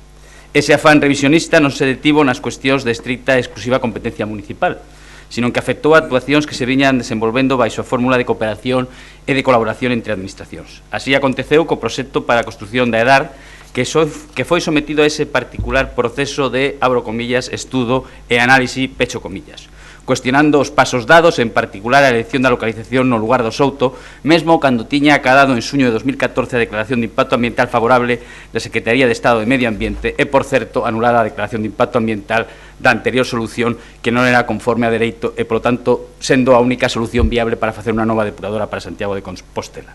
Tendo coñecemento da intención do grupo de goberno de reabrir un debate que entendíamos superado e do encargo dun estudo sobre a idoneidade da localización decidida no seu día no pasado mes de outubro, o Grupo Popular presentou unha pregunta para a súa resposta por escrito sobre o encargo dun novo informe por parte do Concello relativo á localización da nova EDAR de Santiago de Compostela. Aquela pregunta requería a forma de contratación, custo, empresa, prazo e motivo do encargo. Un mes despois, en data 10/11 de 2015, o Concelleiro de Medio Ambiente e Convivencia asinaba unha resposta na que afirmaba que a día de hoxe non se solicitou informe en relación á ubicación da EDAR. Mentres, na sesión plenaria do día anterior, do día 9/11 de 2015, o Concelleiro de Espazos Cidadáns, Dereito a Vivenda e Mobilidade, no transcurso do debate sobre unha iniciativa da nova EDAR, aseguraba que dende o grupo de goberno tamén estamos coa tramitación dun encargo para o estudo da viabilidade das súas alternativas e tamén das diferentes opcións da EDAR que se poideran acometer. Mesmo o señor Duarte e o resto dos voceiros foron testemunha durante unha reunión constitutiva da Comisión de Infraestructuras, avanzou incluso o nome da empresa elexida polo Concello. A vista desta contradición sobre un mesmo asunto que pone en dúbida a veracidade das manifestacións e o rigor do goberno, o Grupo Municipal Popular formula novamente a seguinte pregunta: tramitou ou xestionou o goberno local o encargo dun estudo sobre a EDAR de Santiago de Compostela e, en caso afirmativo, cal foi a forma de contratación, custo, empresa, prazo e motivo deste encargo? Moitas grazas.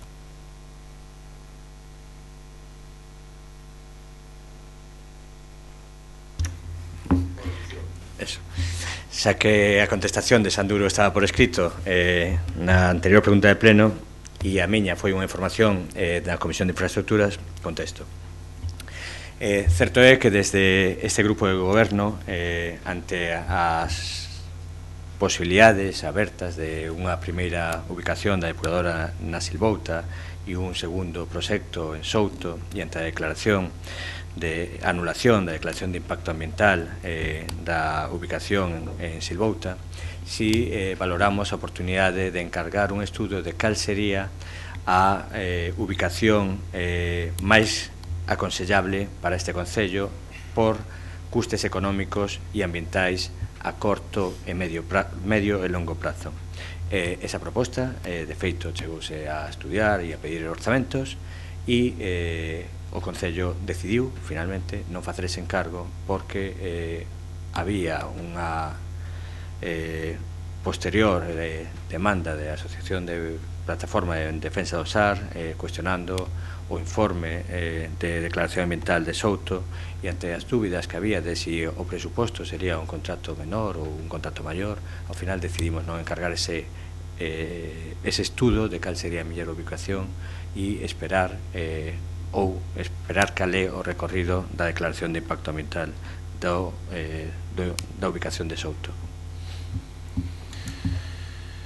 E a última pregunta tamén do Partido Popular sobre a contratación de persoal con destino á banda de música municipal.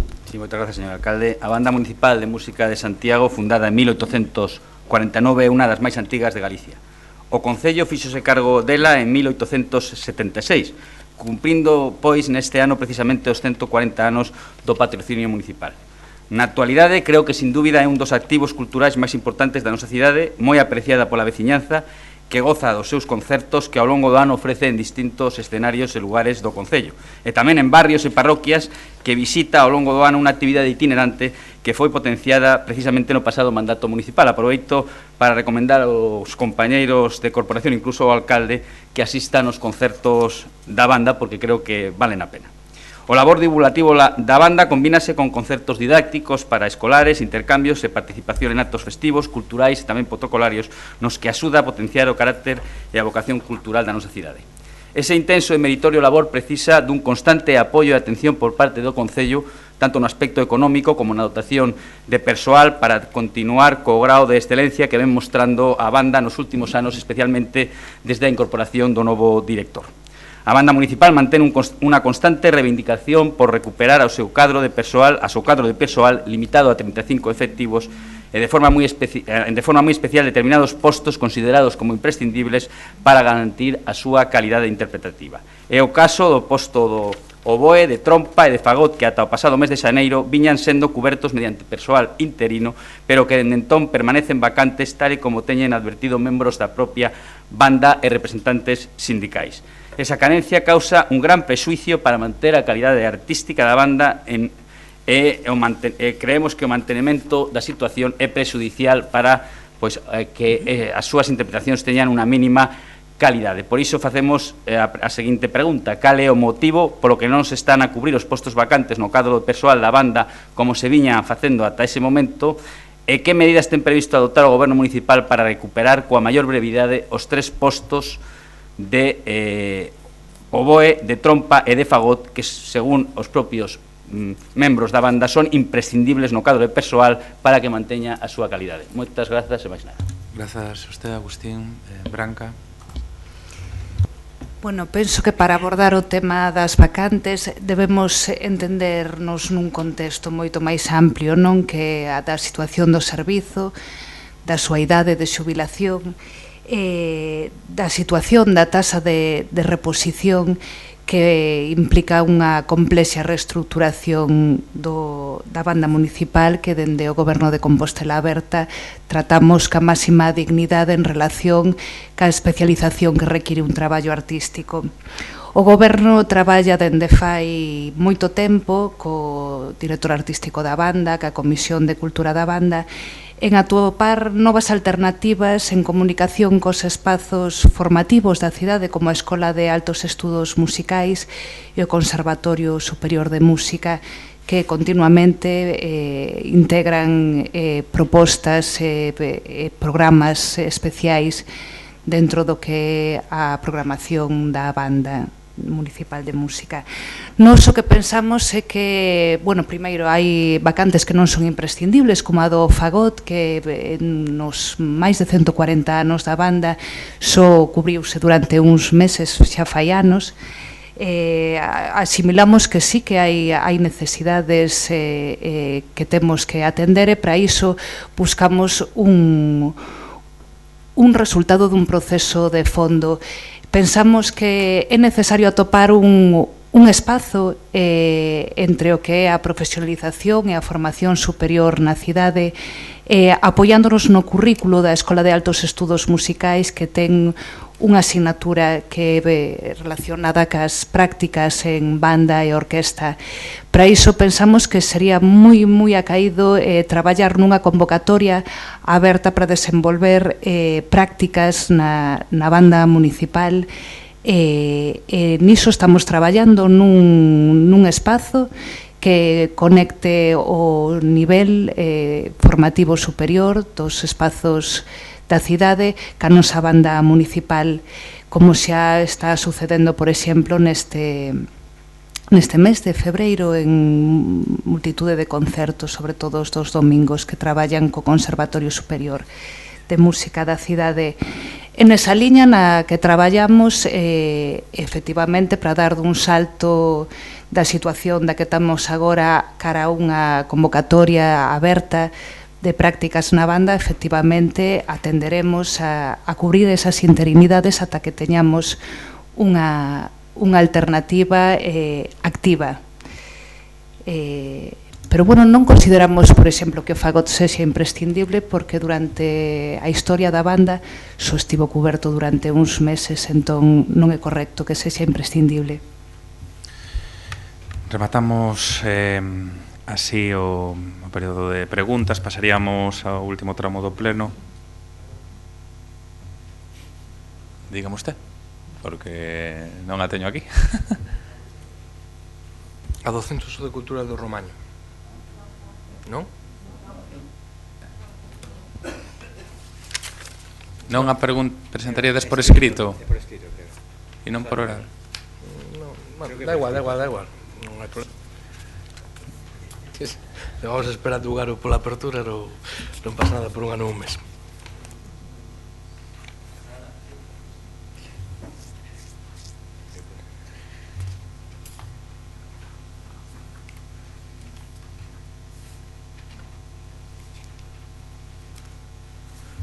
Estaba revisando se nas de escrito, pero tampouco me figuran aquí, sí, bueno.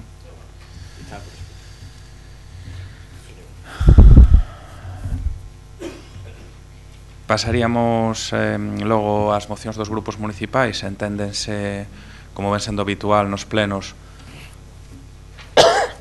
aprobada o debate da totalidade das presentadas e, polo tanto, aprobada por acordo da Xunta de Portavoces e do conxunto dos grupos a urxencia das mesmas, sin necesidade de sometelas a urxencia nin a xustificación, co cal iríamos por orden de presentación, como habitualmente, empezando pola... Sí, señor secretario.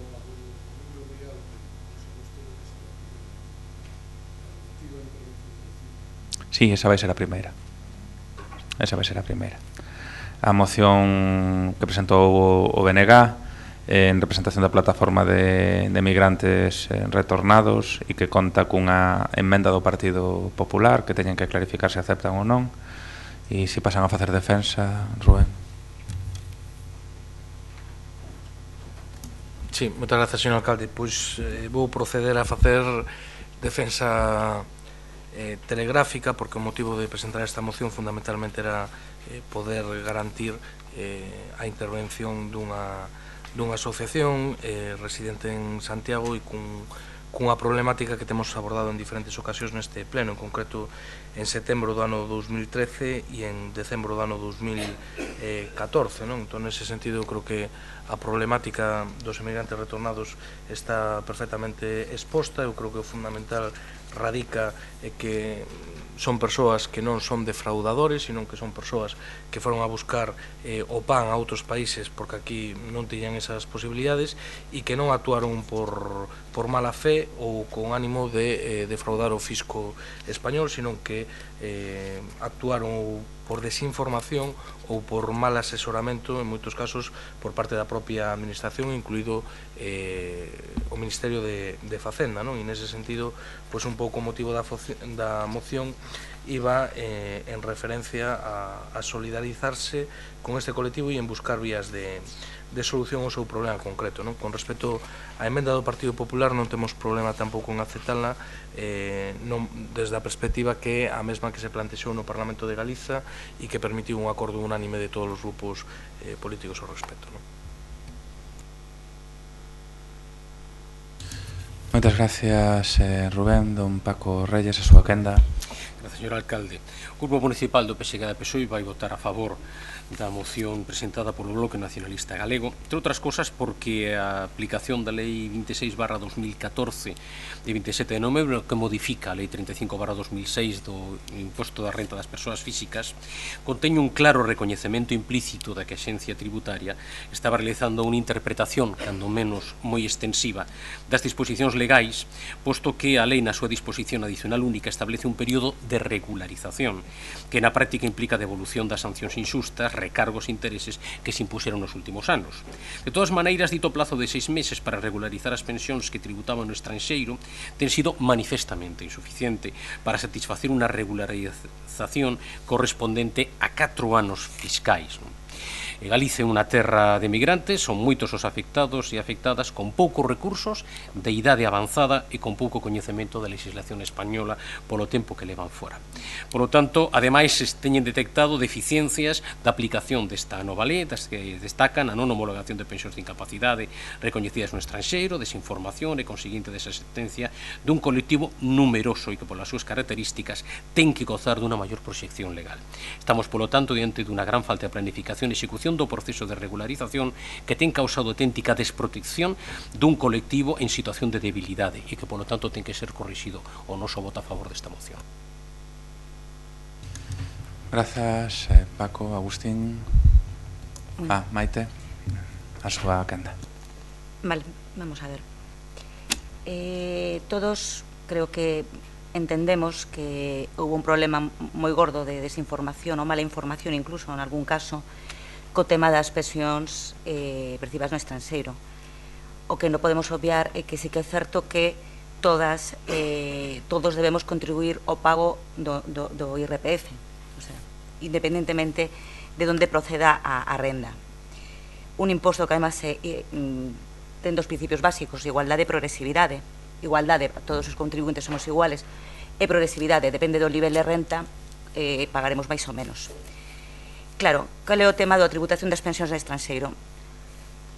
A parte desa obrigatoriedade que se existía, é unha cuestión tamén de retencións, que é unha problemática que o pago por adiantado do imposto que se aplica no caso de que o pagador sexa español e non de fora. Por lo tanto, os emigrantes retornados tienen obriga de tributar nas mesmas condicións que os pensionistas españoles. O problema do afloramento de pensionistas que percibían estas rendas por descoñecemento e que non estaban a cumprir con súas obrigas tributarias foi debatido xa no Parlamento de Galicia en setembro de 2013. Aprobase unha proposición no de lei. Instase a Xunta de Galicia a solicitar ao Goberno de España a que adoitase unha serie de medidas en relación co problema deste pago de impostos. Houve múltiples xestións do Goberno de Galicia diante do Ministerio de Facenda que conseguiu que se asumisen os puntos da moción aprobada polo Parlamento de Galicia e, ademais, que incluso que se suprimiran os intereses de demora. Esa disposición adicional única da Lei 26/2014 de 27 de novembro que contempla estas dúas importantes medidas especiais para a regularización do imposto, entendendo, porque se comprende que estes pensionistas non estaban a tratar de defraudar a Facenda española, senón que, como comentamos, non tiñan información suficiente sobre o noso sistema tributario. Que abre a disposición non só un período voluntario de regulación de pago, permite aprazar ou fraccionar o pago da súa débeda tributaria e, ademais, establece que este pago vai a ser sin recargos, sin xuros de demora, sin sancións e que compromiso de devolver as cantidades aqueles que se apagarán algún tipo de sanción. Ademais, establecese un protocolo de colaboración entre a Xunta de Galicia e a Axencia Estatal de Administración Tributaria para facilitar toda a información necesaria no proceso de regularización das obrigas tributarias dos pensionistas retornados, apoiar a esa elaboración desa regularización desos 4 anos, que é o normal en a revisión do imposto sobre a renta. Son 4 anos que nos poden revisar hacia atrás. Non é un tema de retroactividade da lei, sino de revisión do pago dun imposto. Por lo tanto, o proceso que se abre soluciona a principal reclamación dos pensionistas retornados, que era a de non ser tratados como defraudadores. Ademais, a modificación normativa que aprobou o Goberno evitará discriminacións entre os pensionistas que estiveron na emigración e aqueles que traballaron en España e que tributaron polas súas pensións recibidas. Xa que na actualidade un pensionista retornado e un que só traballou en España tributan por la mesma cantidade. A única diferencia é que o retornado tributa no momento de facer a declaración, mentre que o pensionista que só cobra do Estado tributa esa mesma cantidad, pero de forma mensual, non? Retiro. Tamén coa consiguiente hai un efecto de ilusión fiscal. Claro, a mí se me devolven cartos e penso que non estou pagando impostos, estou pagando, pasas que paguei de máis e logo devolveme os cartos. Con os emigrantes eso non acontece, é un único pago anual. Claro, o noso sistema de tributación é igual para todos, pero os mecanismos deben ser distintos. Por qué? Porque as retencións serán problemas cando a fonte non é nacional. E ten que funcionar un mecanismo de información alleo á administración española e, por lo tanto, por eso non apoiamos o punto primeiro que se presenta na moción do Bloque Nacionalista Galego. É moi complicado facer ese instrumento e que funcione de forma aceitada. Non entendemos moi ben a retirada da disposición, que é unha disposición para regularizar precisamente o problema que había cos emigrantes, e no punto quinto, bueno, como os apartados estaban mal numerados, vamos a ver, e apartado de... non entendemos o que é a aplicación retroactiva da lei, o que se fai unha regularización dos 4 anos que a lei prevé. E por iso presentamos.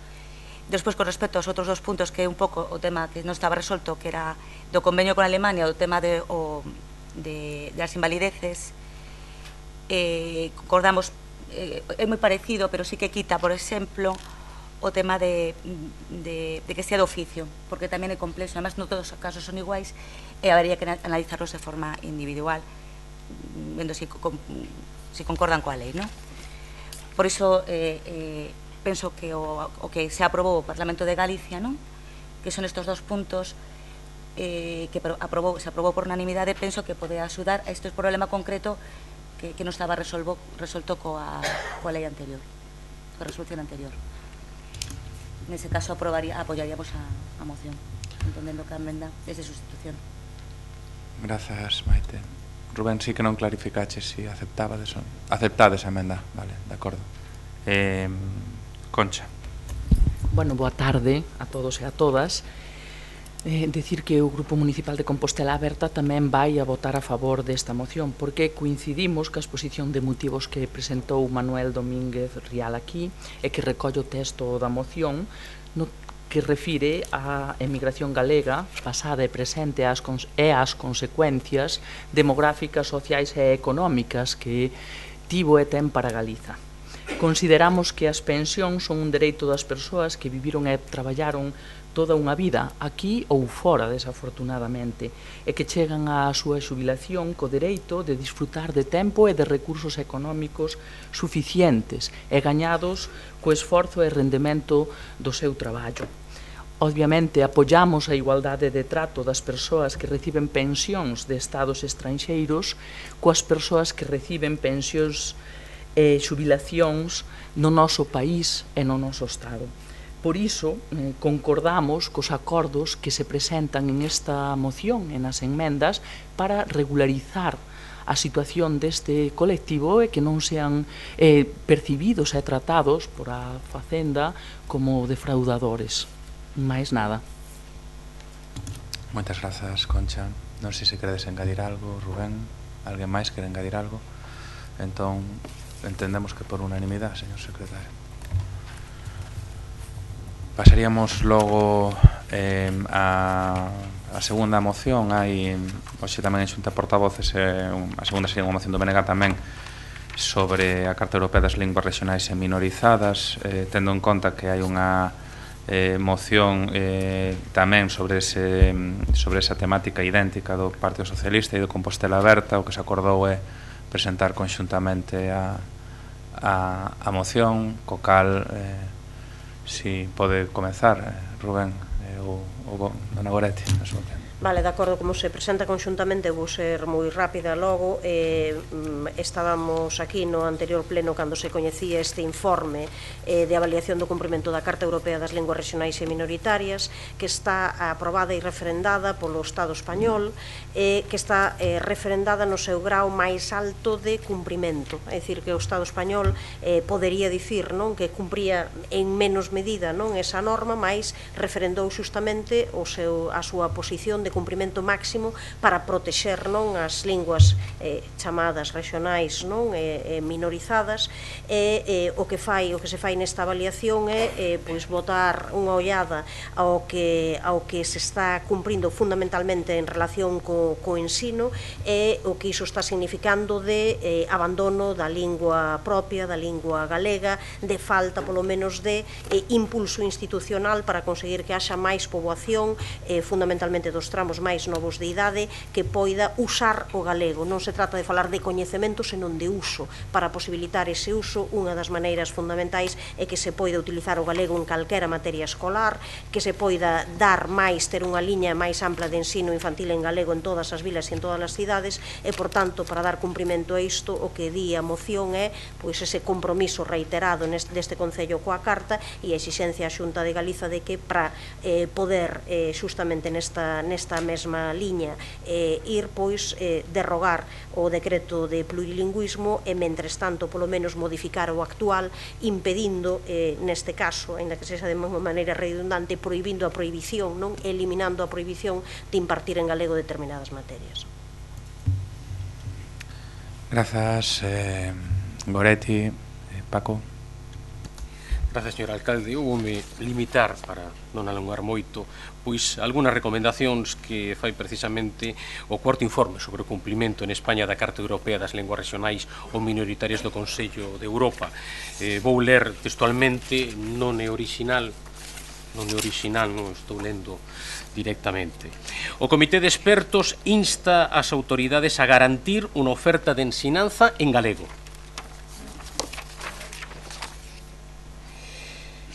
O Comité de Expertos insta as autoridades a garantir cita oferta.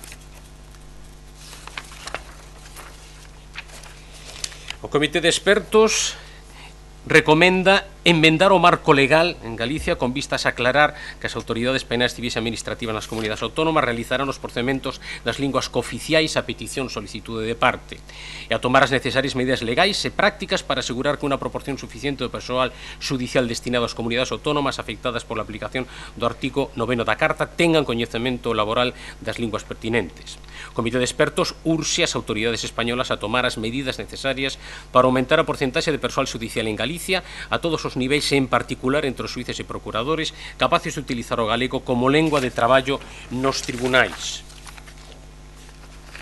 Recomendación do Comité de Expertos asegurar a presenza das linguas regionais ou minoritarias nos servizos públicos. Fomentar a facilitar a creación de ao menos un canal de televisión nas linguas regionais ou minoritarias, isto está cumprido.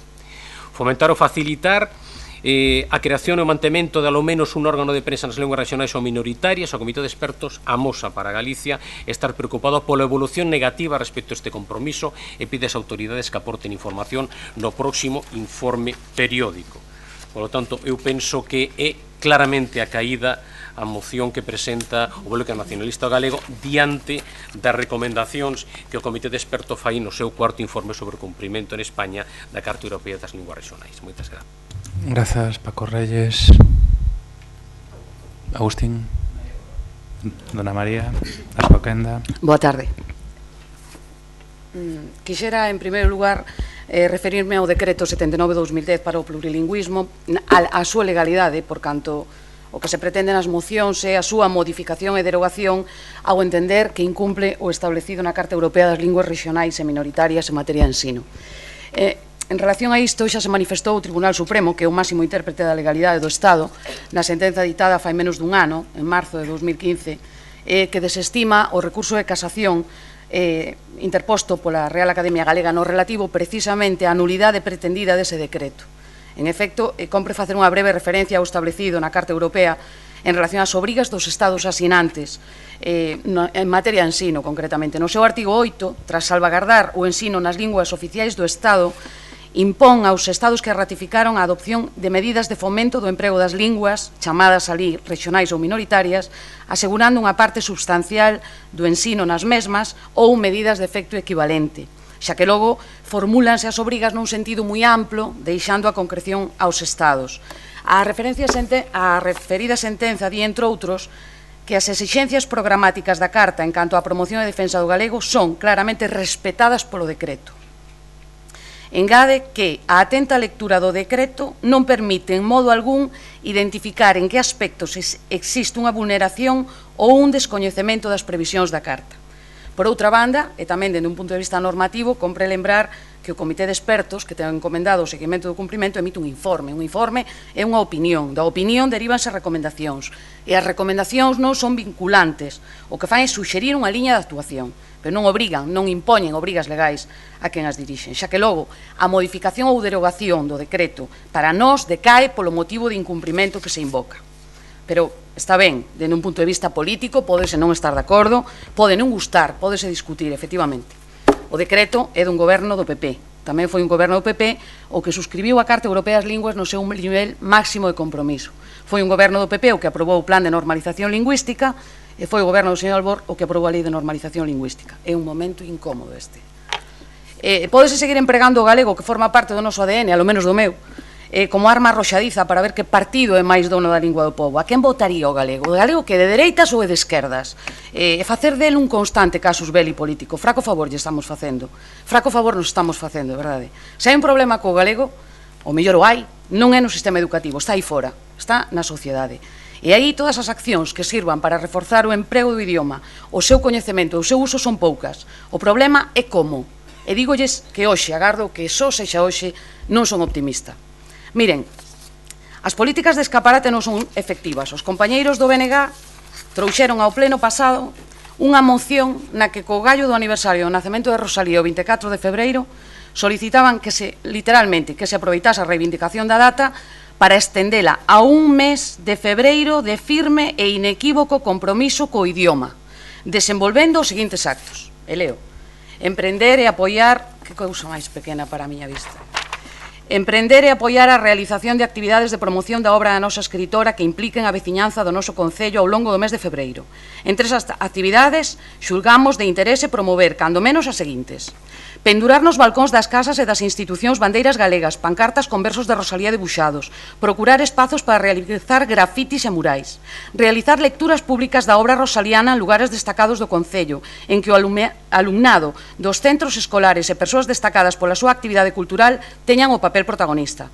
Desenvolver unha serie de actividades para promover o coñecemento de actualizacións da obra rosaliana a través da música, o teatro, a literatura ou a danza, así como seminarios, mesas redondas e conferencias sobre a súa obra e figura. Apoiar as iniciativas, movilizacións que se desenvolvan ao longo do mes de febreiro para reivindicar o futuro do noso idioma e a activación de medidas a prol do seu uso en todos os ámbitos. Claro, esta moción aprobouse, apoiada polo PSDG e Compostela Aberta. Vela, aquí estamos, 18 de febreiro. E que aconteceu? Nada. Votaron a favor, limparon as súas conciencias lingüísticas e para a casa. Eu de verdade que entendería que o goberno naquel momento dixese: non podemos, non temos recursos, non temos tempo, temos plans distintos. Eu, de corazón, non interpretaría nunca que non están comprometidos coa lingua. Non entendería así, pero esta cosmética de partirse o peito nos plenos con propostas e acordos aparentes que non pasan de aí, dun tuit, dunha entrada no Facebook, estas accións prexudican o galego, non o favorecen en nada. Partímonos as camisas, bueno, é unha cousa e non se fai nada. E resulta que agora, bueno, aparte, ao mellor empeza mañán, e non só o día 24, o día 24 xa era de sempre. E agora resulta que se pode dar a seguinte paradoxa, que a partir de mañán o engranaxe lingüístico empece a funcionar, que non só o día 24, e poñanse en marcha todas estas actividades, que nin se activaron polo goberno, nin me consta que se tivesen reclamado polo BNG nin polo PSDG. E hoxe reivindica o PP que se abstivo aquel día. Bueno, é que é unha cousa extraordinaria. Entón, con todo, voltando ás recomendacións do Consello de Europa, A Xunta de Galicia xa manifestou a súa vontade de consideralas. E tamén é certo que moitas cousas positivas nos din. Eu sí quero compartir isto é cousa de todos. Seguro que os logros son cousa de todos. O informe felicita ao Estado porque a situación tras o último informe do 2012 mellorou considerablemente. Constata un moi alto nivel de protección que teñen as linguas regionais e minoritarias en España. No que respecta a Galicia, pois cumprimos obxectivos mesmo por riba de moitas comunidades en formación de empregados públicos, en medios de comunicación. Felicítase, fálase do éxito da rede de dinamización lingüística, na banca, e no ensino, concretamente, recoméndase continuar a garantir que a oferta de educación trilingüe non afecte negativamente á protección e promoción das linguas minoritarias. Continuar significa que algo se está a facer. Por todo isto, en definitiva, o noso voto vai ser en contra. Moitas grazas, máis nada. Marta, a túa quenda. Pero só unha cuestión. Sí, non sei se... Branca, ti querías facer algunha... Non, vale. Marta, a túa quenda. Que non entendo se estamos... Estamos debatindo o texto unitario. Pero non teñemos un texto de moción conxunta dos tres grupos. Sí. Entón, simplemente é expoñer esa defensa conxunta, non? Sí. Vale. Vou ser moi breve, só un breve comentario á concelleira María Corral. Eu creo que hai, por parte do Partido Popular, así a bote pronto, tamén un exceso de autocomplacencia con todas as actividades e políticas no marco lingüístico que fai a Xunta de Galicia, e unha sorpresa tamén en exceso de todas aquelas cousas que se aproban ou que hai boa vontade política de aprobar no pleno e que despois non identifican como están. Creo que hai un grande desequilibrio entre ese discurso de grande loa hacia a Xunta de Galicia e todo que dende os grupos como o Partido Socialista, o BNG ou Compostela Aberta que quisemos ou abondamos en avanzar para unha lingua de calidade e para que o galego este máis implantado e que nos sistema educativo, na nosa cultura, nos nosos quefaceres, na linguaxe propia este presente. Entón, eu creo que tamén hai que reequilibrar e non estar de parte, sempre cando se fala desto que podemos atopar consensos. Solamente falaba desto. E pola parte que nos toca en relación á moción, insistir que temos un texto coincidente, os tres grupos, por eso se trasladou a proposta de moción conxunta, e insistir no mesmo, que apoiamos que o Concello de Santiago manifeste tamén o seu compromiso con esta Carta Europea das Linguas Minorizadas e Regionais. Nada máis. Grazas. Coretti. Sí, unha cuestión sobre o que comenta a concelleira do PP, non? O certo é que defender o Plan Xeral de Normalización da Lingua Galega significa non defender o decreto do plurilingüismo. Unha de dúas, ou estamos nunha ou noutra, porque o Plan Xeral de Normalización da Lingua Galega ia moito máis alá, denunciando e dicindo que eran necesarias determinadas medidas que o decreto do plurilingüismo botou abaixo, entre elas a necesidade de que houvese máis do 50% do currículum escolar en galego, algo que o decreto do plurilingüismo imposibilitou. É certo que hai moitas cousas fora do ensino, é certo que hai moitísimos, tantísimos reclamos que unha actuación mesmo moi decidida no ensino non garante a pervivencia da lingua galega, por suposto, xa somos conscientes diso. O certo é que nestes momentos o que non se pode, ninguén pode negar é que unha intervención no ensino é absolutamente vital.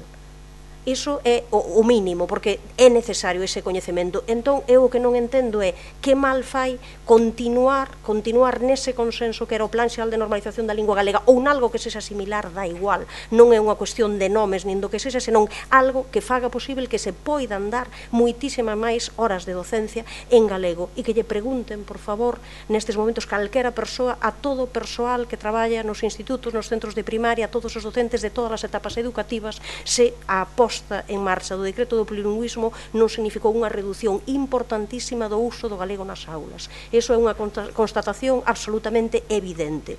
Entón, ou unha ou dúas, non? Ou realmente estamos a favor da lingua e iso significa traballar en todos os ámbitos e o ensino é un deles. Non o imprescindible absolutamente, mas é un moi importante, ou senón, pois non estamos a favor. E aquí, digamos que é unha cuestión que é dramática por parte da cantidade de persoas que durante moitísimo tempo ademais estiveron recibindo formación, facendo que pudesen dar as aulas non de filosofía, de matemáticas, de distintas cuestións en galego, e como toda esa xente formada nun momento determinado resulta que o que se fai é prohibirlle poder dar esa docencia. A verdade é que é unha cuestión absolutamente surrealista, non, ao que chegamos. Gracias, Paco. Algo que engadir? Nada. Pasamos logo á votación, que é a moción presentada conxuntamente polo BNG, polo PSDG e por Compostela Aberta. Votos a favor da moción, 16, no 15, perdón, porque se foi a señora Doña Branca. Votos en contra, 9, gracias. Solicitamos, señor secretario, un novo receso. Paramos 5 minutos e volvemos en 5 minutos, ou paramos 10 e volvemos aos 10? Paramos 10. Pois paramos 10.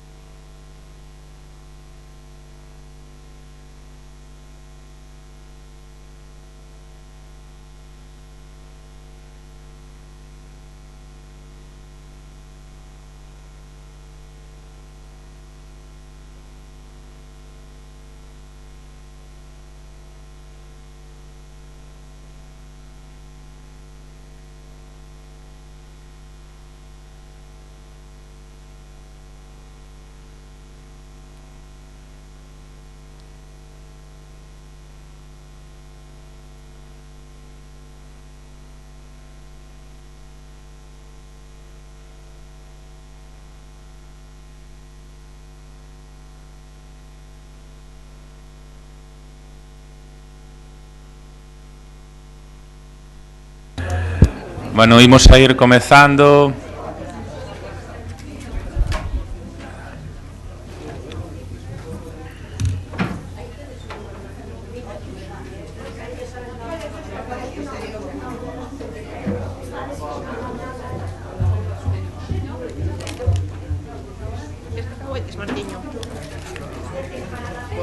Ten cuidado que hai unha tele, Que hai unha tele, Estamos en publicidade. No, sí. Los monitos de los cacahuetes. Y luego se hacen, no, la chica morena, que es muy maja. Pero el alcalde, que era un... Foi moi aguantar.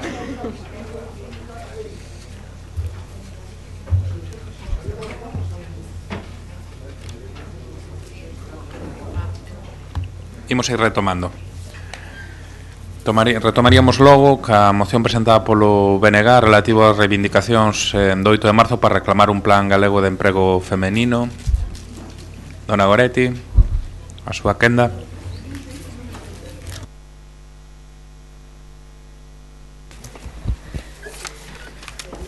Ben, o que facemos é traer esta moción, evidentemente ao beiro das reivindicacións do 8 de marzo, do Día Internacional das Mulleres, para que instemos ao Goberno da Xunta, por unha banda, a elaborar un plan de emprego feminino. Non facemos nada neste caso tampouco novidoso e orixinal, é algo que tamén xa reivindicamos hai un ano, mais algo que consideramos absolutamente necesario nestes momentos, non? Daquela, cando se nos contestaba que non era necesario, porque parecía que as cousas ian ir mellor, que se estaban recuperando, que se estaban pondo en marcha outras medidas, o certo é que hoxe hai moitos datos que indican que iso non é así, non?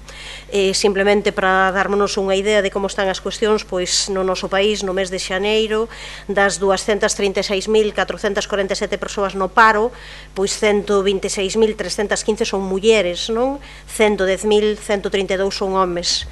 En Santiago de Compostela tamén hai unhas cifras semellantes, non? Das 7.592 persoas inscritas para buscar traballo, 4.121 son mulleres, 3.471 son homes, non?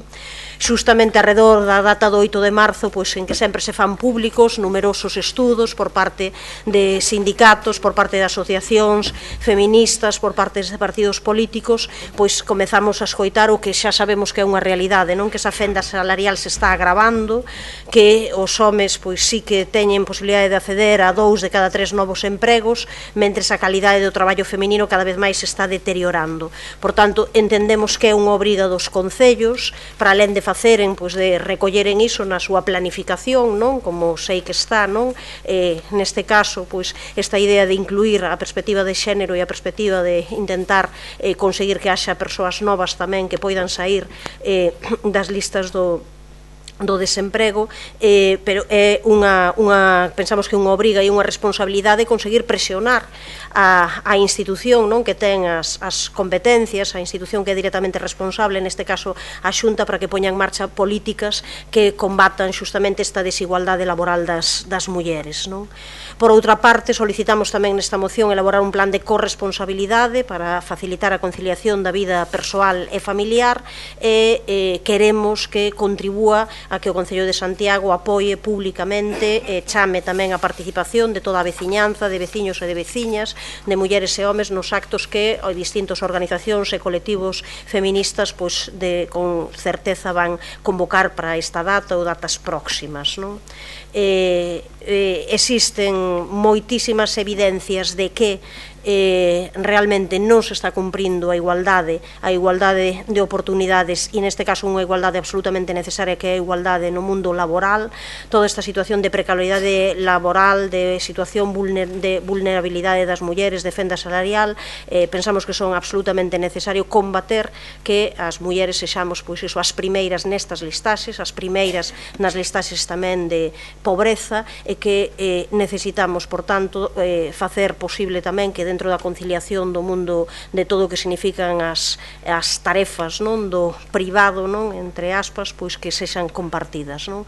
É por iso, non, que facemos un chamamento a todos os grupos políticos para apoiar en esta proposta, xa digo, que vai nesta liña, nunha liña que é, pois, unha vez máis, que chama a atención sobre un dos elementos que para nós é fundamental, conseguir reducir esa fenda entre homes e mulleres, esa fenda salarial e esas diferentes condicións, e conseguir reducir tamén pois o desemprego feminino. Grazas, Goretti. Paco Reyes, a súa Grazas, señor alcalde. Pois o Grupo Municipal do PSDG-PSOE vai votar a favor desta moción do BNG. Vimos facer tamén, vou permitirme comentar algúns datos. Goretti, se non te importa, ti falaches de datos de Galicia, eu vou falar dos datos de España e datos de Santiago de Compostela que corroboran todo o que acabas de dicir. Ademais, unha comparativa precisamente que a enquisa de poboación activa do último trimestre do 2011 comparado co último trimestre do 2015 que compara o final do goberno Zapatero e o final do goberno Rajoy, curiosamente. Bueno, pois nestes momentos, co final do goberno Rajoy, hai 567.000 activos menos que no 2011 co goberno Zapatero. Hai 200.000 parados de longa duración máis que o goberno Zapatero, xa chega a un 60% do total. Pero, ademais, hai 653.000 persoas máis que ao final do goberno Zapatero que están nunha situación de parados de moi longa duración, é dicir, máis de 2 anos, xa son o 43,6%. Os asalariados con contrato indefinido se teñen reducido en 251.000, mentres que os de contrato temporal teñen crecido en 89.000. A taxa de temporalidade ten aumentado en máis de 7 décimas. Se ten producido un intercambio entre emprego a tempo completo e a tempo parcial. Un emprego a tempo parcial que, ademais, maioritariamente involuntario. Obviamente, non son datos meus, son datos da enquisa de poboación activa, polo tanto, non son orixinais, son datos que están sendo publicados e avaliados. Con respecto á enquisa de poboación activa aplicada á nosa cidade, pois no cuarto trimestre, con respecto ao ano 2013, medrou ao paro en Santiago nun 7%. Particularmente en mulleres foi dun 36,7%, por iso é a caído a moción que os se traedes aquí. Excepto Ferrol, que medrou un 7,1%, Santiago de Compostela das 7 cidades e onde máis medrou nesta enquisa de poboación activa. Pero, ademais, segundo o Servizo Público de Emprego, os indefinidos de inicio, os contratos indefinidos de inicio baixaron un 13,5%, e agora xa os temporais son simplemente nin máis nin menos que o 96,5%. Esa é a situación que nos atopamos, que tampouco ten que sorprender, porque o certo é que eu teño escoitado tanto o goberno en Madrid do Partido Popular como o goberno da Xunta do Partido Popular como o goberno no Concello de Santiago do Partido Popular decir en diferentes ocasións que non crían en políticas activas de emprego. Por lo tanto, estes números non poden sorprendernos cando uns gobernos din que non creen en políticas activas de emprego. Mais nada, o noso voto, dende logo, é favorable a vosa moción. Moitas grazas, Paco. Por parte, María, a súa quenda. Grazas, alcalde. Coñecendo e recoñecendo como un dos máis grandes males da nosa actualidade, non somos tampouco alleos á situación laboral e social da muller neste marco. Partindo desa realidade, todas as administracións dentro das súas competencias deberíamos desenvolver efectivamente programas operativos para o fomento do emprego nos que as mulleres sexan un obxectivo prioritario. Por obvio, non deixa de ser necesario. Eu non vou expor datos, nin números, nin de cando, nin de como se perdeu máis traballo, tampouco de mulleres. A experiencia me di que eses datos son de retención lixeira. Agora ben, da lectura de efectista moción, calquera diría que dende aquel 8 de marzo de 1857 ningún goberno, agaso dos 3 anos e medio do bipartito na Xunta de Galicia, tivera legislado nin tanto, nin tan ben a prol do emprego feminino, e que todo pasa por desenvolver o artigo 37 da Lei 2007 para elaborar un plan galego de emprego feminino, por non falar da política de emprego a Zapatero que ben nos cadrou con el. Entón, o Goberno da Xunta de Galicia activou un gran número de medidas destinadas ao fomento do emprego feminino, ao impulso da igualdade laboral e salarial e tamén a medidas de conciliación e de deducción fiscal. Non vou entrar polo miúdo a detallar todas e cada unha delas porque vostedes seguro que ben as coñecen, pero a modo de exemplo, algunha me van permitir decir. En todas as ordes de emprego, as mulleres son un colectivo prioritario, en todas, na de contratación de persoas desempregadas, na de contratación de axentes de emprego e desenvolvemento local, na orde para a realización de accións destinadas á información, orientación e busca de emprego, tamén na orde para a realización de programas experimentais de emprego, na realización de programas mixtos e de formación, nas ordes de promoción de emprego autónomo, axudas a contratación e promoción do cooperativismo, recibes unha maior contía por contratar a mulleres. A Dirección Xeral de Traballo e Economía Social convocou a liña de axudas para implantar a responsabilidade social empresarial e a igualdade nas PEMES, que está financiada polo Fondo Social Europeo.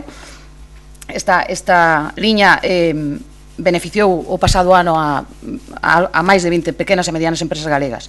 Subvencionábanse varios tipos de medidas. A posta en marcha e implantación de plans de igualdade nas empresas, a promoción do emprego da muller en profesións nas que ainda se atopa infrarrepresentada, accións tendentes a garantir a conciliación da vida laboral e familiar, apoiando a habilitación nas empresas de servizos como comedor, gardería ou salas de lactancia.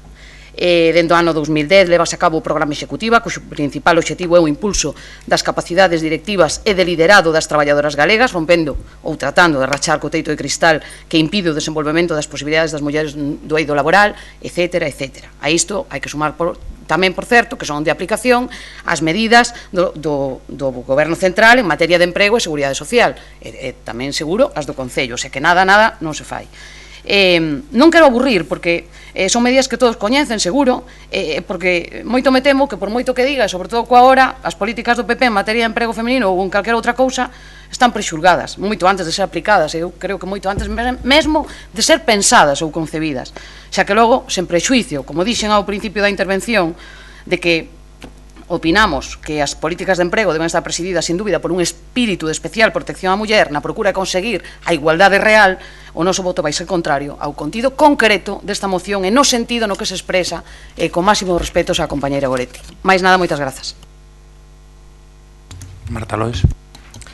Sí, en primeiro lugar, adiantar que o sentido do noso voto é a apoiar esta proposta de instar ao Goberno da Xunta de Galicia a dar cumprimento deste artigo e a promover un plan de emprego feminino que inclúa moitas medidas específicas e tamén aprobar e instar a Xunta para elaborar un plan de corresponsabilidade e o último punto tratarei no despois. Pero antes de entrar na propia proposta, tamén facer un breve comentario á concelleira María Corral, insistindo un pouco novamente, e senón que hai que consultar un pouco as cifras, no período de crise e, polo tanto, de maiores recortes e retrocesos en materia de dereitos económicos e sociais tamén para este país noso, unhas das políticas públicas que con maior descenso ou con maior retroceso podemos observar son as políticas públicas de xénero da Xunta de Galicia. Hai datos específicos para os tres programas, tanto en violencia de xénero como programas de conciliación como as políticas específicas de igualdade. Porque, entre outras cousas, moitos dos gobernos do Partido Popular, autonómicos e estatais, consideran que as políticas de igualdade son un luxo en tempos de crise e non unha necesidade a maiores para solventar moitos dos problemas. Porque os problemas respecto ao emprego feminino teñen que ver fundamentalmente con estes aspectos que se sinalaban antes, a concentración da maior parte das mulleres en empregos precarios e a tempo parcial. A tempo parcial porque a corresponsabilidade sigue sendo un tema que non está na xenda política dos gobernos do Partido Popular. Polo tanto, tamén, seguindo coa proposta do Bloque Nacionalista Galego, instar e apoiamos dende Compostela Aberta a que se volva a elaborar un novo plan de corresponsabilidade para que as mulleres que deseen incorporarse plenamente ao mercado laboral podan facelo en igualdade de condicións que os homes. Dito eso, e pola parte que nos toca como responsabilidade política no Concello, decir que fai ben pouco aprobouse o plan de emprego para a cidade de Santiago de Compostela consensuado co conxunto dos actores sociais e económicos interpelados na cidade. Para levar a cabo este plan de emprego, como lembrei en algunha outra ocasión, leváronse a cabo metodoloxías participativas con mesas nas que se abordaron, entre outros, de maneira específica o tema do emprego e o xénero. Moitas das accións que contén este novo plan estratégico de emprego para o Concello incorporan transversalmente e con accións específicas o impulso para o emprego feminino. Polo tanto, creo que estamos na liña da coherencia da necesidade de levar a cabo máis accións específicas nesta materia. Por outra banda, respecto ao debate máis amplio sobre a necesidade deste enfoque sobre as políticas de igualdade dende o Goberno, as propias campañas de igualdade que se levaron a cabo e que se van a levar, como a do 25N ou a propia do 8 de marzo que teremos ocasión de presentar o vindeiro martes, o enfoque de Compostela Aberta foi sempre de leválas a cabo dende unha perspectiva comunitaria, porque pensamos que a forma máis eficaz de xenerar a sensibilidade social necesaria nos valores da igualdade. Precisamente na campaña que presentaremos o vindeiro martes buscamos sacar á luz toda a implicación transversal destas accións cos diferentes actores da cidade. E, por último, e tendo en conta a petición tamén de apoiar públicamente, chamar a participación dos veciños e das veciñas e das organizacións e colectivos feministas, tamén decir que nestes meses e recentemente nas últimas semanas tamén estamos mantendo contactos regulares porque dende Compostela Aberta, dende o Goberno de Compostela, apoiamos ou imos apoiar institucionalmente na medida posible todas as actuacións que se leven a cabo para conmemorar o 8 de marzo e apoiar a estes colectivos e organizacións de mulleres e organizacións feministas. Nada máis, grazas. Ti, non. Paco, algo que engadir? María, queres engadir algo? Pasamos logo a votación, señor secretario.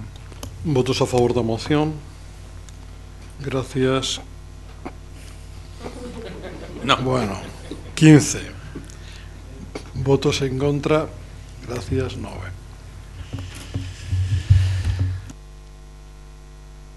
Pasaríamos a unha moción presentada polo PSOE sobre a redacción dun proxecto de recuperación da parcela de Cornes, elevar o seu condicionamento. Milagros, Mila, a súa quenda. Moitas gracias, señor alcalde. Bueno, boa tarde a todas e a todos. Vamos a ver, en Cornes, a carón do aparcamento recén inaugurado de Pontepedriña, hai unha parcela municipal. Nesta parcela sitúase unha zona inundable, poderíamos dicir un pequeno humidal. Trátase dunha zona que está cuberta regularmente de auga, isto fai que o chan se sature, quedando desprovisto de oxíxeno, e dando lugar a un ecosistema híbrido, acuático e terrestre. Unha zona de superficie terrestre inundada e en constante interrelación cos seres vivos que a habitan. A orixe da auga que ten este humidal procede por unha banda da choiva que cae estes días, ademais con moita forza, e por outra procede dun regato subterráneo que ten o seu nacemento na zona da Praza Roxa. Mais concretamente correspondería á zona onde se ubica a cafetería Cristal. Regato que deu os seus problemas e que houbo que canalizar cando se construiu o aparcadoiro, o parking subterráneo. Ben, pois este pequeno río subterráneo percorre o ensanche, discorre a través de Frai Rosendo Salvado, pasando pola zoa do edificio Zafiro e desemboca no río Sar. É precisamente antes da súa desembocadura no Sar cando no camiño se atopa con esta superficie inundable ou humidal da que estou a falar. Polo tanto, cando falo de zona inundable reguladora do caudal do río Sar, falo de que se este humidal non filtrase e almacenase auga que chega ata el, pois esta auga vaciaría no Sar directamente e deste xeito, na época de choivas abundantes, o caudal do río aumentaría aínda máis. Ben, pois esta parcela, na actualidade, teño que recoñecer que a min hai uns días non coñecía nin que existía isto ali. Ben, pois esta parcela, na actualidade, está chea de maleza que non permite a súa visibilidade, nun estado de total abandono. Esta lagoa ten a particularidade, cousa que por outra banda é característica de lagos e lagoas similares, de que conta con especies animais netamente diferenciadas das especies animais que poden estar nas zoas adyacentes. Estamos a falar pois, de diferentes tipos de ras, hai anfibios, hai patos salvaxes, unhas especies que están adaptadas únicamente a este tipo de entornos. É certo que hai anos os humidales eran drenados por ser considerados unha simple inundación do terreo, pero hoxe en día sábese que estas lagoas representan un pequeno ecosistema no que a destrucción ou degradación destas terras húmidas pode ter impacto directo sobre os recursos biolóxicos de outras. Pois ben, dende o Grupo Municipal Socialista pensamos que a recuperación e a protección, así como o mantemento desta lagoa, é perfectamente asequible. O obxectivo desta actuación, ademais da súa recuperación, é dotar dun atractivo máis a esta zona, a zona de Pontepedriña, o tempo que se abunda no modelo de cidade respectuosa co medio ambiente. Así mesmo, pensamos que é un privilexio ter un recuncho destas características no centro da nosa cidade, enmarcado por un ámbito de construcións de cemento que quedan suavizadas, sin dúbida ninguna, por lugares como este. Por todo o exposto, dito hasta ahora, e tendo en conta que, ademais, estamos en un período de abundantes choivas, creemos que é urxente a redacción dun proxecto de recuperación, de protección e mantemento desta parcela ubicada en Cornes. Máis nada, moitas gracias. Gracias, Milagros. Rubén. Sí, moitas grazas, señor alcalde. O BNG xa reclamou no pleno de decembro de 2014, precisamente co gallo da aprobación da modificación puntual dos plans parciais, tanto do sub 2 como do sub 3, a conservación e a posta en valor da lagoa e do resto da zona verde do seu contorno, non? Reclamamos daquela e apoiamos agora esta moción conscientes, ademais de intervencións no seu contorno que incidiron na circulación da auga pola lagoa con consecuencias inmediatas e con outras imprevisíveis a medio e longo prazo. Os sumidéis, como comentaba a Conselleira Socialista, son zonas especialmente delicadas e sensíveis aos cambios e ademais tratanse de importantes reservorios de biodiversidade polo que deben ser obxecto de protección.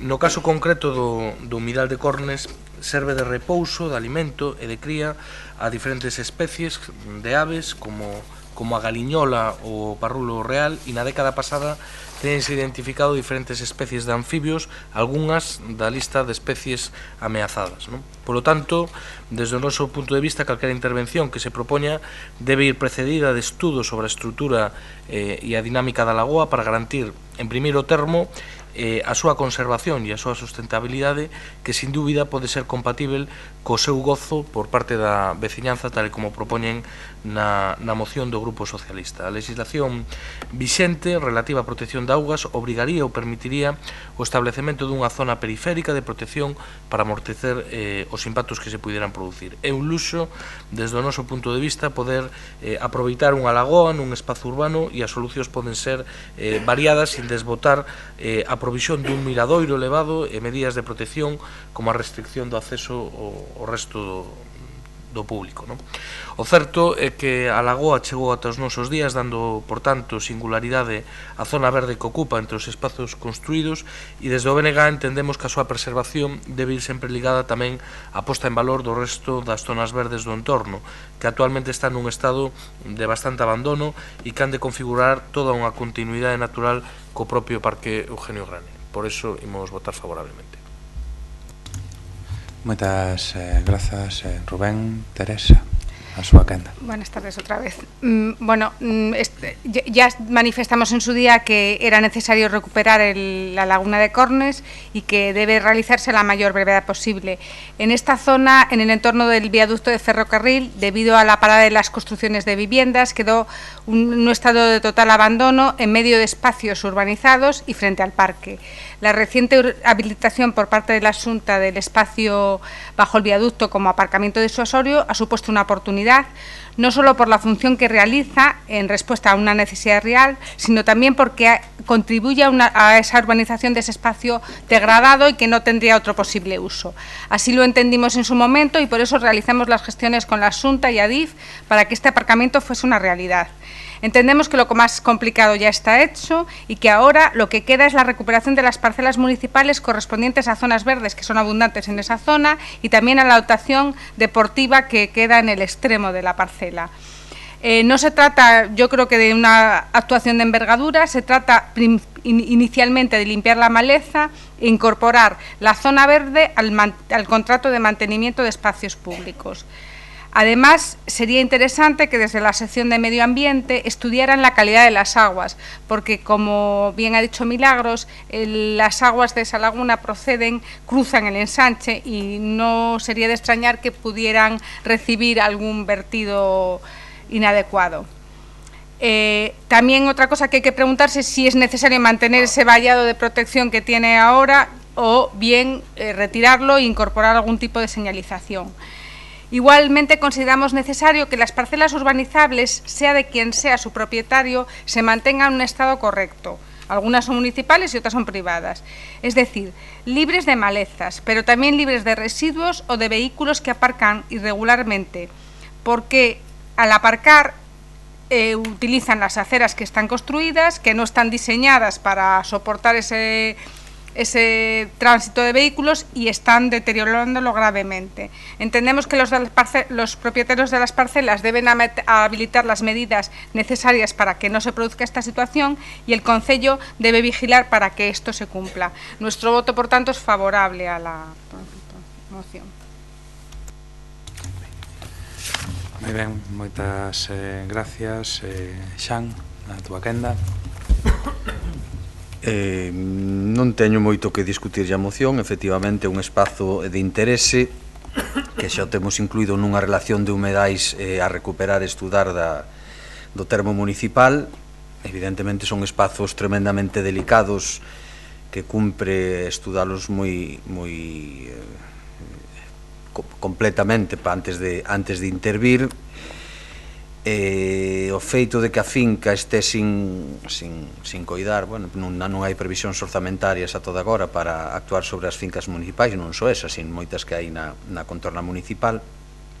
E, bueno, pues, por suposto, mantemos un voto favorable, indicarlle o conxunto da corporación que estamos traballando con distintos departamentos da Universidade de Santiago, establecendo convenios de colaboración para poder traballar neste tipo de iniciativas e, bueno, que estamos niso e que niso seguiremos. Grazas. Grazas, Xan. Milagros, queres engadir algo? Sí. No, solo un momentiño para agradecer o voto favorable de todos os grupos. Moitas gracias. Señor secretario, entendo que por unanimidade queda aprobada esta moción e a seguinte moción, a moción do Grupo de Compostela Aberta por un paso seguro das persoas refuxiadas. Si faz defensa, Concha. Boas noites de novo.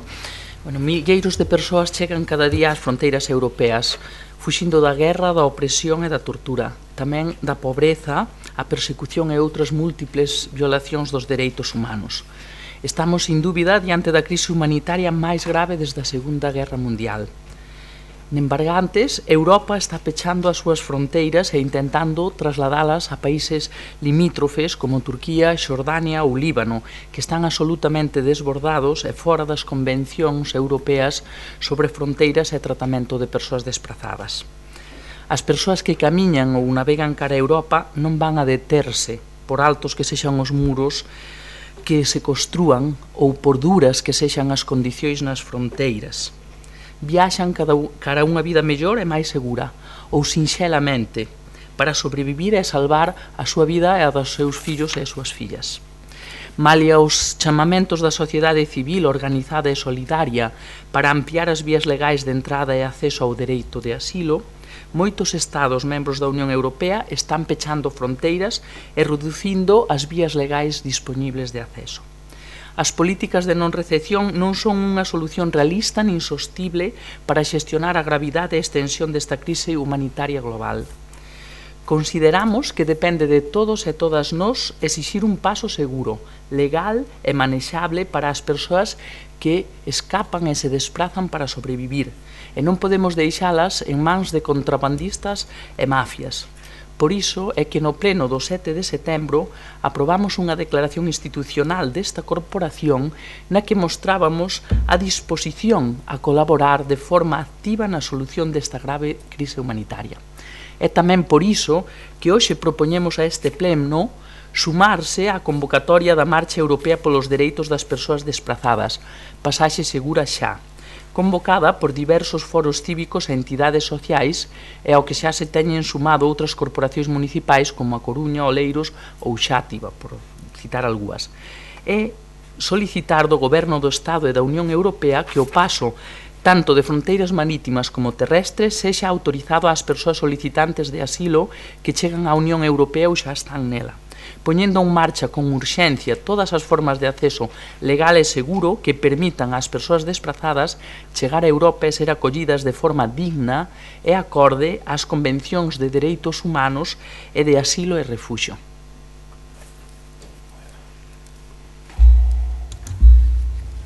Está Está, moi ben, perfecto. Rubén, o Goretti, a súa. Non, sí, moi rápido, estamos de acordo cos contidos da moción. O BNG apoia, non, esta convocatoria e as convocatoria de movilización para o 27 de febreiro. Xulgamos que este é un tema de especial urxencia e interese, por tanto, apoiamos a moción. Grazas, Goretti. Paco. Grazas, señor alcalde. Pois nós tamén imos votar a favor desta moción de Compostela Aberta, máxime cando un mira, lee as cifras que din que entre 1 de xaneiro e 31 de decembro deste ano pasado 2015 máis dun millón de persoas fuxiron cara a Europa e que 84% das mesmas procedían de países con conflitos bélicos. Obviamente non estou a ser original, estou a decir datos que están publicados, que o 17% destes eran mulleres e o 25% menores de 18 anos, que o ano pasado foi o ano no que máis persoas se afogaron no Mediterráneo intentando chegar a unha nova vida, intentando chegar a Europa, preto de 4.000 persoas, a pesares da operación de búsqueda e rescate proactiva que fixo Italia, coñecida como Mare Nostrum, e que levou a que en un ano rescatara máis de 140.000 persoas dos naufraxos. É certo e imprescindible, como moi ben ten expresado a concelleira de Compostela Aberta, que hai que proporcionar canles segures e legais. O que non se pode é empurrar a estas persoas cara precisamente as únicas vías que están controladas efectivamente por las mafias. Europa ten que tomar unha decisión. Europa quere ser unha fronteira, Europa quere ser un país, un conxunto de países de acollida. E non podo por menos, si se me permite, de lembrar que precisamente durante os meses de agosto e de setembro deste ano pasado 2015 o Grupo Parlamentario Socialista no Congreso dos Deputados promoveu unha serie de conversas con todos os demais grupos parlamentarios co xeito de impulsar un gran acordo político que se chegou, que entre outras cousas era instar o goberno do Estado precisamente incrementar os fondos destinados a acollida e integración de solicitantes e beneficiarios de protección internacional, tanto a nivel europeo como a nivel nacional, que se incrementaba ademais toda unha campaña de sensibilización para a poboación española sobre a convivencia, para que fose non simplemente unha acollida, sino unha integración nos diferentes concellos, pero tamén hai que decir que, pese a todo isto, o Goberno de España ten feito caso omiso das propostas e demandas das comunidades autónomas e dos concellos e que non cabe esperar máis para ser coherentes cos acordos que se teñen acadado nas diferentes administracións e ser consecuentes cun deber moral de actuar. Os refuxiados siguen fuxindo, siguen necesitando axuda e o Goberno, aínda en funcións do Partido Popular, non pode esperar para proporcionarlles a que nos corresponde e que foi acordada no Parlamento, nos parlamentos autonómicos e tamén este pleno. Mais nada, moito. Moitas gracias, dona María. Grazas, alcalde. Diante dunha crise humanitaria como a que se está a vivir, e non só Europa, porque eu coido que un drama destas características non debería ter fronteiras en ningún sentido, non existe máis opción que manifestar a nosa solidariedade e ofrecer toda a colaboración que nos sexa posible como administración. E así quedou de manifesto na declaración institucional do Concello do 7 de setembro, como dixo a concelleira. E persoalmente, pois, atendendo aos nosos iguais co mesmo sentimento de humanidade que nos gustaría que nos tratasen a nós. Ninguén está libre de vivir unha situación así. Mais aló das mostras de sensibilidade, que non é preciso para iso ser concelleiro nin concelleira. As competencias municipais é certo que non abrangan a xestión internacional, pero son profusas na procura dun concello avanzado para dar a acollida, non? E, por suposto, debemos colaborar ao servizo das decisións tomadas xa nas instancias competentes. Neste caso, o Goberno Central e a Xunta traballan dende hai meses. Sí, traballan dende hai meses. É así. Na xestión desta situación de emerxencia, dando os pasos necesarios para darlle resposta, xa que logo o noso voto vai ser a favor. Mais nada. Alguén quere engadir algo? Agradecer o apoio de todos os grupos parlamentarios a esta urxente e imprescindible. Parlamentarios. Bueno. Non creo que no Parlamento pasen tantas horas como aquí nesta sesión de pleno. Parlamento. Xa sabedes cal vai ser a candidata. Concha. Eso, agradecer o apoio, lóxicamente, a esta moción de urxencia imprescindible na situación que están vivindo miles de persoas nas fronteiras europeas. Bueno, ahora que o señor Duarte entra, Por unanimidade, señor secretario. Pasaríamos á moción do Partido Popular sobre a ampliación do servicio de autobús urbano polígono do Tambre. Quen fai defensa? Claudio. Boas noites de novo. O transporte público entre Santiago e o polígono industrial foi obxecto dunha controversia entre a empresa que o viña prestando a través da liña 1 e o operador de transporte urbano Tralusa e a empresa Autos Gravansa. E por decisión judicial eliminouse a prolongación da liña de transporte urbano polígono. A raíz de tal decisión judicial, en 2013, o Concello, a fin de poder manter as ditas relacións de mobilidade, asinou un contrato con Autos Gravansa para así cubrir o servizo entre o polígono e o centro da cidade, liña P6, contemplando 9 frecuencias posteriormente aumentadas a 10. O certo é que hai uns meses a Asociación da Área Empresarial do Tambre se dirixiu ao Concello para solicitar un incremento de frecuencias, solicitude que foi estimada polo anterior goberno, que considerou viable o incremento de 4 expedicións e a fin de concretar os horarios se puso en contacto con varias empresas e, por suposto, coa asociación que trasladou as súas suxestión horarias. Resultando viable económicamente o aumento de frecuencias, resultando razoable dende un punto de vista social e coñecidos os horarios máis acaídos, non debería existir complicación ni suscitarse dúbidas sobre esta iniciativa.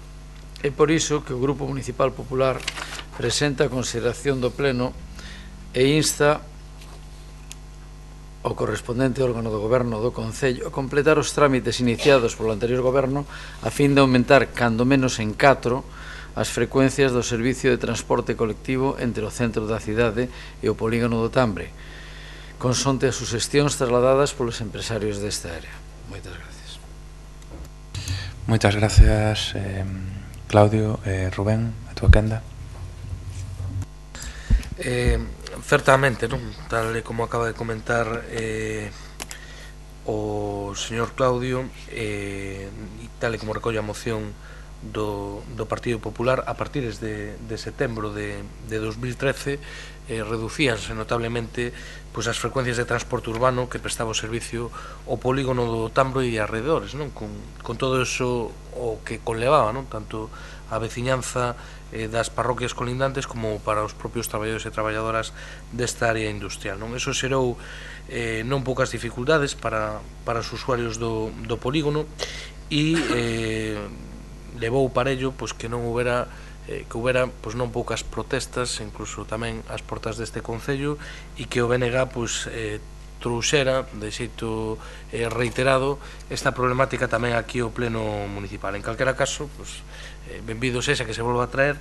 A cuestión é que eu creo que o que hai que ter é unha perspectiva máis a medio e longo prazo e desde logo ter unha alternativa conxunta, Concello, Administración Galega sobre aquelas rutas, non só o polígono do Tambre, temos outras colindantes con outros concellos e outras rutas con outras empresas concesionarias con notables dificultades, non? Nese sentido, nos imos apoiar esta moción en liña co que vimos facendo ata agora e desde unha defensa dunha concepción do transporte público como alternativa máis ecolóxica, máis económica e máis solidaria e, polo tanto, como un servicio básico para toda a veciñanza con independencia de onde residan ou onde traballen. No caso concreto do polígono, nos parece especialmente importante porque o que non é de recibo que teñamos autocares que non poden deixar ou recoller xente nas paradas por culpa dunha cuestión concesionaria que a estas alturas do ano 2016, desde o noso punto de vista, debería ser unha remora do pasado. Moitas grazas, Rubén. Paco, Gonzalo, a túa quenda. Boa noite a todos. Moi brevemente expoñer os motivos que nos levan a que o noso voto vai a ser favorable, non? Aquí os únicos perjudicados están a ser as cidadáns e cidadáns de Santiago, que están a empregar tanto a liña 1 como a P6, e realmente son moitas as queixas que se teñen pola falta de frecuencias e sobre todo por a parada concretamente da liña 1, non?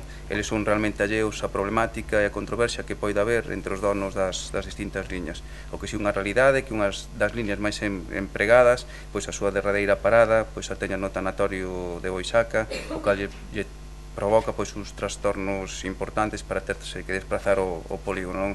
Tamén unha pena que na época no que o señor Hernández foi conselleiro de político territorial, pois non houbera loitado pois que en si as competencias do mesmo requeiran plenamente nos concellos. Deste xeito pois sería o propio concello que podería marcar un pouco pois as liñas de todo o seu ámbito territorial, non?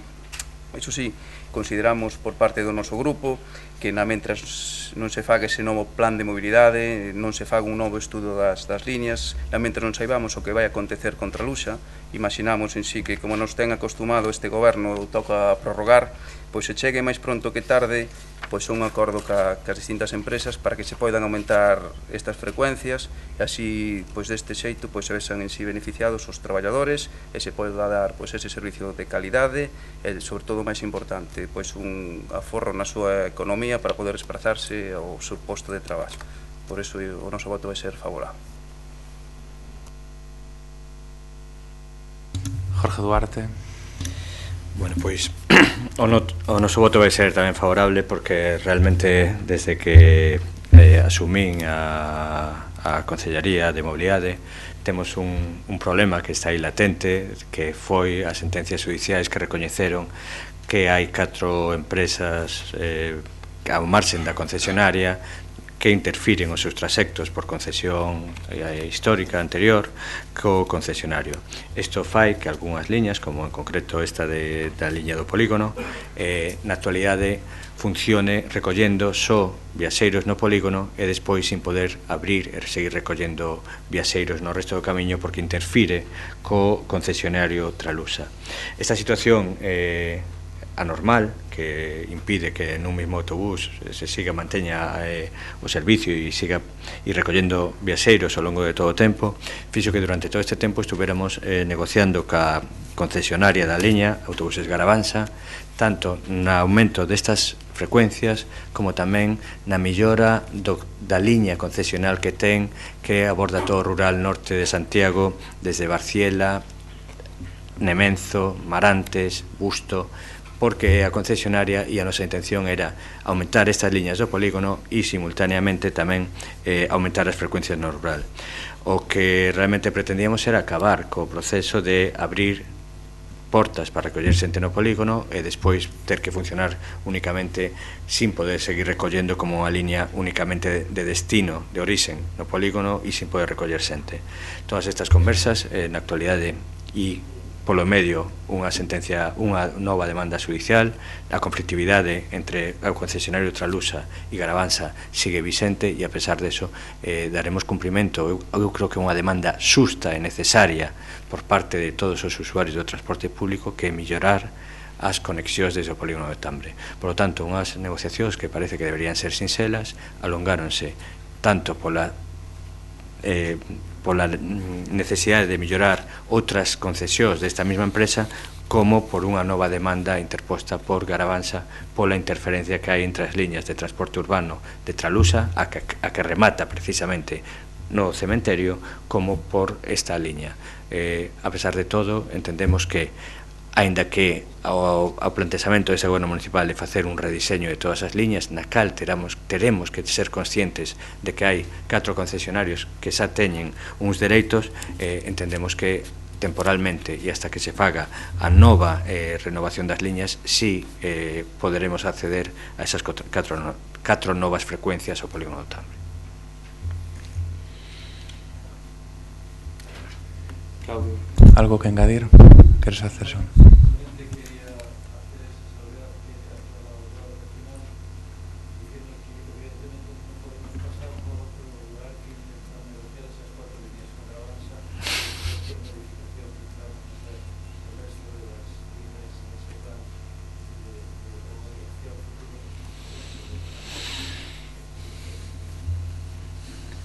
Moi ben, algo que engadir, alguén das intervencións? Pasamos logo, entendo que por unanimidade, señor secretario.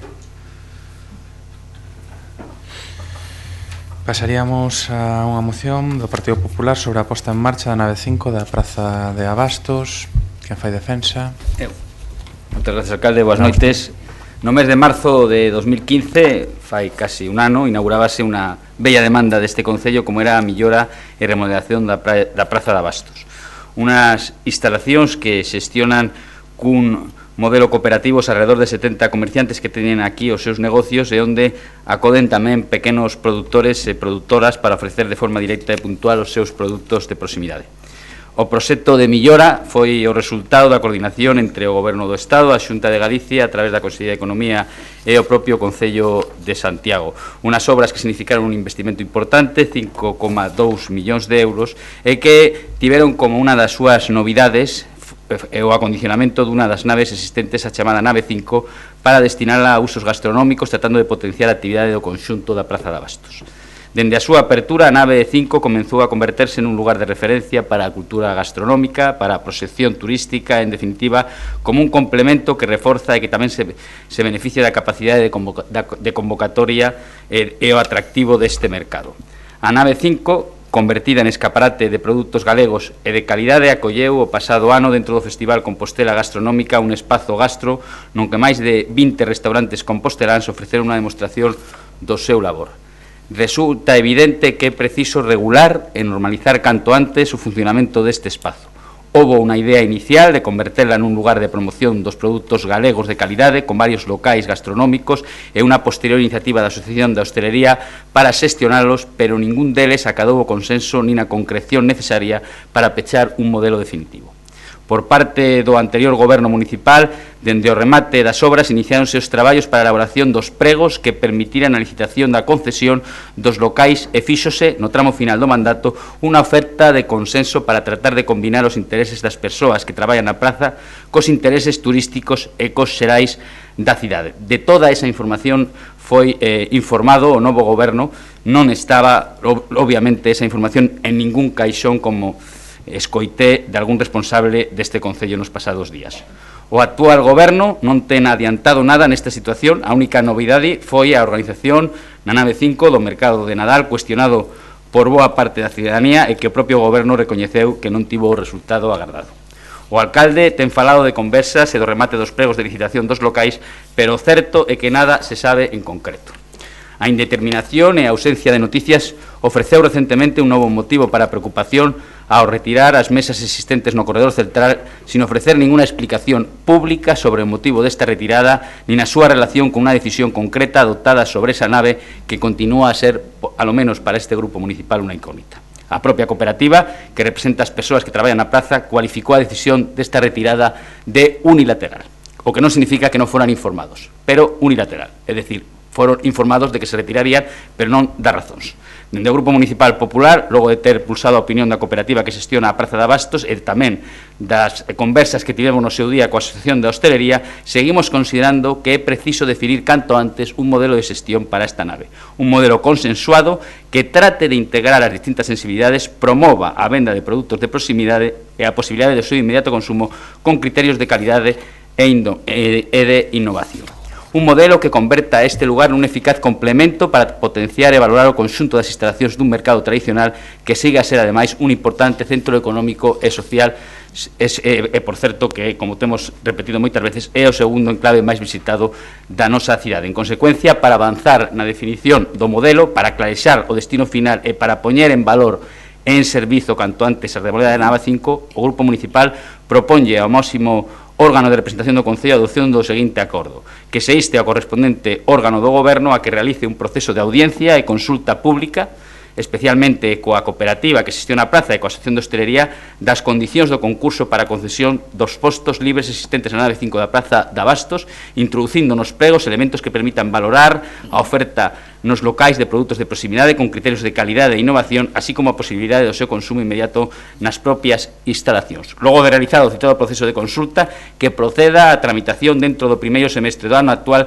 do correspondente concurso. Todo iso coa finalidade de que a actividade desta nave redunde na potenciación e no atractivo do conxunto da propia Praza de Abastos. Nese sentido, suliñar para rematar que creemos que nada impide facer un proceso de consulta pública que permitiría tentar acadar ese consenso, ese punto de acordo entre os intereses dos cooperativistas da praza e da Asociación de Hostelería, que parece que mantén unha idea diferente. A propia lei de concesións, aínda que este non é o modelo que se vai a utilizar, permite a licitación, antes da licitación dun contrato de concesión de obra pública, a realización dunha información pública do anteproxecto das condicións do propio concurso. Por lo tanto, o que abunda non daña e, por lo tanto, creemos que o que se debería facer é facer ese proceso de consenso para tentar resolver dunha vez por todas o problema que temos con a nave 5. Moitas grazas e máis nada. Moitas grazas, Agustín. Rubén, a túa quenda. Grazas, alcalde. No grupo municipal do BNG entendemos que a actuación que se poida facer no futuro na nave 5 da Praza Bastos pois non pode pivotar exclusivamente en ser un escaparate para turistas nin unha nova zona de ocio que supoña máis competencia, parcialmente subvencionada, ademais, a hostelería xa existente, como acaban de denunciar esta mesma tarde, unha vez máis, parte da hostelería compostelana.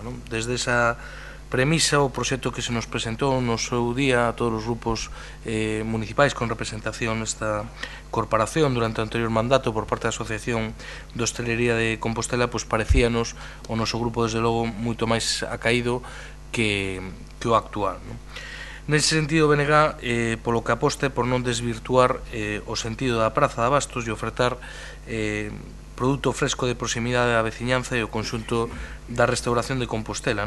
Desde o noso punto de vista, ese debe ser o objetivo fundamental. Para o BNG é necesario apoiar as redes locais de suministración de produtos alimentares e produtos de primeira necesidade, ademais de desenvolver unha programación estável de eventos gastronómicos durante todo o ano con produtos de temporada e dándolle un papel central á restauración, mas tamén a produtores e produtoras de proximidade a través dos propios locais da Praza de Abastos. Compre lembrar desde o noso punto de vista que a Praza de Abastos foi fundamental en termos históricos por abastecer de produtos de proximidade á veciñanza de Compostela, e a pesar de que sexa, como todos e todas vostedes saben, o segundo punto de visita despois da catedral máis visitado polos turistas que chegan a Compostela, pois nós creemos que non se debe desvirtuar e o fin último deste mercado nin tampouco, por suposto, o do conxunto da cidade histórica. Por lo tanto,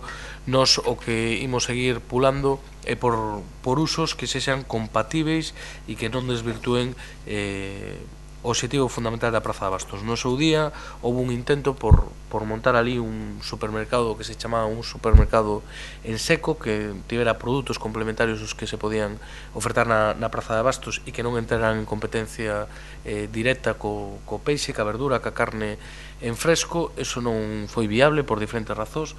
Posteriormente, esa proposta de hostelería, certamente, como comentaba Agustín Hernández, pois certamente pouco concretada, sobre todo na súa parte de financiamento, pero certo é que polo que abogaba era por un escaparate do produto gastronómico e onde a plusvalía, o valor que pudera xenerar, revertise directamente na promoción exterior de Santiago, e, polo tanto, unha iniciativa sin ánimo de lucro pois que nos parecía máis interesante que simplemente colocar 8 bares novos en Santiago e facer desa zona pois unha zona máis de viños e de alternativa de ocio.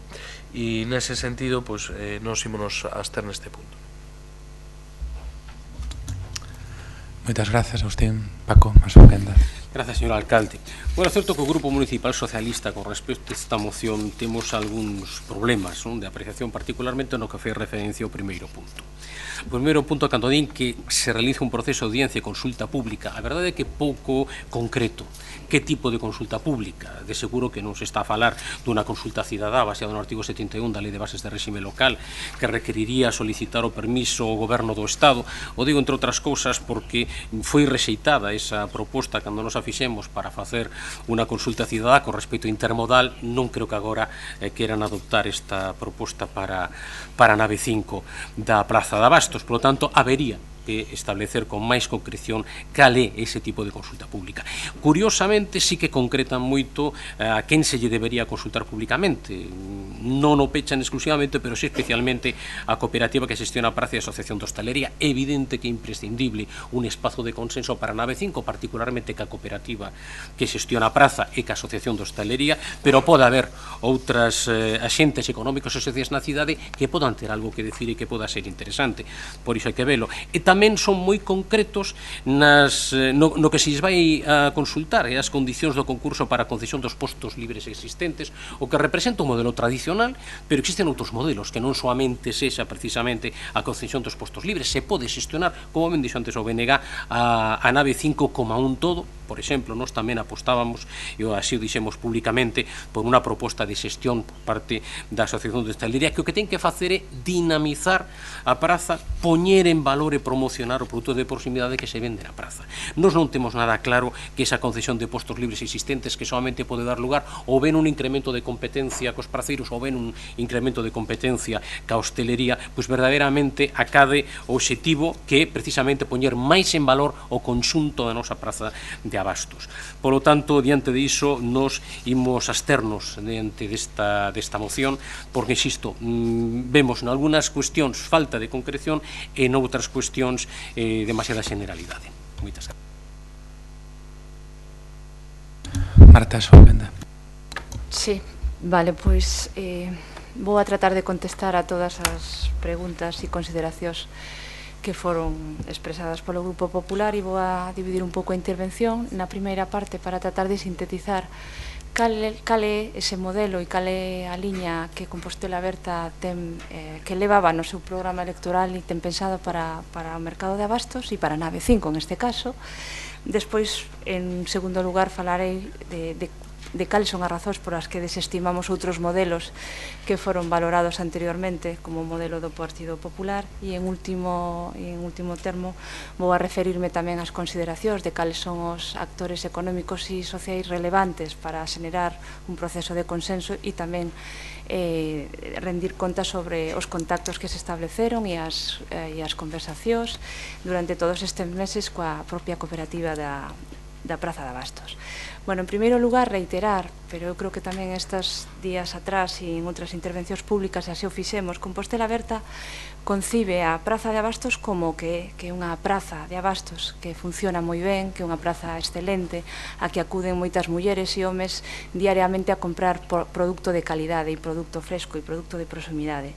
Para nós, así como indicaba antes, o reflectimos no noso programa electoral. A Praza de Abastos é o mercado que ten unha esencia e unha identidade propia, que pensamos que é preciso manter para que continúe sendo ese espacio único, que continúe mantendo esa identidade que é a que precisamente suscitou tanto atractivo turístico e que non podemos pervertir trasladando modelos, clonificando modelos existentes e en moitos casos xa esgotados, que permitan a propia forza e carácter único polo que tantas persoas que nos visitan consideran que o mercado de abastos de Santiago de Compostela ten un valor especial, non? E tanto gusta ir. Pensamos en ese sentido que é un erro introducir novos modelos que pervirtan, como decía antes, o propio modelo da Praza de Abastos, introducindo ofertas que convirtan un espacio único en un modelo, como decía, repetido en moitos sitios, clonificado. A Praza de Abastos, e en este caso a nave 5, utilizando ese modelo que se considera que podría ser de éxito turístico, perdería a súa esencia, crearía un exceso de fluxo turístico e masificaría a propia praza e non daría ganancias e, polo tanto, intereses económicos xa ao conxunto de praceiros e praceiras que nestes últimos anos pasaron tantas dificultades económicas. Por iso, o modelo que queremos desenvolver na nave 5 basease fundamentalmente na incorporación de novos postos, de novos modelos de negocio que teñan como punto de partida o produto local, o produto primario que xa está presente na propia praza de abastos. Que sexan modelos de negocio que ofrezan novas maneiras de consumir e de incorporar o produto local aos seus hábitos de compra e que, polo tanto, enriquezcan a propia experiencia de todas aquelas persoas. E, repito, das persoas que nos importan tamén moito, que son as persoas que viven na cidade. Cando diseñamos as políticas de atracción turística hai que facelas sempre en consonancia e en concordancia coas necesidades das propias persoas que vivimos na cidade. Polo tanto, reitero un pouco este elemento interesante e preciso do noso proxecto: modelos de negocio de produto elaborado ou semilaborado que incorpore o produto primario ou local como base do seu produto e que, polo tanto, mellore a calidade e a experiencia do consumo na propia praza de Abastos, sin desvirtuar, como tamén decía así o concelleiro Rubén Cela, a propia esencia do mercado de Abastos. Respecto a demanda que fai o Partido Popular sobre a proposta de un proceso de audiencia pública, de xeneración de consenso, hai que volver a reiterar aquí que dende o primeiro mes que nos incorporamos ao goberno, as conversas tanto coa xerenta, coa responsable Marta Rei da cooperativa, como o propio Consello Rector, foron numerosas e os contactos intensos, e intercambiamos precisamente estas ideas que forman parte, e reitero, tamén do noso compromiso e responsabilidade como goberno para xestionar os usos da nave 5. Levábamos no programa e temos esa responsabilidade e esa competencia para facelo. Trasladamos estas inquedanzas e estes intereses que entendemos que son comunes coas praceiras e os praceiros, que é dotar de maior valor, de preservar a praza de Abastos, non? E, polo tanto, afastarnos de modelos que conxunturalmente e económicamente poden ser moi exitosos dentro do punto de vista turístico, pero que traen consigo o risco de pervertir e acabar con aquelo que foi precisamente fonte de éxito, que é a identidade do mercado de Abastos. Creo que cando estes pregos, que creo que nas vindeiras semanas poderán xa ser publicados, entendo eu, porque están nunha fase moi avanzada, están redactados, están en este momento no Departamento de Contratación á espera simplemente da súa validación técnica.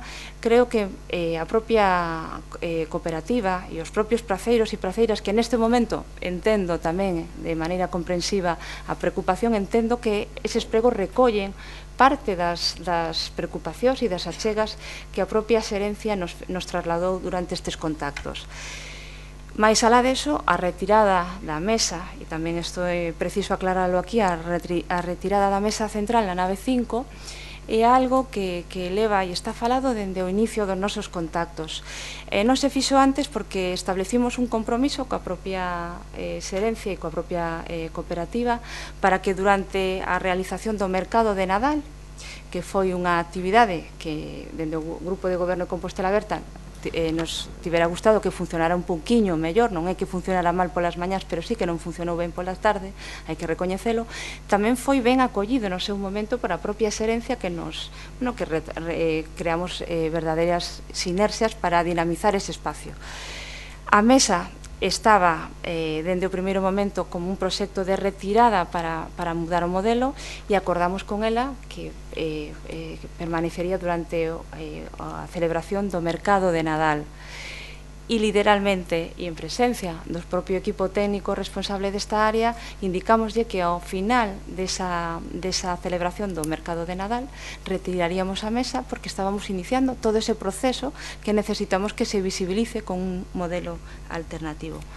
Bueno, reitero e para finalizar que nós, Compostela Aberta, fuximos do modelo do Partido Popular de instalar negocios vinculados á restauración na nave 5, porque, entre outras cousas, tal como indicou tamén o concelleiro Rubén Cela no seu momento, entendemos que son unha práctica de competencia desleal cos propios negocios de restauración que tamén funcionan nos arredores e que está creando un espacio de gran dinamización económica, que non se necesita que a nave 5 replique ou clonifique modelos de restauración que funcionan ben como propios modelos de restauración fora da nave 5.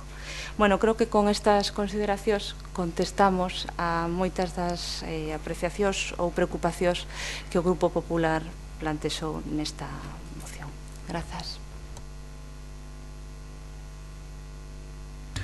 Agustín. Moi brevemente, a verdade é que despois de escoitar atentamente a señora Lois non teño claro cal é o modelo da praza, non teño claro tamén cal vai a ser a posición de Compostela Aberta. A verdade é que...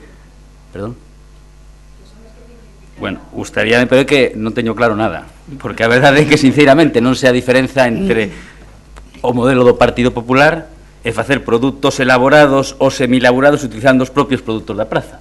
É curioso, simplemente. O que nós queremos decir é que nós creemos que a praza debe de culminar o seu proceso de millora, polo tanto, é necesario por en valor a nave 5, que é necesario facer uns pregos, dá a sensación de que vostedes están traballando nos pregos que nos deixamos no servizo de contratación, e nos o que decimos é que deberíamos de adoptar un acordo político para facer exactamente o mesmo que a lei de contratos do sector público determina para diferentes tipos de contratación, que é facer un proceso de información pública donde, por certo, señor Reyes, non solamente a sección de hostelería e os praceiros, sino calqueira poda opinar antes de pechar ese proceso. Non ten por que ser un proceso para poñer novos sitios para tomar pinchos, sino un proceso para poder incrementar o valor engadido dos produtos que os praceiros e as praceiras venden na praza. Estou seguro que se sacamos a información pública con transparencia, que é o que lle gusta a Compostela Aberta, eses pregos, estou seguro que haberá moita xente que poderá aportar, e estou seguro que igual somos capaces de atopar un consenso entre a Asociación de Hostelería e os praceiros. Cuestión difícil, pero creo que é posible, e por iso nos é polo que facemos esta proposición. Moitas gracias a máis nada. Rubén, algo que engadir? Paco Reyes, Marta Lois. Sí, a nosa dirección do voto vai a ser absternos en función das consideracións que fixemos, porque estamos traballando nun modelo para nave 5 con uns pregos redactados. Eu creo que quedou suficientemente explicitado e claro cal era o noso modelo para nave 5 e polo tanto non temos nada máis que decir. Grazas. Vale, pasamos logo a votar, señor secretario. Votos a favor, gracias 9, abstencións, gracias 15.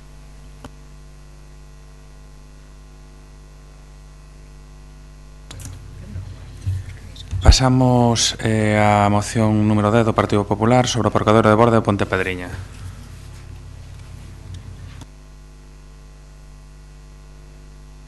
Bueno, moitas grazas.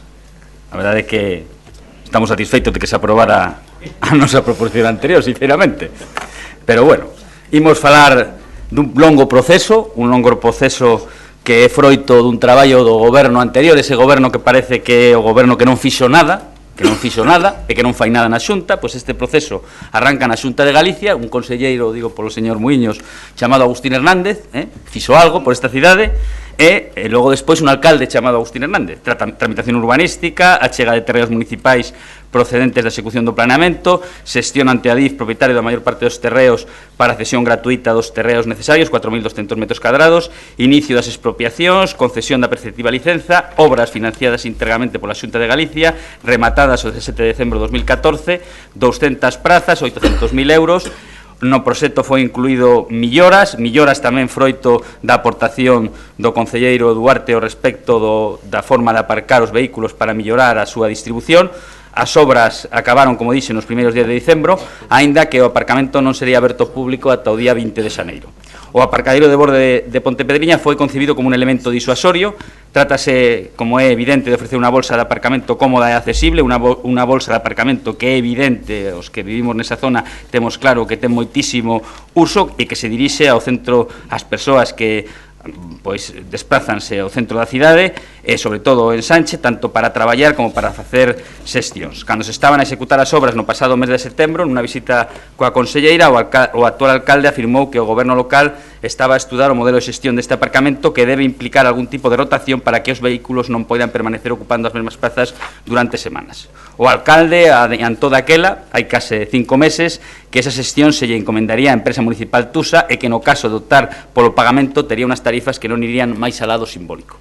A mesma idea foi expresada polo Concelleiro de Espazos Cidadáns no transcurso da sesión plenaria do mes de novembro, cando informou en resposta a unha pregunta do BNG que aínda non había modelo, pero que sería similar ao do campus, reiterando que tería un prezo simbólico únicamente, e o que nos interesa, e recollo textualmente o que dixo o señor Duarte, garantir a rotación para impedir que os vehículos estean máis de 24 horas aí e que non haxa coches ventosas.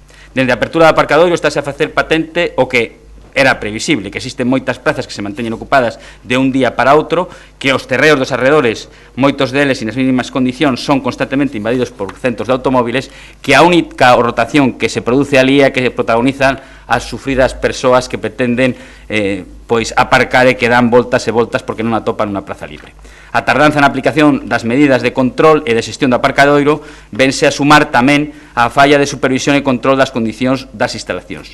Así se evidencia ao comprobar que despois de preto dun mes funcionando o Goberno Municipal non se teña preocupado dunha cuestión que creo que é importantísima, da falta de iluminación pública nestas instalacións situadas baixo a vía férrea, a pesar de que as obras financiadas integramente, como dixen, pola Xunta de Galicia, incluíron e están ali a iluminación con potentes focos e o correspondente cadro eléctrico que únicamente, de acordo coas informacións que nos temos, precisa da necesaria conexión á rede por parte do Concello.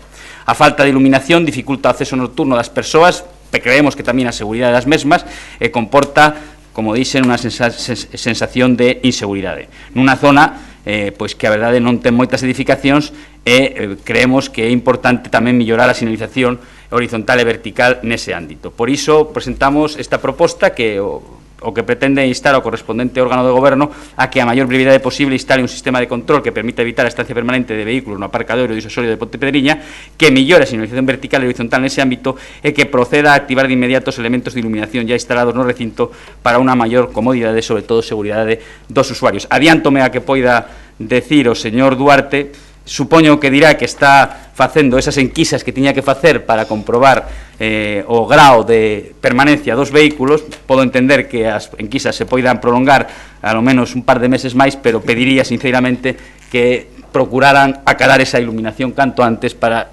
rachar con esa sensación de inseguridade. Moitas grazas e máis nada. Gracias, Agustín. Rubén. Sí, gracias, alcalde. Eu vou ser moi breve porque, como comentaba o portavoz do Partido Popular, o BNG xa ten traído este tema aquí a debate a pleno. Temos formulado recentemente unha pregunta tamén para a súa resposta por escrito e temos plantexado incluso antes da inauguración e na propia inauguración dese aparcadoiro as nosas dúbidas sobre o modelo en concreto de xestión, non? Nos o que entendíamos, e non facía falta ser adiviño para prever algo así, é que o número de prazas iba a ser absolutamente insuficiente a respecto da demanda potencial que tiña un aparcadoiro público, gratuito e nun entorno tan próximo ao centro e ao ensanche de Compostela, non? Polo tanto, para nós, e sobre todo tendo en conta a poboación estudantil nos ámbitos tanto de Ponte Pedriña como Santiago de Chile, como nas diferentes rúas do ensanche, pois que era moi previsible que puidera haber coches que estacionasen ali o domingo pola noite e que non se marcharan até o venres ao mediodía ou a noite, non? Limitando moito pois realmente as prazas reais de aparcadoiro, non? Nese sentido plantexamos que tiña que haber algún sistema de rotación, non? Que podía ser con hora, que podía ser sin hora, que podía ser gratuito, que podía ser un precio simbólico, pero que tiña que haber algún sistema, non?